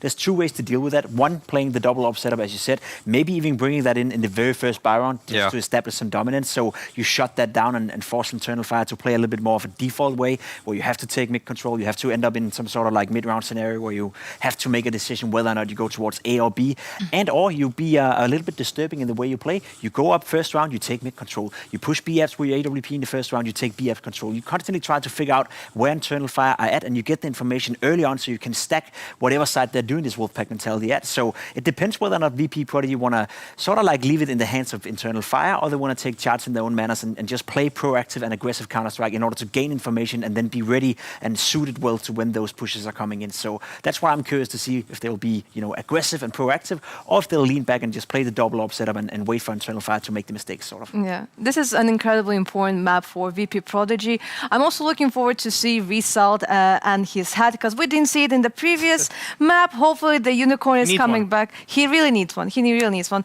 Let's just go to the last map of the day. It's going to be Mirage. Let's just move on to Hugo and Harry.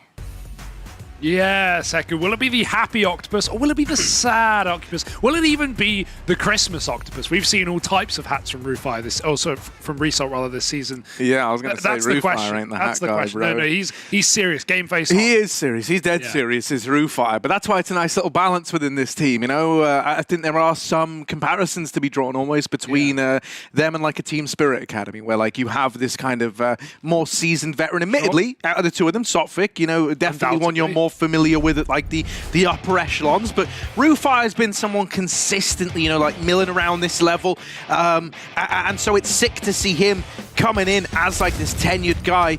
I like his calling a lot of the time. Obviously, they fall short over on Vertigo, but I think they should be right to try and, you know, right their course here.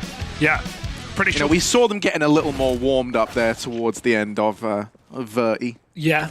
Maybe took them a minute or so. And honestly, it was a 7-1 lead for Eternal Fire. The half closed up very quickly, 8-7 in their favor, and then VP went silent. Like they had a decent start to not start, but I guess they had a decent half to the game. It's just, they just started getting absolutely blown out of the water when Eternal Fire got to control the pace, control the direction they wanted to go. Obviously, that's where they're starting now. So, is that a bad sign for VP? Maybe, but in the same vein, I'm not worried that VP on a map like Mirage, that was their first official on Vertigo in this season.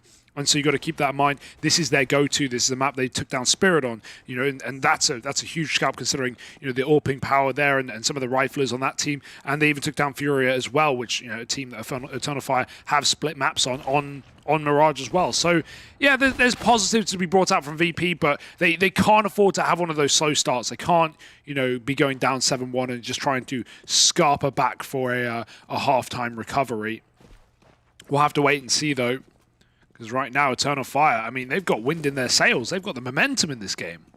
And it would mean even more to double down and take both maps. Yeah, 100%, right? Like, really going to help them accelerate through the standings and, put a bit of, like, safety between you and last place, which, currently resides with that FURIA squad.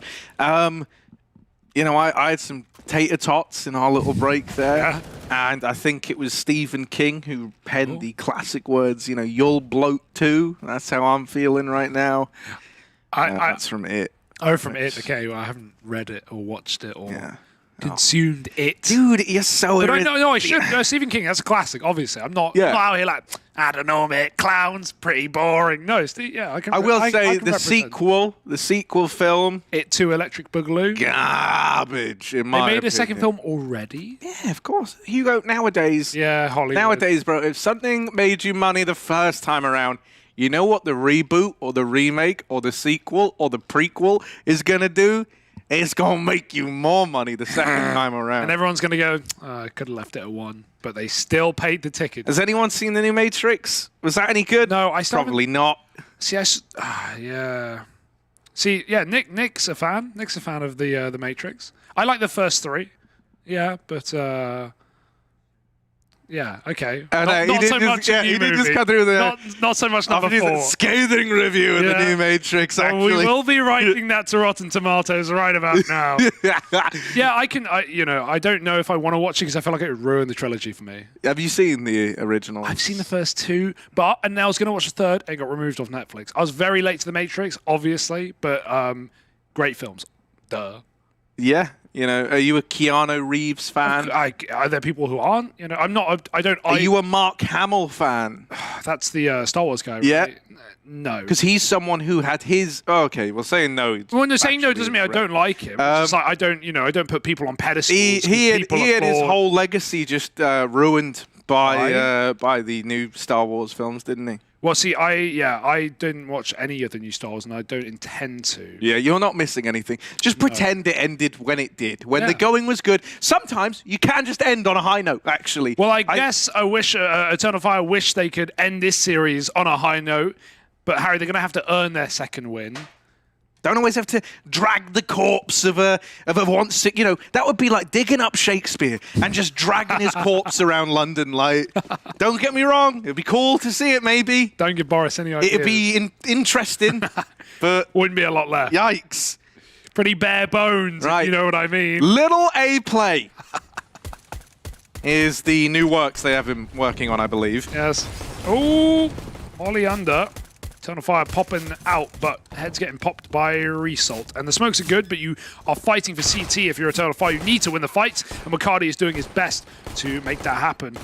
Oh, they won't commit there, though. They don't have a follow-up flash. Wakardi's like, I don't need no flash, fool. 2 kills. Delusion just gets into the site. He is mad at his team. Getting pretty baited here by this safe setup. Luckily, Fola might win the round anyway. 3 kills in the post-part. Fela's shooting ghosts, man. Like, people that don't exist. And just then keep firing, something around. will hit. Yeah. Wakardi, I don't know how he gets run down from jungle, but that's one way to do it. Gap found. But round found by Eternal Fire. And I'm super hyped to see if they can go 2-0 up today. Parry match odds favoring them after a pistol round. This ain't VP's house anymore.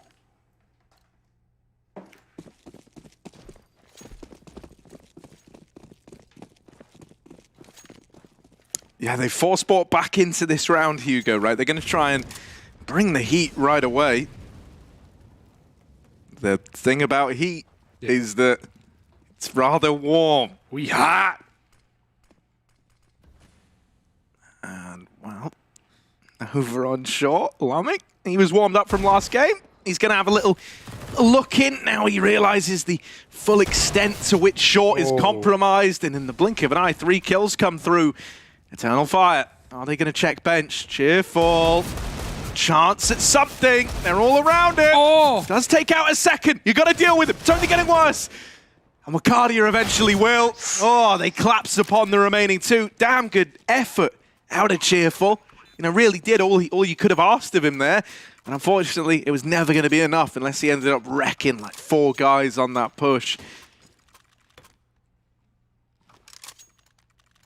Not to be. 2-0. Eternal Fire. They're up in the lead, but VP got a bit of an eco. What's their pocket pick? What's their strat for this eco round? Опа. На фул эко, значит. На фул эко, вот так Фул вот. эко. Пошли. Давай, ребят, все, стака, фокус, ебашим. Жестко. Че вы 3 дефол стали, парни? Я на коврике пойду. Я под ковром. Меня Парик увидел. Ничего страшного, Ванечка. Не расстраивайся. Пошел джангл с Хорош. Давай еще убей одного кондор. Не видел Зик. Нешку дал. Помните, там 2 ямы рой должны быть, не? Да, да. Бля, они подумали, что стака. Давай Ладно, давайте пик, я Под коном. Кондор, да. Давай регнубаться отсюда. Да, подходите. Я ушел. Они по-любому Я догадались. еще Зику бью. Ебать, Погнали у к нас... конвейеру ебанем. Пошли к Он конвейеру. взял что-то там. Уровень. Кони. Ходим. Кон снизу. Не, пойдем Б просто. Джангл. Я в джангле, ты чё? Ебать. Ой, Б тут не с вышли, кого Б можно никого. выйти? Никого. О, кон сидит на ящике, давай убьем. Давай. Давай. 2. Еще. Убил одного кон, еще кон. На ящике, И ковры. Кон 50, ебашь, давай. Кон 1 хп. Пожил бы, Жек. И ковры. Тихо.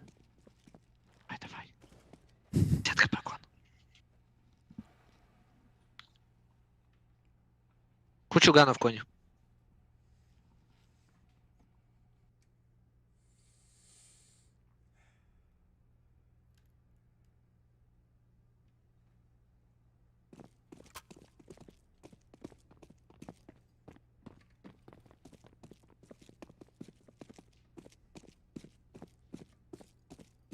Опа. Тихо, тихо.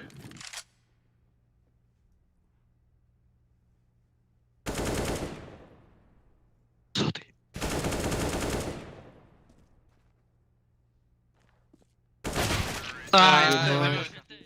It was a nice try. A damn good try, right? I love how they're even whispering the comms to If you him. whisper over your teammate, does that count when they're clutching? Sound. I'll give you a bit of sound. Not. Trust me, I'm not talking that loud. You can still hear the footsteps. That's how you should cast, Harry. No. Damn it.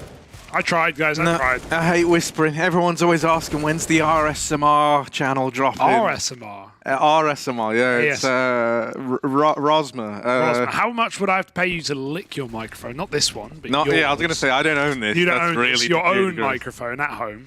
Not much. All right. I reckon a tenner. So ASMR stream incoming. Tenner, man. Like, I'll do it for a tenner. You want a little custom sound thing? I'll make a cameo. What's good? Cameo. I'll be up there with the dude who said they're minerals, Marie. Yeah. Cheerful. He's rocking their world, though, isn't he? Nice. Oh, Ricardio. He ain't broke, but he bad. Gonna take down Lomic coming up con. Cheerful on top of Ticket and getting those jumps in. Got to get the spot while you can anymore. They don't know that the player is close left, but they will check it. Tenuous, but it still connects. Roofire peeks window for send for 2, and he shuts out the round. 1 on the board now for VP.Prodigy. Starting early, at least this time.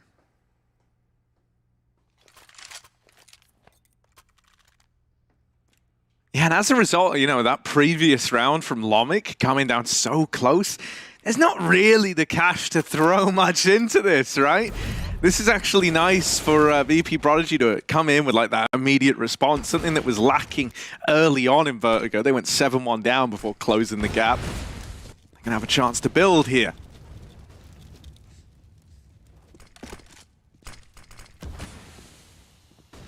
What did you make of the music in the Matrix, Hugo? Because it's not really your speed, your style. You gotta admit though, within the universe it works. Oh, dude, you got some classics in there like Pod, Rob Zombie. Are you trolling? No! What are you saying? Is Pod a person? Is Rob Zombie a person? Oh, I'm freaking out. I like if a movie's good, and yeah, I don't recall anything about the music. It was probably fine. It probably suited the movie. It's I don't just like It's got nothing on like Batman Begins though, right? Like you love Hans Zimmer, right? Yeah, I love Hans Zimmer. There we go. That's my guy. That's my guy. Wait, did he do the music for Matrix? Are you trolling me? No, he didn't. No, yeah, I don't need my agenda in movies. The soundtrack should fit the movie, not my personal opinions. But no, Hans Zimmer, my guy. Yeah. Oh, I'd be playing the Interstellar soundtrack every time my plane takes off. That's a good idea. Dun, dun, dun, dun, dun, dun. Oh my god. It could be like a musical cast. Come on, here you go. Those aren't mountains. They're waves, Marie. Marie. 2-on-2 though. This is an interesting little eeky-deeky from Eternal Fire. They're going to boost window. They found a gap. The bomb's not going window though, at least. So if things do go wrong, you still have a player to rely on. Backstab. Oh, he missed the timing. Oh, he saved him. Absolute savior. Fowler shoots Result in the back. Bomb going to go down, but it's not for Con. He's scared of short at this point, but now you got to be scared of CT. That's where the run's coming in. Hello! Kenshin finally realizes, but they know he's here. He can't be far. Chasing down the 1v1 while he's got it. Delusion knows he can just stick the bomb right now. He can just win the round. He's taking the fight. He had smoke kit. He knew exactly where Fowler was. And he doesn't stick the bomb. It's madness. It's wildness, man. Yeah, VP.Prodigy, dude. There's one thing having faith in your ability to hit the shot, but that's all well and good. When you don't hit the shot, you lose the round. Yeah. I've been in that exact position and done the same thing and swung and missed. and nothing feels worse. Yeah, and you know, like even dude, like even the most tenured, experienced players get in their own head. I think with academy players, you run an even bigger risk of that, right? Yeah. You know, this is where someone like Rufire might need to part some wisdom here down to the rest of the team. Try to pump the boys up again. Yeah, I mean, maybe the problem is they're too pumped with a peak like that. You've just won the round. Your only fear is, okay, if he stares, he could rush me, but you're going to hear that. You're going to have a warning. You know, it's just a straight up swing. That wasn't a jiggle. That was a wide swing AWP shot. You've got to hit it. And when you don't, you look foolish. 4-1. And Delusion, while he started last map great, he really petered out. He slowed down. And it was definitely a lot more impact from Kenshin in that, in that game near the end of it. Good shot. Cheerful. He's grabbed an AWP himself. He's still got a double for VP, but always going to wonder what if. Looking through Con. Cardia Leviosa. He will levitate above the smoke. Oh, will he? See, deciding against it makes me think he might assume someone's close to this smoke playing around it, right? It looked like the idea was to creep up above stairs. And, Liquid, they used to love doing this with this con smoke. Taking the fight upstairs. Oh, tiptoes! Wow. Tiptoes! He's seen him! That's what those glasses do, man. They give you 4D vision. You can see through the matrix.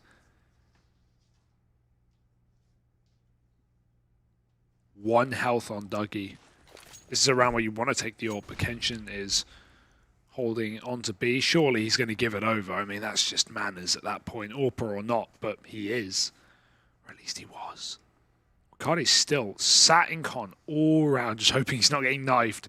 And these couple of MP9s up close could be a real problem. He's going to have to hit some quick headshots. Oh, they do clear him, and his teammates help out. He finds a second. They just come feeding the beast, and they go B anyway. Into Delusion, who's in his head, no doubt about it. Didn't even make a mistake, just missed the shot.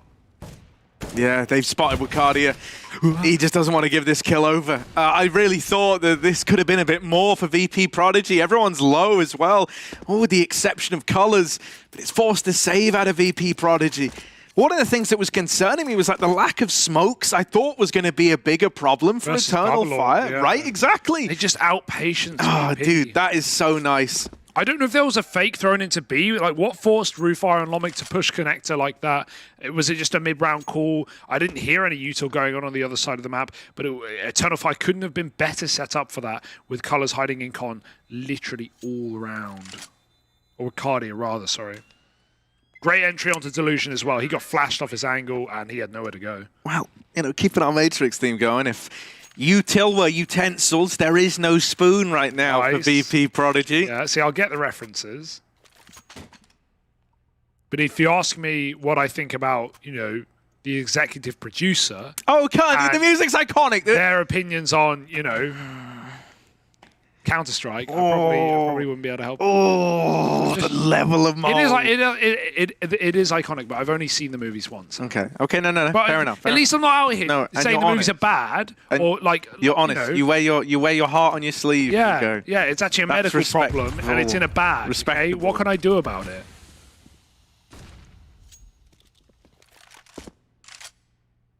I've got gills. Dude, you've actually fully committed to the Force. It's ballsy, but the save allowed you to do it. Yeah. Now you're really hoping you can find success here, because if you don't start soon, it should be a mirrored match from that Vertigo game. A 7-1 looking to come through for Eternal Fire.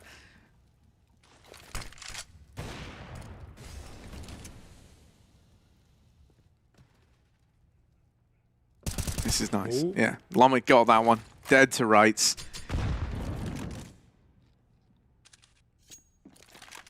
I wonder where the blood went from that nade. Sometimes even stuff like that can give away stuff, sure. But it doesn't look like there's anything on the back wall. Oh, this flank from B, it's massive.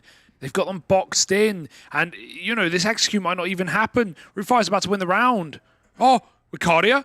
Oh, don't get ahead of yourself. He did turn, but he's not ready for another man. Wukardia just fully fully hides out in the bushes. Cheerful trades. I don't know if I like this round for Eternal Fire, but it's kind of funny. And unfortunately, no one's going to be laughing here when the orb comes in. Bloody hell, man. Cheerful trades, colors. He almost put a smile on my face. It still gets really close, considering Colors was like 8 HP the whole time. Break that down for me. Were Cardi's hiding in cot? Did he see Roofire? No, I think... Then okay, because he had nades out. Maybe he just looked at the ground, because that turnaround was perfect. Yeah. So that's what I think.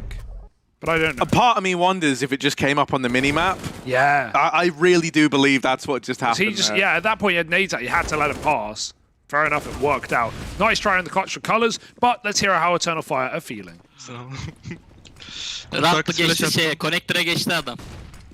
Yoldan basıyor. Flash attım.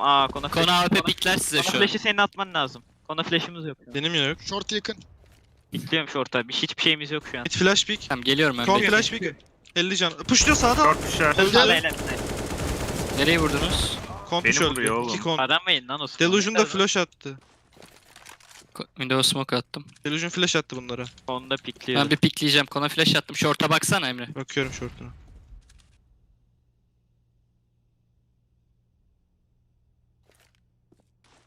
Dikkata pikliyorum.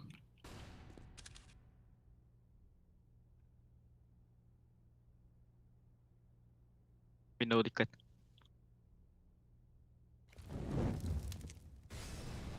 Window sağ boş. Jungle lan gördün mü sen onu Kenshin? Yo. Görmedim. Görmedim. Sağda gördüm de okey. No problem. Ben deneyeceğim ya. Default'tan bakıyor buraya. Seylesen afiyetlidir de ya. Da gelin. Stairs'da biri. Ya uff. Aç top mid. Seveceğim ya. Ben seni sandım. Biri top mid'de.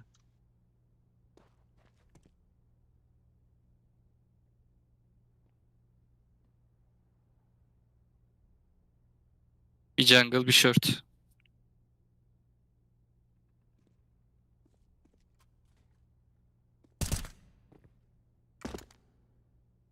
Nereye attı? Zanandıra mı atladı? Tam altında evet. Evet ben mid'e çıkmak için attım ya. I should save this guys, sorry. Game time for us now guys, unlucky. They don't check me. I'm very nervous. I love how Kenshin talks for our favour, for no other reason. So like he knows we're listening in there. Yeah. You know, he didn't need to do that nervous. English for us. I hope they don't check no, me. dude, he's really honestly they are showmen. They are showmen. No one else does that. The only other person who's done that is Astralis Talent. They called us cringe in season 1. So what's cringe? What's more cringe? Us or going 7th, 8th every season? Ooh, 187 to 187 on the odds. Split right down the middle. All banter, by the way. All in good faith. We love you, boys. But, yeah, very funny. I like that Eternal Fire play up to the crowd. Making some fans along the way.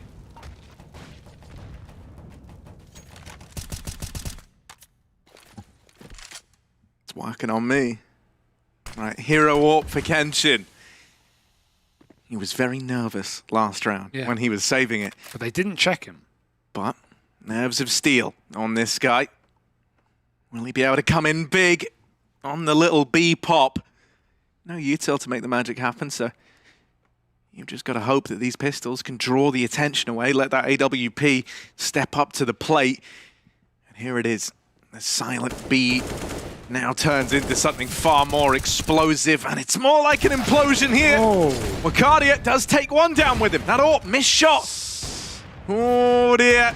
Chances of finding anything here feel like they're going out the window. Dougie versus, you know, the Deagle might make it a little more interesting, but this wrap round, Result got it locked in, doesn't he? And there's 4 on the board. Yeah, warming up sooner than the 7-1, which is nice for VP.Prodigy.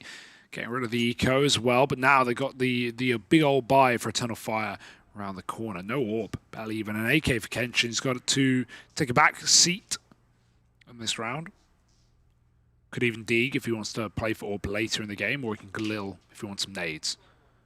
Will be the latter.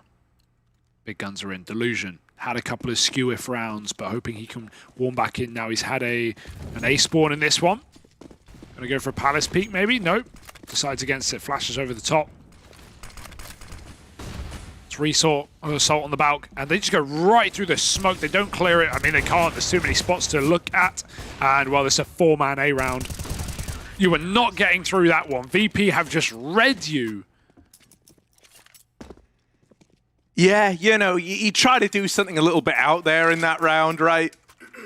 Rushing a palace smoke like that always comes with the risk that someone could be up close fighting for it. Unfortunate that this is the round where that happens to be the case, right? But it's always the way. Sonic just hit the vape and then exhaled and then inhaled it back in and then exhaled it again. Yeah, on that double up. Man doing smoke tricks in the server. Is that his? I thought it was Cheerful who vaped. Or no, I guess maybe it is Lomig. Either way, maybe they're sharing. Yeah, maybe they all do. I don't know. Sharon is Karen. You're like the Freddie Benson of Counter-Strike. I don't know who that is. So See, I was testing if you were a Zoomer or a Boomer, and it turns out you're neither. Why? Who's That's Freddie an Benson? iCarly reference for you. Do Brits watch iCarly? Yes, bro. Oh, no. What, man? I was just more of a In the Night Garden kind of guy. In the Night Garden now, child's television. Well, iCarly, adults television. Yeah, that's true. Well, it is Eternal Fire in a bit of a Iggle pickle, we'll call it. When I was a kid, Harris, I was in the mines. That's how I got this posture. From the mines. Yeah, you know the mines. Minecraft. Minecraft, yes. That's the 3D Terraria. Ah, yes. I'll make. He's looking down the eye of Cthulhu right now. Eternal Fire on the Terraria side. That one was a stretch. Oh, not my best work. Didn't think that one through before I said it. Astralis talent were right. Yeah. I'm just gonna. Yeah, no, I mean, I never doubted that, really. Well, from cringe to crunch, it's a little B play. Yeah. Shout out on this one, VP.Prodigy. Triple B, though. Their reads have been mwah, chef's kiss. Flash is ready on that orb contact. They're going to pop it in. Cheerful seen it. Call for the flash. Second shot connects. Flash is a bit late, but it might not matter. They come flooding out, filtering into the B-bomb site. And oh boy, it's dirty water. Someone points in the water hole. Yeah. Taps the bomb. It's a peek. But yeah, finally brought down. Still, in every one of these rounds, bro, it feels like more damage is being done than maybe you're comfortable with. You know, you're able to keep VP modest. You know, doing damage is all well and good. Eventually, you need to find another round. Eternal Fire. Here are the guns. A part of me even wants them to go for one of these B pops on a 4-buy. Like, they've always been pretty effective. You know, last full investment, I'm not really counting it. They tried that real change of pace towards A. Mate, they just threw 4 mid smokes, 2 of them the same, and then 2 of them different. They're going to run out middle. What is going on? This is wild. Delusion's found his confidence. Someone's doing the snacks play. Resource push the smoke. It is a B play. Bombs loose up Cat, though. They try to go quick short to B, and it's all a bit of a calamity. Oh, lordy. Kenshin, 1v4, but no more. And yeah, you'll notice the smokes. They had window, they had top mid. That sounds good right now. Then they had the cat corner smoke, which is nice, right? So it doesn't land in con because you get one way. You get one way there, but it lands on deep short to block con to short. And then they threw another top mid smoke that landed in the exact same position as the first. So wasted smokes, wasted time.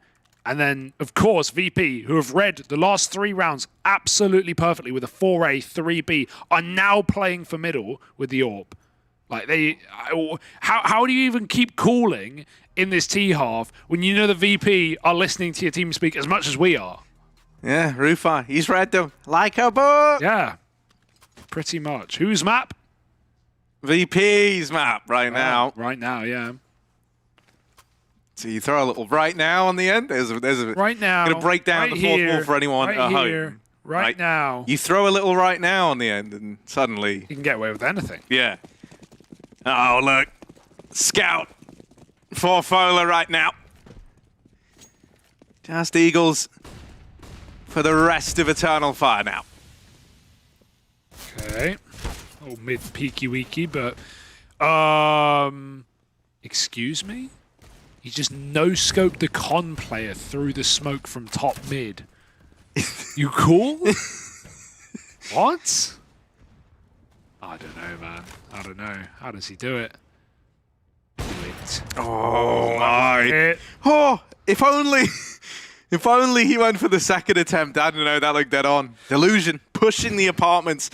Yeah, man. I'm a little nervous. VP. I feel like sometimes in these situations, maybe they've pushed it a little too much to the extremes. We see these rounds get close, and Delusion with this creep. Oh, they're under him. They're under him. They're under him. Oh if my he falls, God. Oh, he fell. Oh, no. They didn't realize. They didn't realize. Colors will still trade it. It's so weird. What? 3-on-3. And an AWP now in play in the hands of Dougie versus Eternal Fire. One of these sites holds 2 CTs. The other only has 1. I'm your host Noel Edmonds, and this is Deal or No Deal. Thousands of dollars on the line. 100K in one box, none in the other. It's a scary spot to be in. Will you phone a friend? Or do VP or EF want to ask the audience? I don't know. I'm mixing up game shows right now. They're going to go for the 50-50 split. Right up con. Into that A site. Bomb denied. And you don't even realize because it's the A1S either. Loud and Proud is result on ramp. He doesn't even need to finish the kill. It's just enough pressure to win it. 5 seconds. You can't recover this one even with the kills. After time peak. I respect it from Roofire, but it won't work. He tried to get that AWP out, and VP can't afford it. So worthwhile. 8-5. Very good recovery from VP from what was a 5-1 lead for Eternal Fire. Just getting flashbacks to Vertigo. This was a... Oh. Okay. This, I don't know how Delusion's ready, because did he hear them? It didn't look like it. Delusion, despite some of the some unlucky, some by design rounds, he's recovered well. 9-7. Yeah, dude. I mean, I always think it's worth mentioning Cheerful whenever he brings the double AWP out and manages to put up score lines like this. Like, I mean, we weren't really getting this kind of mileage out of the guy back on Vertigo. Something I think as well that's so interesting is that he's kept being the secondary AWPer in spite of Lomic's previous tenure on that AWP, really suggesting that Lomic is wanting to home in on his rifling, and also I think it speaks volumes as to how comfortable Cheerful feels on this second AWP. What that means is it's a bit of a problem if VP build up money, because you want to keep this double AWP out of their hands, and with how clean they've been able to find success in some of these rounds. Not all of them, but some of them. They've built up that residual cash to keep the double AWPs flowing in spite of losses. First kill found in this round, and it might leave Eternal Fire with nothing else other than just this little A-pop. One smoke's all they've got. It's going to go over into window, and trying to fake that they're taking this mid control. I don't really like it. I don't really like this one. I think, if anything, all that smoke in the window does is actually send the AWP that was window back to jungle, which then you don't have the smoke for anymore. I don't know if maybe that was like a miscomm or something, or if that was, if they know they only have one smoke, then I don't like it. If you thought you had more, I can maybe understand where you're coming from. But yeah, considering they'd lost the mid component of that split very early on, long before the smoke came out, I would have loved to have seen you just hold on to it, even if you didn't use it right away, because you wanted to go for the contact play, just to nullify some of these angles, especially with the double AWP in play, for crying out loud. You're raising a very good point, Harry. I think part of it is they're just trying to confuse VP, because these reads have been excellent. And look at this, last round of the half, where are VP? Triple B. Where are Eternal Fire? 5B. So again, I have not seen such good reads all day, maybe all tournament from any team. VP just know what's going on out of spawn. It's not like there's even warning on these plays. They are reading it before the call is in.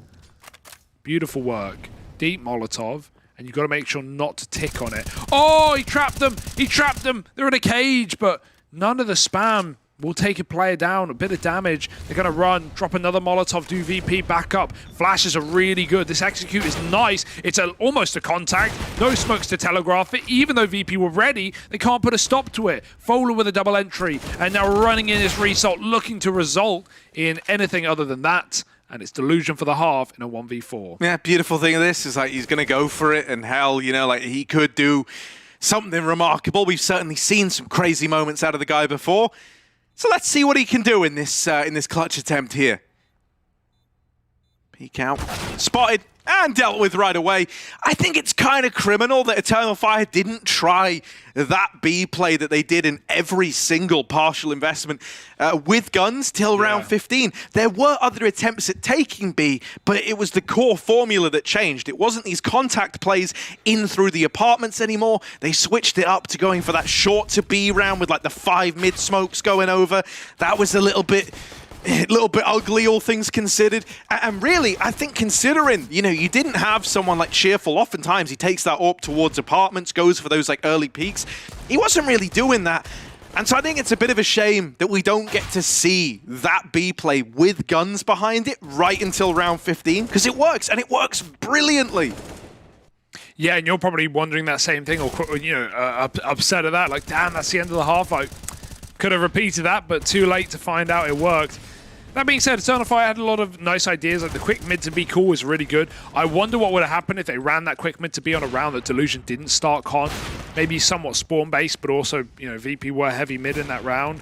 There were some cool ideas, but VP, yeah, this is more like it. This is more the VP.Prodigy we've been seeing this event all long. And 9-6 is nothing to turn your nose up at, especially with that streak of 8 right there in the middle.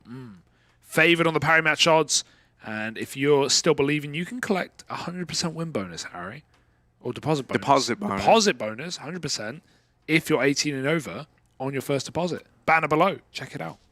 Parry match.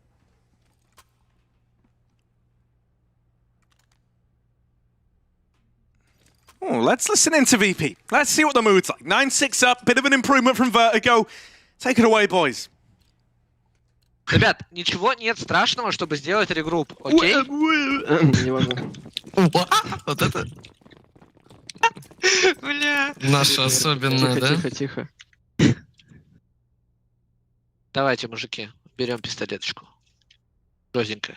Подходим, Манда. Манда?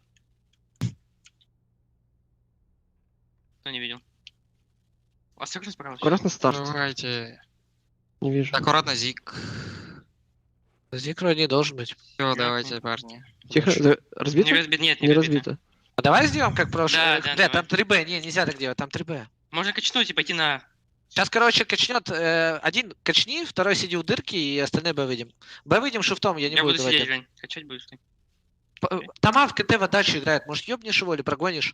Может, это я случайно. может вы КТ просто взяли, пацаны? Ну, вы не добежите. А почему? Качай! Ладно, похуй, гол, как, помните, идеальная пистолетка, как мы делали. Готовы? Я кидаю. Да, Вань, готов? Давай, погнали, полетели. 3Б, ребят, в дефолте чел подсажен. 3-4, 3-4. И 3Б, аккуратно. Нас давит. Мейн. Мейн убил. На немца сиди, решетка. Помоги. Бил немца. Найс. Зига нет. Я в кичене. Ома дефолт. Кичен, давай. Подсади Кичен, мейн уже. Пикет мейн. Зигу контрольте. 2 мейн, 2 кичен, 2 Мейн забрал. Я подаю контакт открываю. И один выстрел. Я один Пацаны, я в упоре после меня пикать. Ок? Давай! Вань, я с дефолта раньше увижу. Давай. Хорош. Очко. Я красный. Мейн. Okay, Delusion. Давай! I love that. Yeah, that was good. Delusion, his mental is built different. Like, this guy does not get in his head. I called it earlier. I really thought he would be a little flustered with a fair 1v1, with followed up by 2 immediate, like, destroying rounds against him. Horrible English from me, but regardless, he's back in the server with a vengeance. Cheerful and Delusion are storming over this game with that double AWP, and now we get to see more of Cheerful's rifle as well in this second half. He'd be going for an ace smoke setup with a bit of a middle lurky-worky, but it's full USPs. Even with a 5A, you'd like to think as long as they wait for this mid lurk, there's probably no problem. Probably. Oh, but they don't know yet. They don't know yet. Flash. Oh, the flash is nice, but Result, little quicker than you. Little more well-armed. And, well, it's only Kenshin left. You know, at this point, you've seen 4. You're thinking, there's a 5th. And the only place you haven't checked.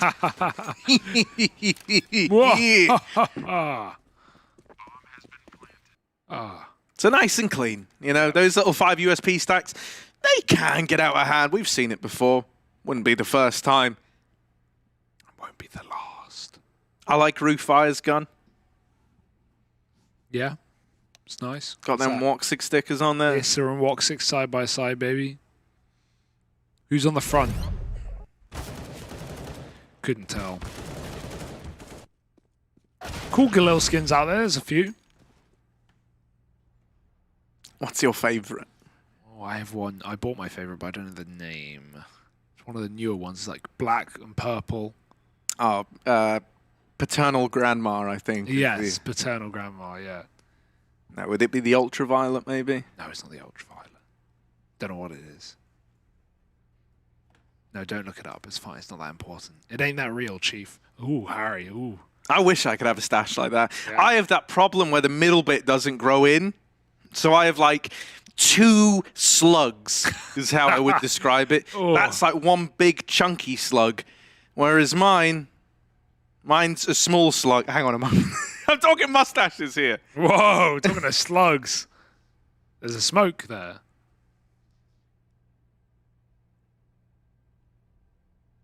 What's the radio for? I guess team comms? Ah, Phoenix Blacklight. That's the one that you have. I don't think that is. Well, it's the Show me. black and purple skin. No, that's not it. Uh-oh. No, that's not it. Just look at all of the Galil skins. I'll tell you which one it is. That's not black. That's just purple, mate. All right, well. It's, do a bit of job of explaining. Yeah. Oh, look at! I like this POV. Does this work when you're running? Hang on a moment. This is cool. This is nice, yeah. dude. Oh, I feel like we're in like a trailer right now. This is like Cyberpunk. Behind the eyes. In a hyper-realistic world that's barely finished and hit detection doesn't quite work. A little knife goes a long way. You're awesome. That was meant to be Keanu Reeves. It sounded more like a pirate. Yeah. You're awesome.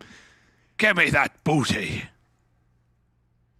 See, we never got to the bottom of the Galil skin. I'm finding it, bro. What's your favorite skin? Use the tweet hashtag WAL WePlay Academy League and let us know. I'm sure there's some nice skins out there. Got the Still looking, mate. Still looking just for your one. Give me your phone and I can find it in literally 5. I guarantee 5 seconds if you're on the website that you were just on. All right. Tell me which one of them is black and purple. Maybe not. It's why are you going to the bottom? You think it's like a low tier? It is the second one from the top. The chromatic. Sorry, aberration. Black and purple. Yeah, sorry. You see the black there, and then all the purple. Sorry, maybe it's a bit pink. It is a bit pink. There's pink and purple there. Pink and purple. Sorry, I don't know my skins off by heart, but you just picked the one without any black on, Harry. So, frankly, I won't be taking any smack from you. 11-6, and welcome back. Thanks for waiting. We're getting very aggressive today. There's a lot of testosterone in the room. But it's okay. Oh, contact. Mates. Contact out of Palace. Gotta go quick. It's ballsy. Will they be able to make it work? Rooffire. Get Rooffire into the window. They don't know. Rooffire in the window. Turn around. Oh, there's Result stealing that, and now they know about Rooffire. Oh, that's sad. That's sad, that is. Whatever could go wrong did go wrong there. If Rooffire went early, it would have had a double in jungle. Amazon to Amagon. It's Lomik in a 1v3. Cardia. Oh, he gives away his position. Lomik knows he's got him locked in. Take this kill while you've got it, and so he does. Bomb is loose. Foley got that kill onto Rooffire from CT, and Lomik is patient. He's waiting for Folo to walk in, but he still might have the Pika's advantage here. Oh, he just about converts it. Thank goodness Lomik was on 1 health. Any more, and that might have been his round. Eternal Fire trying to keep this game going, and that is one step in the right direction. Yeah, you know, that was just the bonus round out of VP.Prodigy, though. I don't think you can be too upset with how close that ends up becoming. The odds still leaning in favor of VP at a 1.4 to 2.8. But would you say VP.Prodigy are twice as favored right now, Hugo? Do you think that's a fair assessment? I think we get answers after this gun round, don't we? It's hard to tell. Have to see what they're bringing to the T side. I'm just going to say once again, right, with that bonus round doing so much damage, bro, like, it's... Sure, you don't win that round. You're set up now to win this one and take control of the game in a really big way. Yeah. You know, that's the beauty of that last round. It's planning for the future.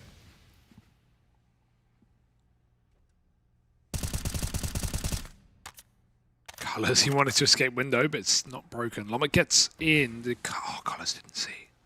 Didn't spot that. Gonna have to turn back. These timings are so neck and neck. Lomic eviscerates Colors as a gun down. Kenshin gonna move in. Didn't get spotted on the D. Lomic, oh my god, he moonwalks into that fight. And now he jumps ladder, or at least he tries. Doesn't make it the whole way. 4-on-3, Eternal Fire, 2 at this B bomb site with a bit of a crossfire bait. And there's the switch. Fola turned to take down a second. Bomb dropped, and the nade is good, but it's a 1-on-2 for Rufire himself. Do we count out Captain Rufire, seasoned, grizzled veteran? In the clutch, Kenshin and Dougie versus. They're wrapping him, he's sandwiched. This is not going to be an easy round for Rufire. Would make him winning it that much more impressive. Here's the swing, they get the info from Market. There's contact for Rufire. And even though Kenshin gets out, he just gets him on the fadeaway. I don't really... Running and shooting, we call that a luck shot where I'm from. But there's no complaints for Eternal Fire. Luck or not, it's a 1 round. Nice try for Rufire. Does not get away though. And yeah, great B-hole from Eternal Fire. Just a double up from Fola that drops the bomb that causes all those problems.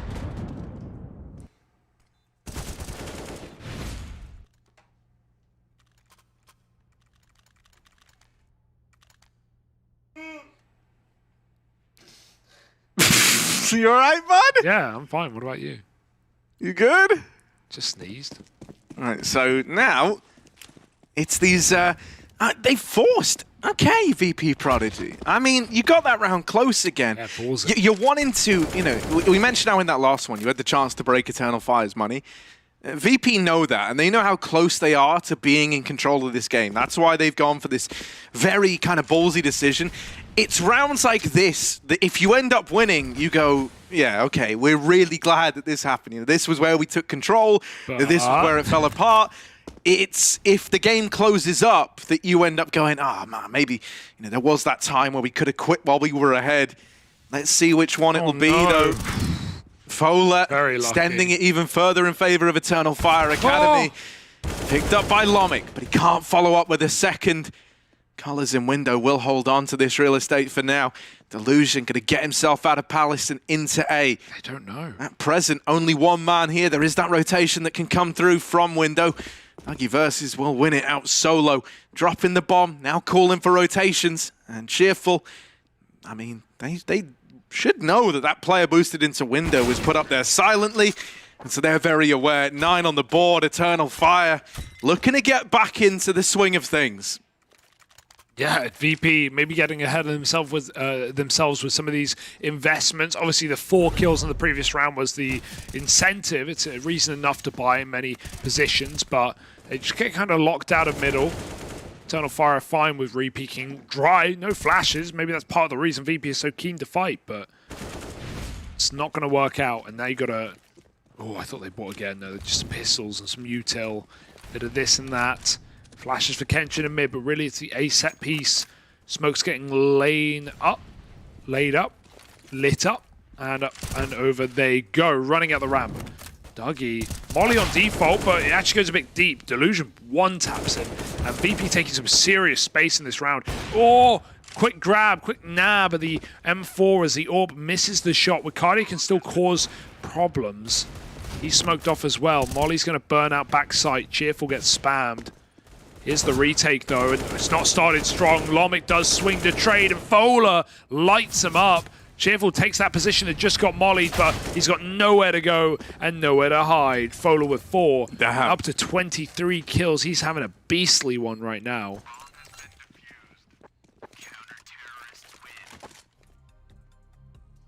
Okay, so this is where VP.Prodigy are now suddenly the ones feeling the pressure. This comeback is mounting against them. All their attempts to stop it, while they were doing damage, now they're starting to get a lot more one-sided. You don't have the CT's money anywhere near getting broken just yet.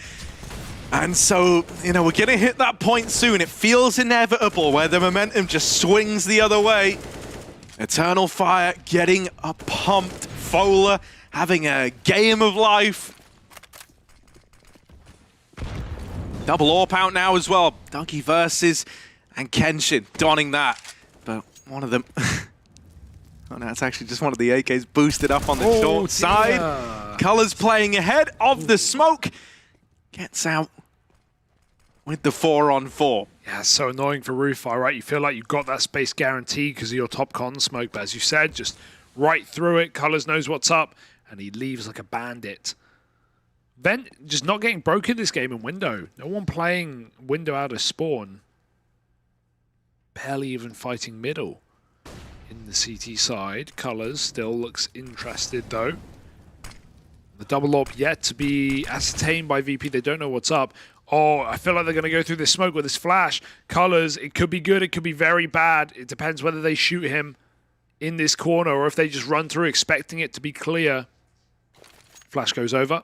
Colors, blinded, doesn't fire. Yes, he does. Last second, and then he takes down another as well. Dougie's AWP does fire off to Result, and this is a beautiful round out of Eternal Fire. A nice idea from VP, but as much as Colors initially looked like he didn't shoot, well, they didn't fire back either.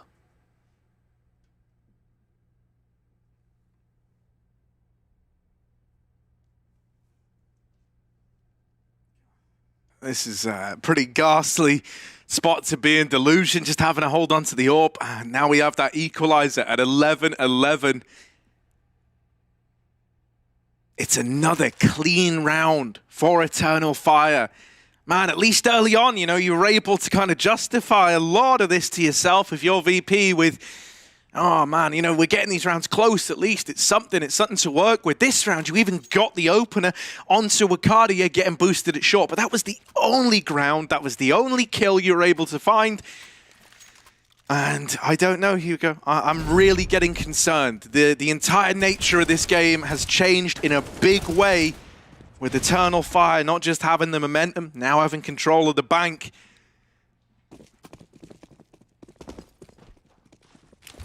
Rufire needs to provide some answers. See, when the going got tough for Eternal Fire's T side, they always had B as a backup. They always had B as a consolidation. Something reliable to fall back on. VP.Prodigy don't have that.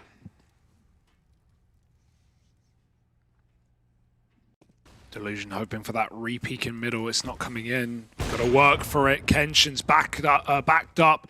And more so now after that pick versus Rufire. Leaning out of B, though, you still have 2 players in the bomb side. That was the bomb mid as well, so that's like lent to this triple B lean early. Dougie versus is trying to watch mid. You know they're scrambling right now to try and get this bomb off of Cat. Dude, this is a horrible position to be in. Delusion's got a smoke. He's going to drop that on one of the 100 angles that players could be watching mid from. It at least helps you somewhat feel a little more secure in getting that bomb back. And now they might... I mean, with where they were poised, this was hoping to be a B split, but I really kind of hope they don't follow through with it. It looks like they're going to. They've got a window player trying to move in, but if Cheerful wants to go any further, he's got to get past Kenshin's AWP. Yeah, bomb's been dropped again. Someone's got to go back for it. Delusion's run right past it. Is this going to come down to the clock? Again, 30 seconds. Kenshin's AWP is styling right now. This B-Lurker looks... Oh, no, he's not going to clear it. The barrel gives it up. Cardia holds on, and you have to save. Yeah, you're done. This round's over, and that's not. You don't want to be saving this late in a game because you want your money on the same page. Even if you are eco, you want to all be eco, and it makes you like almost require a bomb plant in a follow-up round. And Eternal Fire not letting you into sites for free. This does mean you'll have more to play with in the next, but only on 2. And these have long-term consequences, long-term problems. I want to see a pause, you know, like the entire nature of the game has shifted, man. You're not even playing the same Mirage anymore. And the call-ins kind of just trickled into like very uncertain, very unsure. They lost that early mid kill and everything just grinded to this mega awkward halt. Because if you compare it with the T sides of Eternal Fire, like, don't get me wrong, it wasn't a great half, but they had a lot of like pocket picks. They had a lot of strats out of the gate, right? They would be running these really quick A executes with smokes of insta pop. They'd be doing the same on B. They had that mid to B. Yeah, like a lot of these rounds failed, but it showed a game plan. It showed strats you dry run. It showed something. VP, they are just kind of trickling about and getting picked off and running out of time and having splits go bad. Yeah. Most of that is this double AWP just tearing them apart. And, you know, by the time you know about it, it's already too late. And it keeps changing position every single round. Yeah, it kind of just feels more like you're going through the motions at this point as opposed to throwing anything new or exciting into the game. Dear oh dear. Gonna see if Delusion can find you an opener with the AWP. If there ever was a time for him to nail this shot, mate, it would have been this round, but no one crosses. So the AWP isn't given a chance. A triple B lean early. Kenshin opens up with his AWP over towards that B site. Nice flash. Very, very nice shot. That's what VP needed. Still a 4-on-4, though, as you say, with RuFi dead. So far from out of the woods yet. This AK has to come up calm with massive results for Lomic. Push could be a problem, but for whom? Smoked off a ramp. There's Kenshin stopping the mid-lurk. That one AK is in no man's land. Can't retrieve it. Relying on the AWP.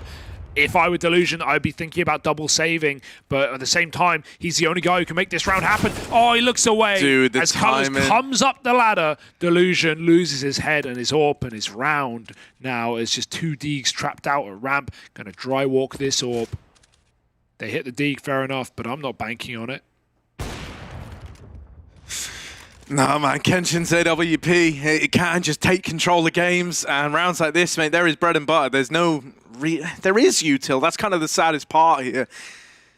You know, you could try to flash him off of any of these angles. Something else that was horrible is that as you've rerouted into A and you've got that one kill onto Dougie, you see the AWP fire off. Oh, dude, even winning that, like with the AWP, that's brutal, dude. That should favor the Deagle almost. Talk about flashing the AWP off. I know they dropped it in CT, but that should be enough. Like, they're thinking, well, we killed the AWP on CT. We're fine here. And so I think the point you're getting to is Kenshin just rotated Exactly, right? What I was going to say is when you got that kill to Dougie and you've just seen Kenshin get the opening kill at B, then he rings out with a kill onto your comrade. You go, oh, you know you're walking into the already rotated Eternal Fire at that point. It feels like 75% of the kills in this half have just been AWPs. Like, it's just been dry AWP fights right now. And Eternal Fire, they'll take that every day of the week. Kenshin, I think he wanted the cat jump, but regardless, no, it was by design. He's dropped under with Colors, who hits the mouse wheel. Doesn't matter. If you're getting away with plays like that, it should tell you where this game's at. But a spam from RuFi coming in under. Perfect angle. He even knew where exactly to shoot through the smoke to get the trade. RuFi has crafted a path to success for VP, but they have got to walk it without him. Chiffle's got the bomb in spawn.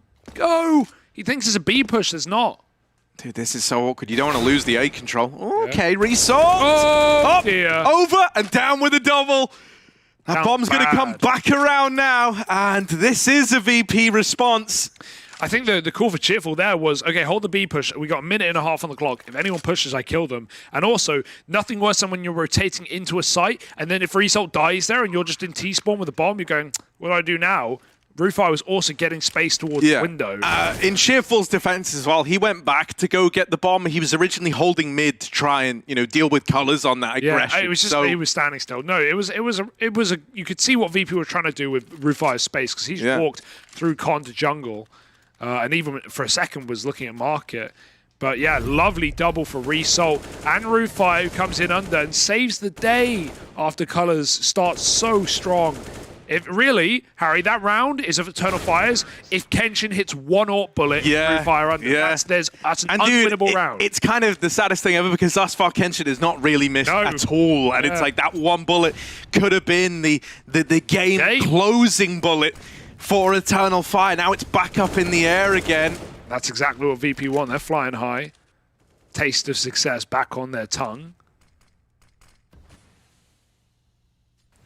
but is it salty or sweet? Kenshin, flavorless, just cold, calculated killer. Oh, running away, but Wakadi is still here. They boost up. Is that misinfo? Second player in window they don't know about. They've fallen off. He knows they're coming and they won't clear the right side. Quite literally.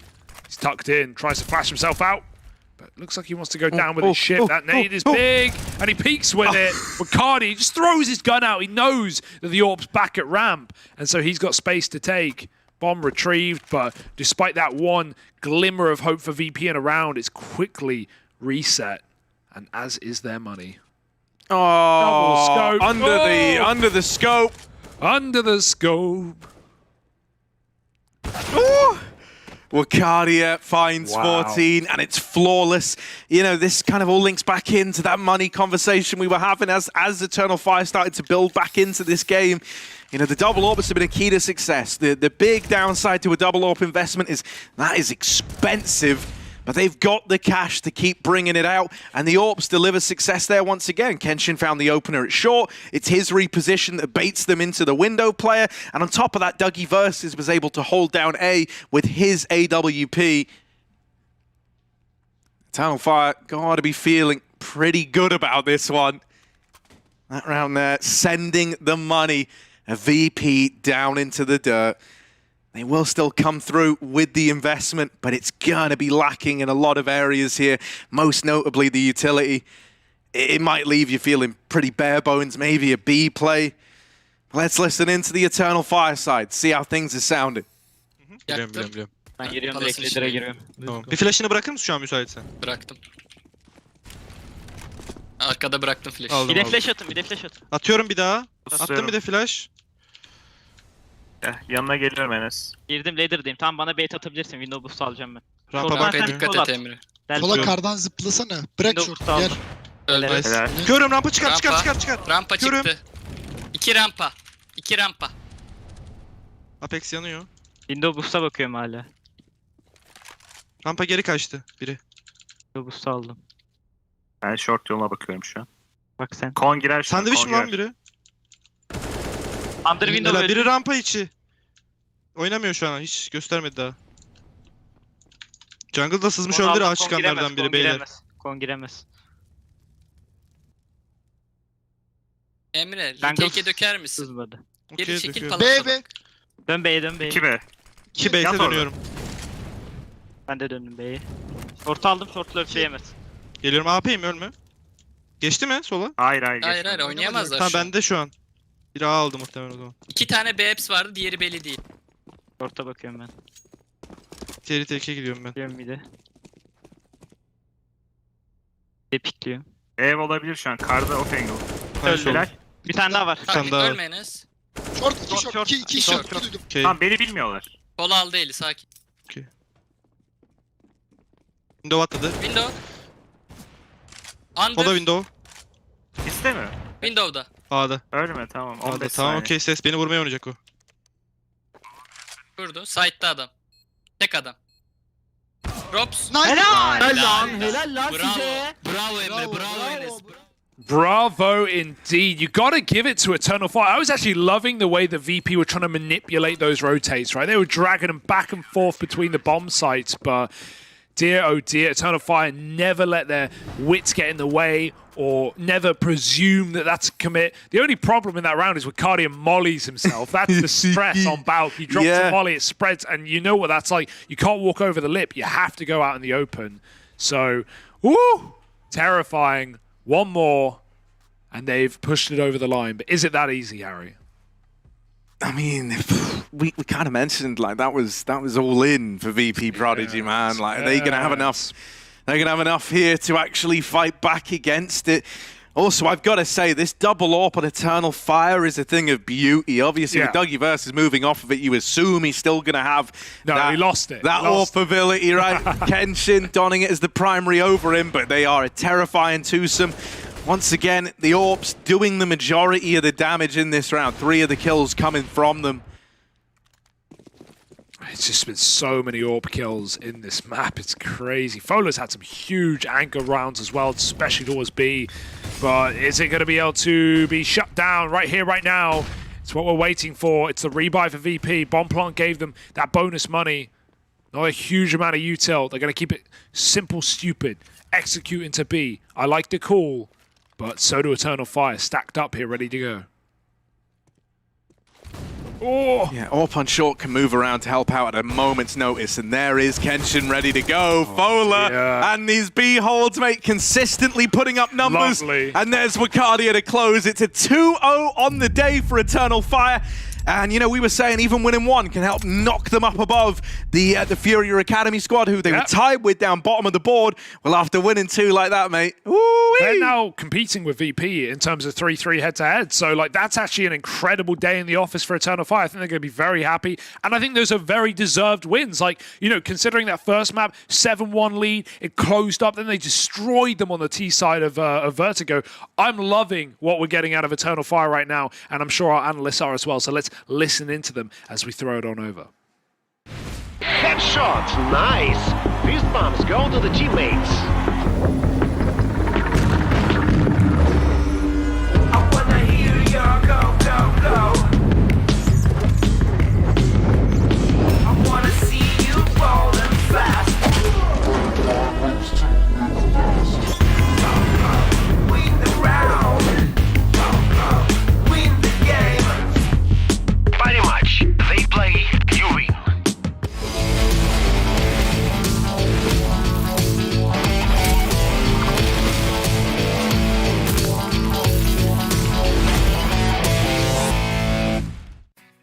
Eternal Fire Academy were hoping to get at least one win today to not be on the bottom with FURIA Academy, but in the end of the day, they managed to secure 2 wins on Vertigo, on Mirage. This is something that I really did not expect, Maui. I didn't expect it either. I thought that VP.Prodigy looked pretty sharp in the opening days. I thought they were going to at least win one of these. I think I pegged it at a 2-0 actually in the pregame segment. So I really am impressed with Eternal Fire because I think they played actually some really solid Counter-Strike. I think what's cool about it is I think they can get a lot better too. I think there's actually still some mistakes that they're making, but they're still taking wins over teams like VP.Prodigy. And I think that one thing that I noticed during the game was that how it was pretty much a team contribution that really everybody, especially when going on to Mirage, looked pretty comfortable contributing. Players like Fola, who really haven't been catching my eye too much before this game, started to show up. I mean, Colors was a guy that, I mean, has been the Mirage pug god. Like, he plays it so much, and it was no surprise to see him come in too with some key frags. And then Kenshin on that new op role, I mean, I think he's doing a serviceable job too. I agree. I think there's a lot of positive to take away from Eternal Fire, a lot of surprising factors coming into play.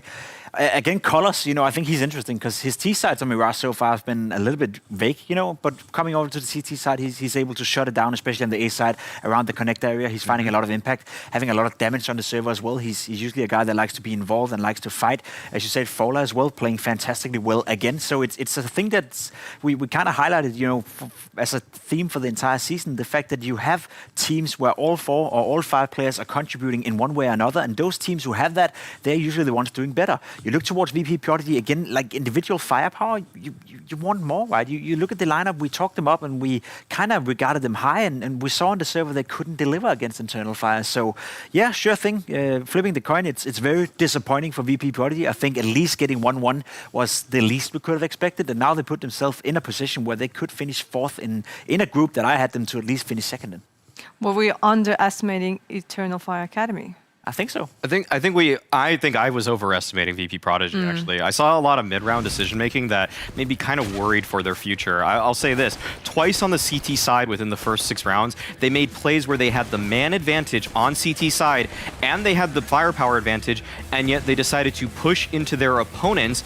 Actually, it was Roofire twice that decided to push into their opponents and want more information. When you have a man advantage in Counter-Strike, you usually want to play back a little bit, especially if you know your opponents have some weakened weaponry, if you already inflicted a lot of damage in the round, and yet VP.Prodigy decided to send it down connector, send it up mid. They did a couple of moves, like this play where I think the Opper went all the way through, Delusion went all the way through B apps. Some of those things actually kind of worked out for them later on in the half, but also they they were some key errors that kind of got them off to a slow start. And I think VP.Prodigy, if they look back at that rounds, they might think that their theory was sound in some of those plays. Like, why? Well, yeah, we wanted information, but it's like, no, I think you need to recognize that that's a flaw and in fundamental thinking about these types of situations. You need to probably restructure the way you want to play your CT sides just a little bit, because those kinds of things, in my eyes, and I think the eyes of a lot of Tier 1 pro teams, are mistakes. You don't want to just give up the advantage for nothing. Saying that, though, I will say, as we walk over the highlights as well,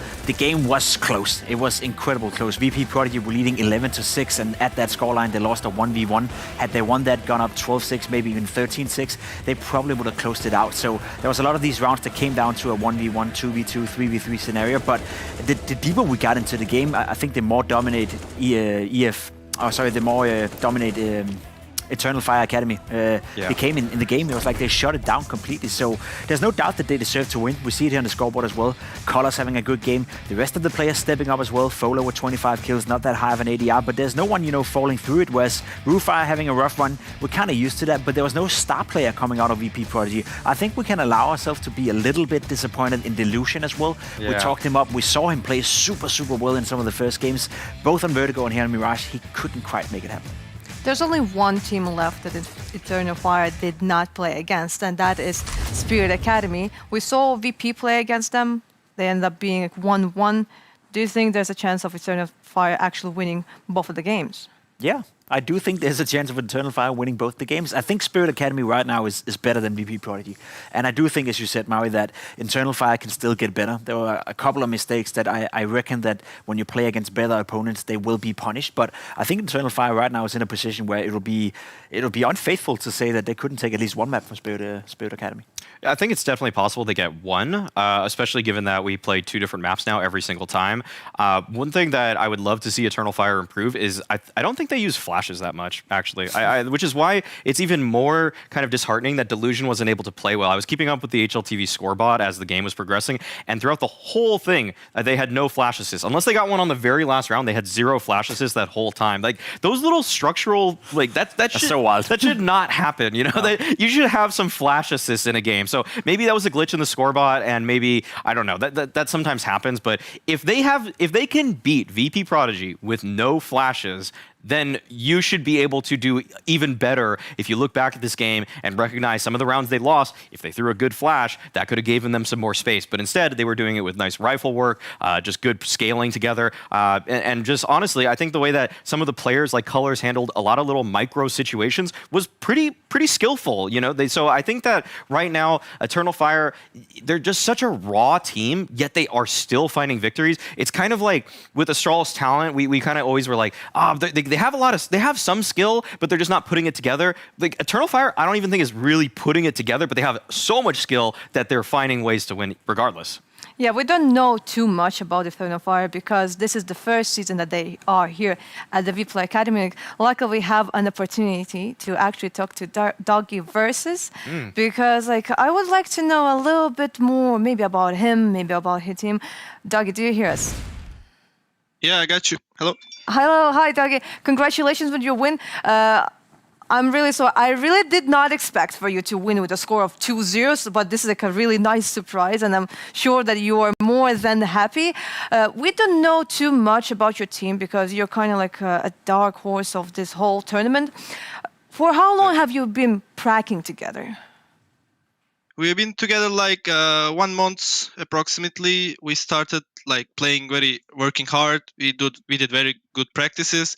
We just focused on 3 or 4 maps. We're insta banning some of the maps. So we got experted on 4 maps. That's Inferno, Dust 2, Vertigo, and Mirage we focus on. So this is our map pool right now. We try to play them and to win. Mm-hmm. And how did you put your team together? How did Eternal Fire org? Did they write to you in DMs, or were there some kind of contest, or maybe a LAN? Mm-hmm. The team owner texted me to build a team. So he asked me, "What do you have in mind as a player?" I told these guys I played previously with Fall and Colors, and I saw Kenshin against me. He was a really good AWPer. Didn't know he was IGL as well. He came here. And he became IGL here. So that would be really good for us. And we have a good 2 more players like Fola and Colors. And exactly a very good star player, but you don't know, is VKdia. So basically they texted me and to build a team. So this is our roster right now playing. Well, it's working out for you. Yes, it's working out great. A fantastic, yeah, a fantastic victory today. I don't think many of us expected you guys to be playing so well, and I think both me and Maui agrees that on the server you have a lot of individual talent. Do you recognize that as well? Like, are you guys more based on your individuals, or do you think that your team play is up to par with the opponents you're playing right now? We had like theoretical problems and like we couldn't think better in game. We couldn't read. We don't have very good game sense. I should accept it. But we are trying to improve it as a Turkish young players. We try our best. We have a coach. And of course, we believe our aims, I can say. We believe our individuals. So we had to improve ourselves in teamwork. So that's what we do it. Communication improves. So that makes us here. That's it. Yeah, you've been a joy to follow so far. A player that I think we're yet to see the best from, but we've seen a little bit from is Colors. Can you try to describe him in a couple of words? You're practicing with him. You must know how good he is, because Mario was looking him up on Faceit, and he likes to play a lot of Mirage and does too. And he strikes me as one of those kids on Faceit who just have insane raw talent. Is he a future star, I think? Yeah, he's like better than all of Turkish young players, I think. I can say that. I can give you an example. I'm looking ramp from Ticket with OP. And I see on the kill feed two guys dead from Colors, right? I have nothing to do. Like, it's so easy with him. He's really good sharpshooter. He's very talented boy. He really grinded Faceit till coming here.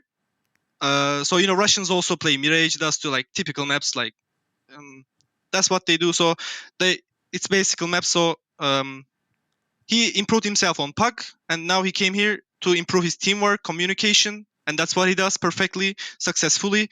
And like, as I said, he will be a future pro player. Cool. Dougie Versus, I know you sent out a tweet recently about how you were shifting off of the primary op role. You were giving it to Kenshin. What made you think after just one day in the Academy League that was a good idea?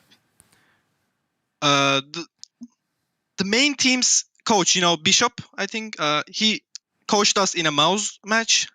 He saw me playing very bad positions with OP. He saw me. I'm not like the OP guy. I can say, yeah, I can hit good shots, like twist his rifle, but he's very good with OP as well. But not an OPer, not a positionally good player with OP. So if you have to be a good OP player, you have to know how to play positions, how to hold angles, and what you should hold. So I was just aimly good with OP, and I decided to go back to rifle because Kenshin has better positional information because his previous OP experiences. So we gave him IGL and OP at the same time. It's hard for them, but it's working out. Okay. Another thing is about, I kind of wanted to know what you think the ceiling of this team is right now, because I think there's still a lot of things you guys can improve, and you're still winning games in this league. So what do you think is your guys' potential for maybe this season or the next couple months?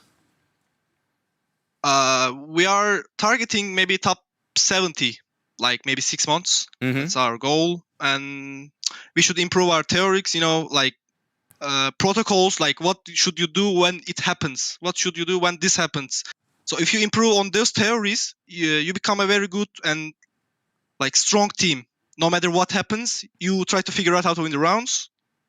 We try to improve that situations. We have a coach, thankfully. He's going to help us at the rest of the adventure of us. Cool. Good to hear. Well, you managed to get right now 2 maps from VP.Prodigy, and your next series will be against another CIS team. What should we expect this time? Are you going to get 2 more wins, or are you just like hoping to get at least 1? It's going to be against Spirit Academy. Yeah, like to be honest, we didn't even expect to win this match. Maybe it could be 1-1, but they could steal Mirage from us, but we played very well. So if you come to Spirit, like they're CIS as well, as you said, CIS players are very good on typical maps like Mirage, as we talked. They have very good individuals, I can say. They're like typically like us in a team, stylishly. And I don't know, we can beat them. Why not? We have confidence enough to beat them. Why not? Yeah, I mean, sometimes confidence is all you need. Again, congratulations with your win. We can already hear the notifications that you're getting on your phone, probably maybe all of your friends or your new followers. relatives, or maybe all the follows that you're getting right now on Twitter. So you probably can't wait. You just can't wait to check it out. So I cannot delay you any longer. Again, congratulations with your win and good luck against FURIA Academy. Thank you. Cool to speak to you. See you. See you. In all honesty, okay, what's up with all of the young pros that are so good at English? Yeah, that's wild. I didn't expect that. I think he's very reflective as well, and I think he understands the concept of what, he's being very, very honest as well. I kind of like the fact that he just gave away the map pool. I know. I don't know. Now all the teams know exactly what they're playing, but fair enough. Maybe he's lying. Maybe he's double playing it. Maybe he's putting out some bait and hoping someone like us catches it. Maybe not. I don't know. That's one thing he probably should consider not to do next time around. Outside of that, though, being very reflective, being super honest about what they can work on, what their goals are, etc., etc. And as you said, Heko, the more we speak to these guys, the more you start to like them. Right? They're being way more mature and way more professional in their mindset than I anticipated that some of these, face it guards or some of these academy teams would be. So I'm being pleasantly surprised more or less every single time we talk to someone. Every interview has been pretty good so far. Yeah, I'm surprised too, because some of these guys, I mean, Chiron in particular stood out, just very well spoken. It seems like a lot of them are pretty self-taught in terms of English, and that's something that, like FPLC, I guess, face it, I feel like the common language is still English throughout pretty much Europe and obviously America. And so for them to have enough ability to also talk about like tactics and map pool and all these little things, like it's really cool to see. And I think that the level of professionalism is something that 10 years ago, there were so many people, like, I'm just going to say, like 7 years, 8 years ago, anyone from Finland would just be like, yes.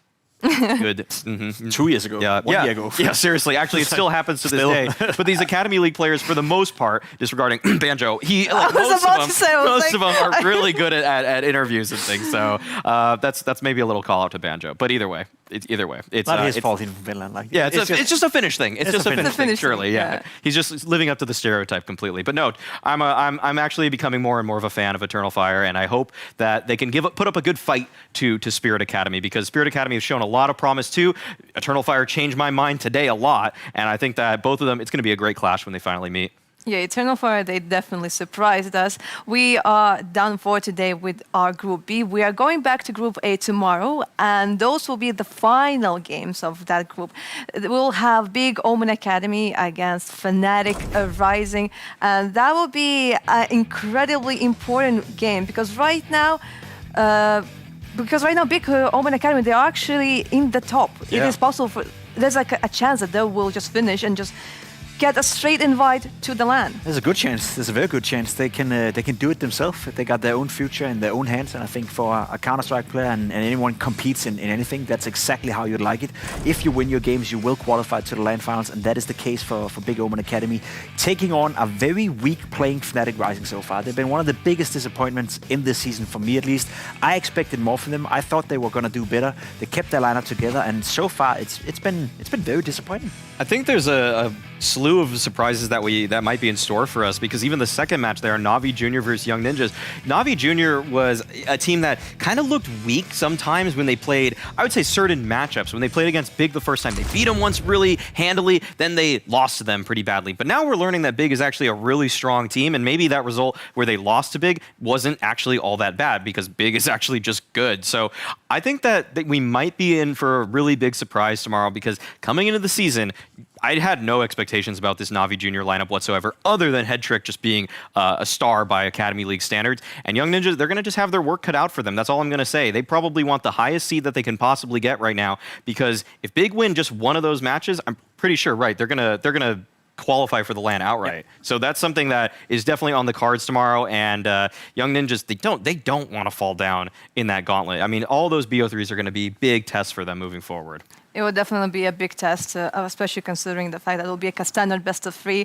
So maybe a Dusty will be able to sneak in, or maybe a Nuke or an Angel. I know what I'm going to pick against Eternal Fire Academy, that's for sure. Not one of the 4 maps that they're currently practicing. So we kind of gave that one away in a best of 3 scenario. Yeah, and like I was pleasantly surprised. He was kind of saying like, yeah, we have like those 4 maps. I was like, okay, are you actually going to tell us the maps? He was like, no. He was like, no. He's like, but like, we're pracking stuff. We're not telling you what exactly. I mean, probably like Mirage and Inferno and something else. If anyone could go in on a map with no practice, I feel like that would be the Turkish guys. You know, I think they have like as we spoke about, the skill set they have. You know, they are used to just run around and do whatever when it comes to face it. Colors is a great example, and you know that's scary to play against as well. We have all tried it in matchmaking. We've all tried it in face it. Sometimes you just face kids who are just running around doing stuff you don't even understand or stuff that doesn't even make sense, but it will work occasionally. So they're going to be a scary prospect, whoever is going to face them, even in a best-of-3 scenario.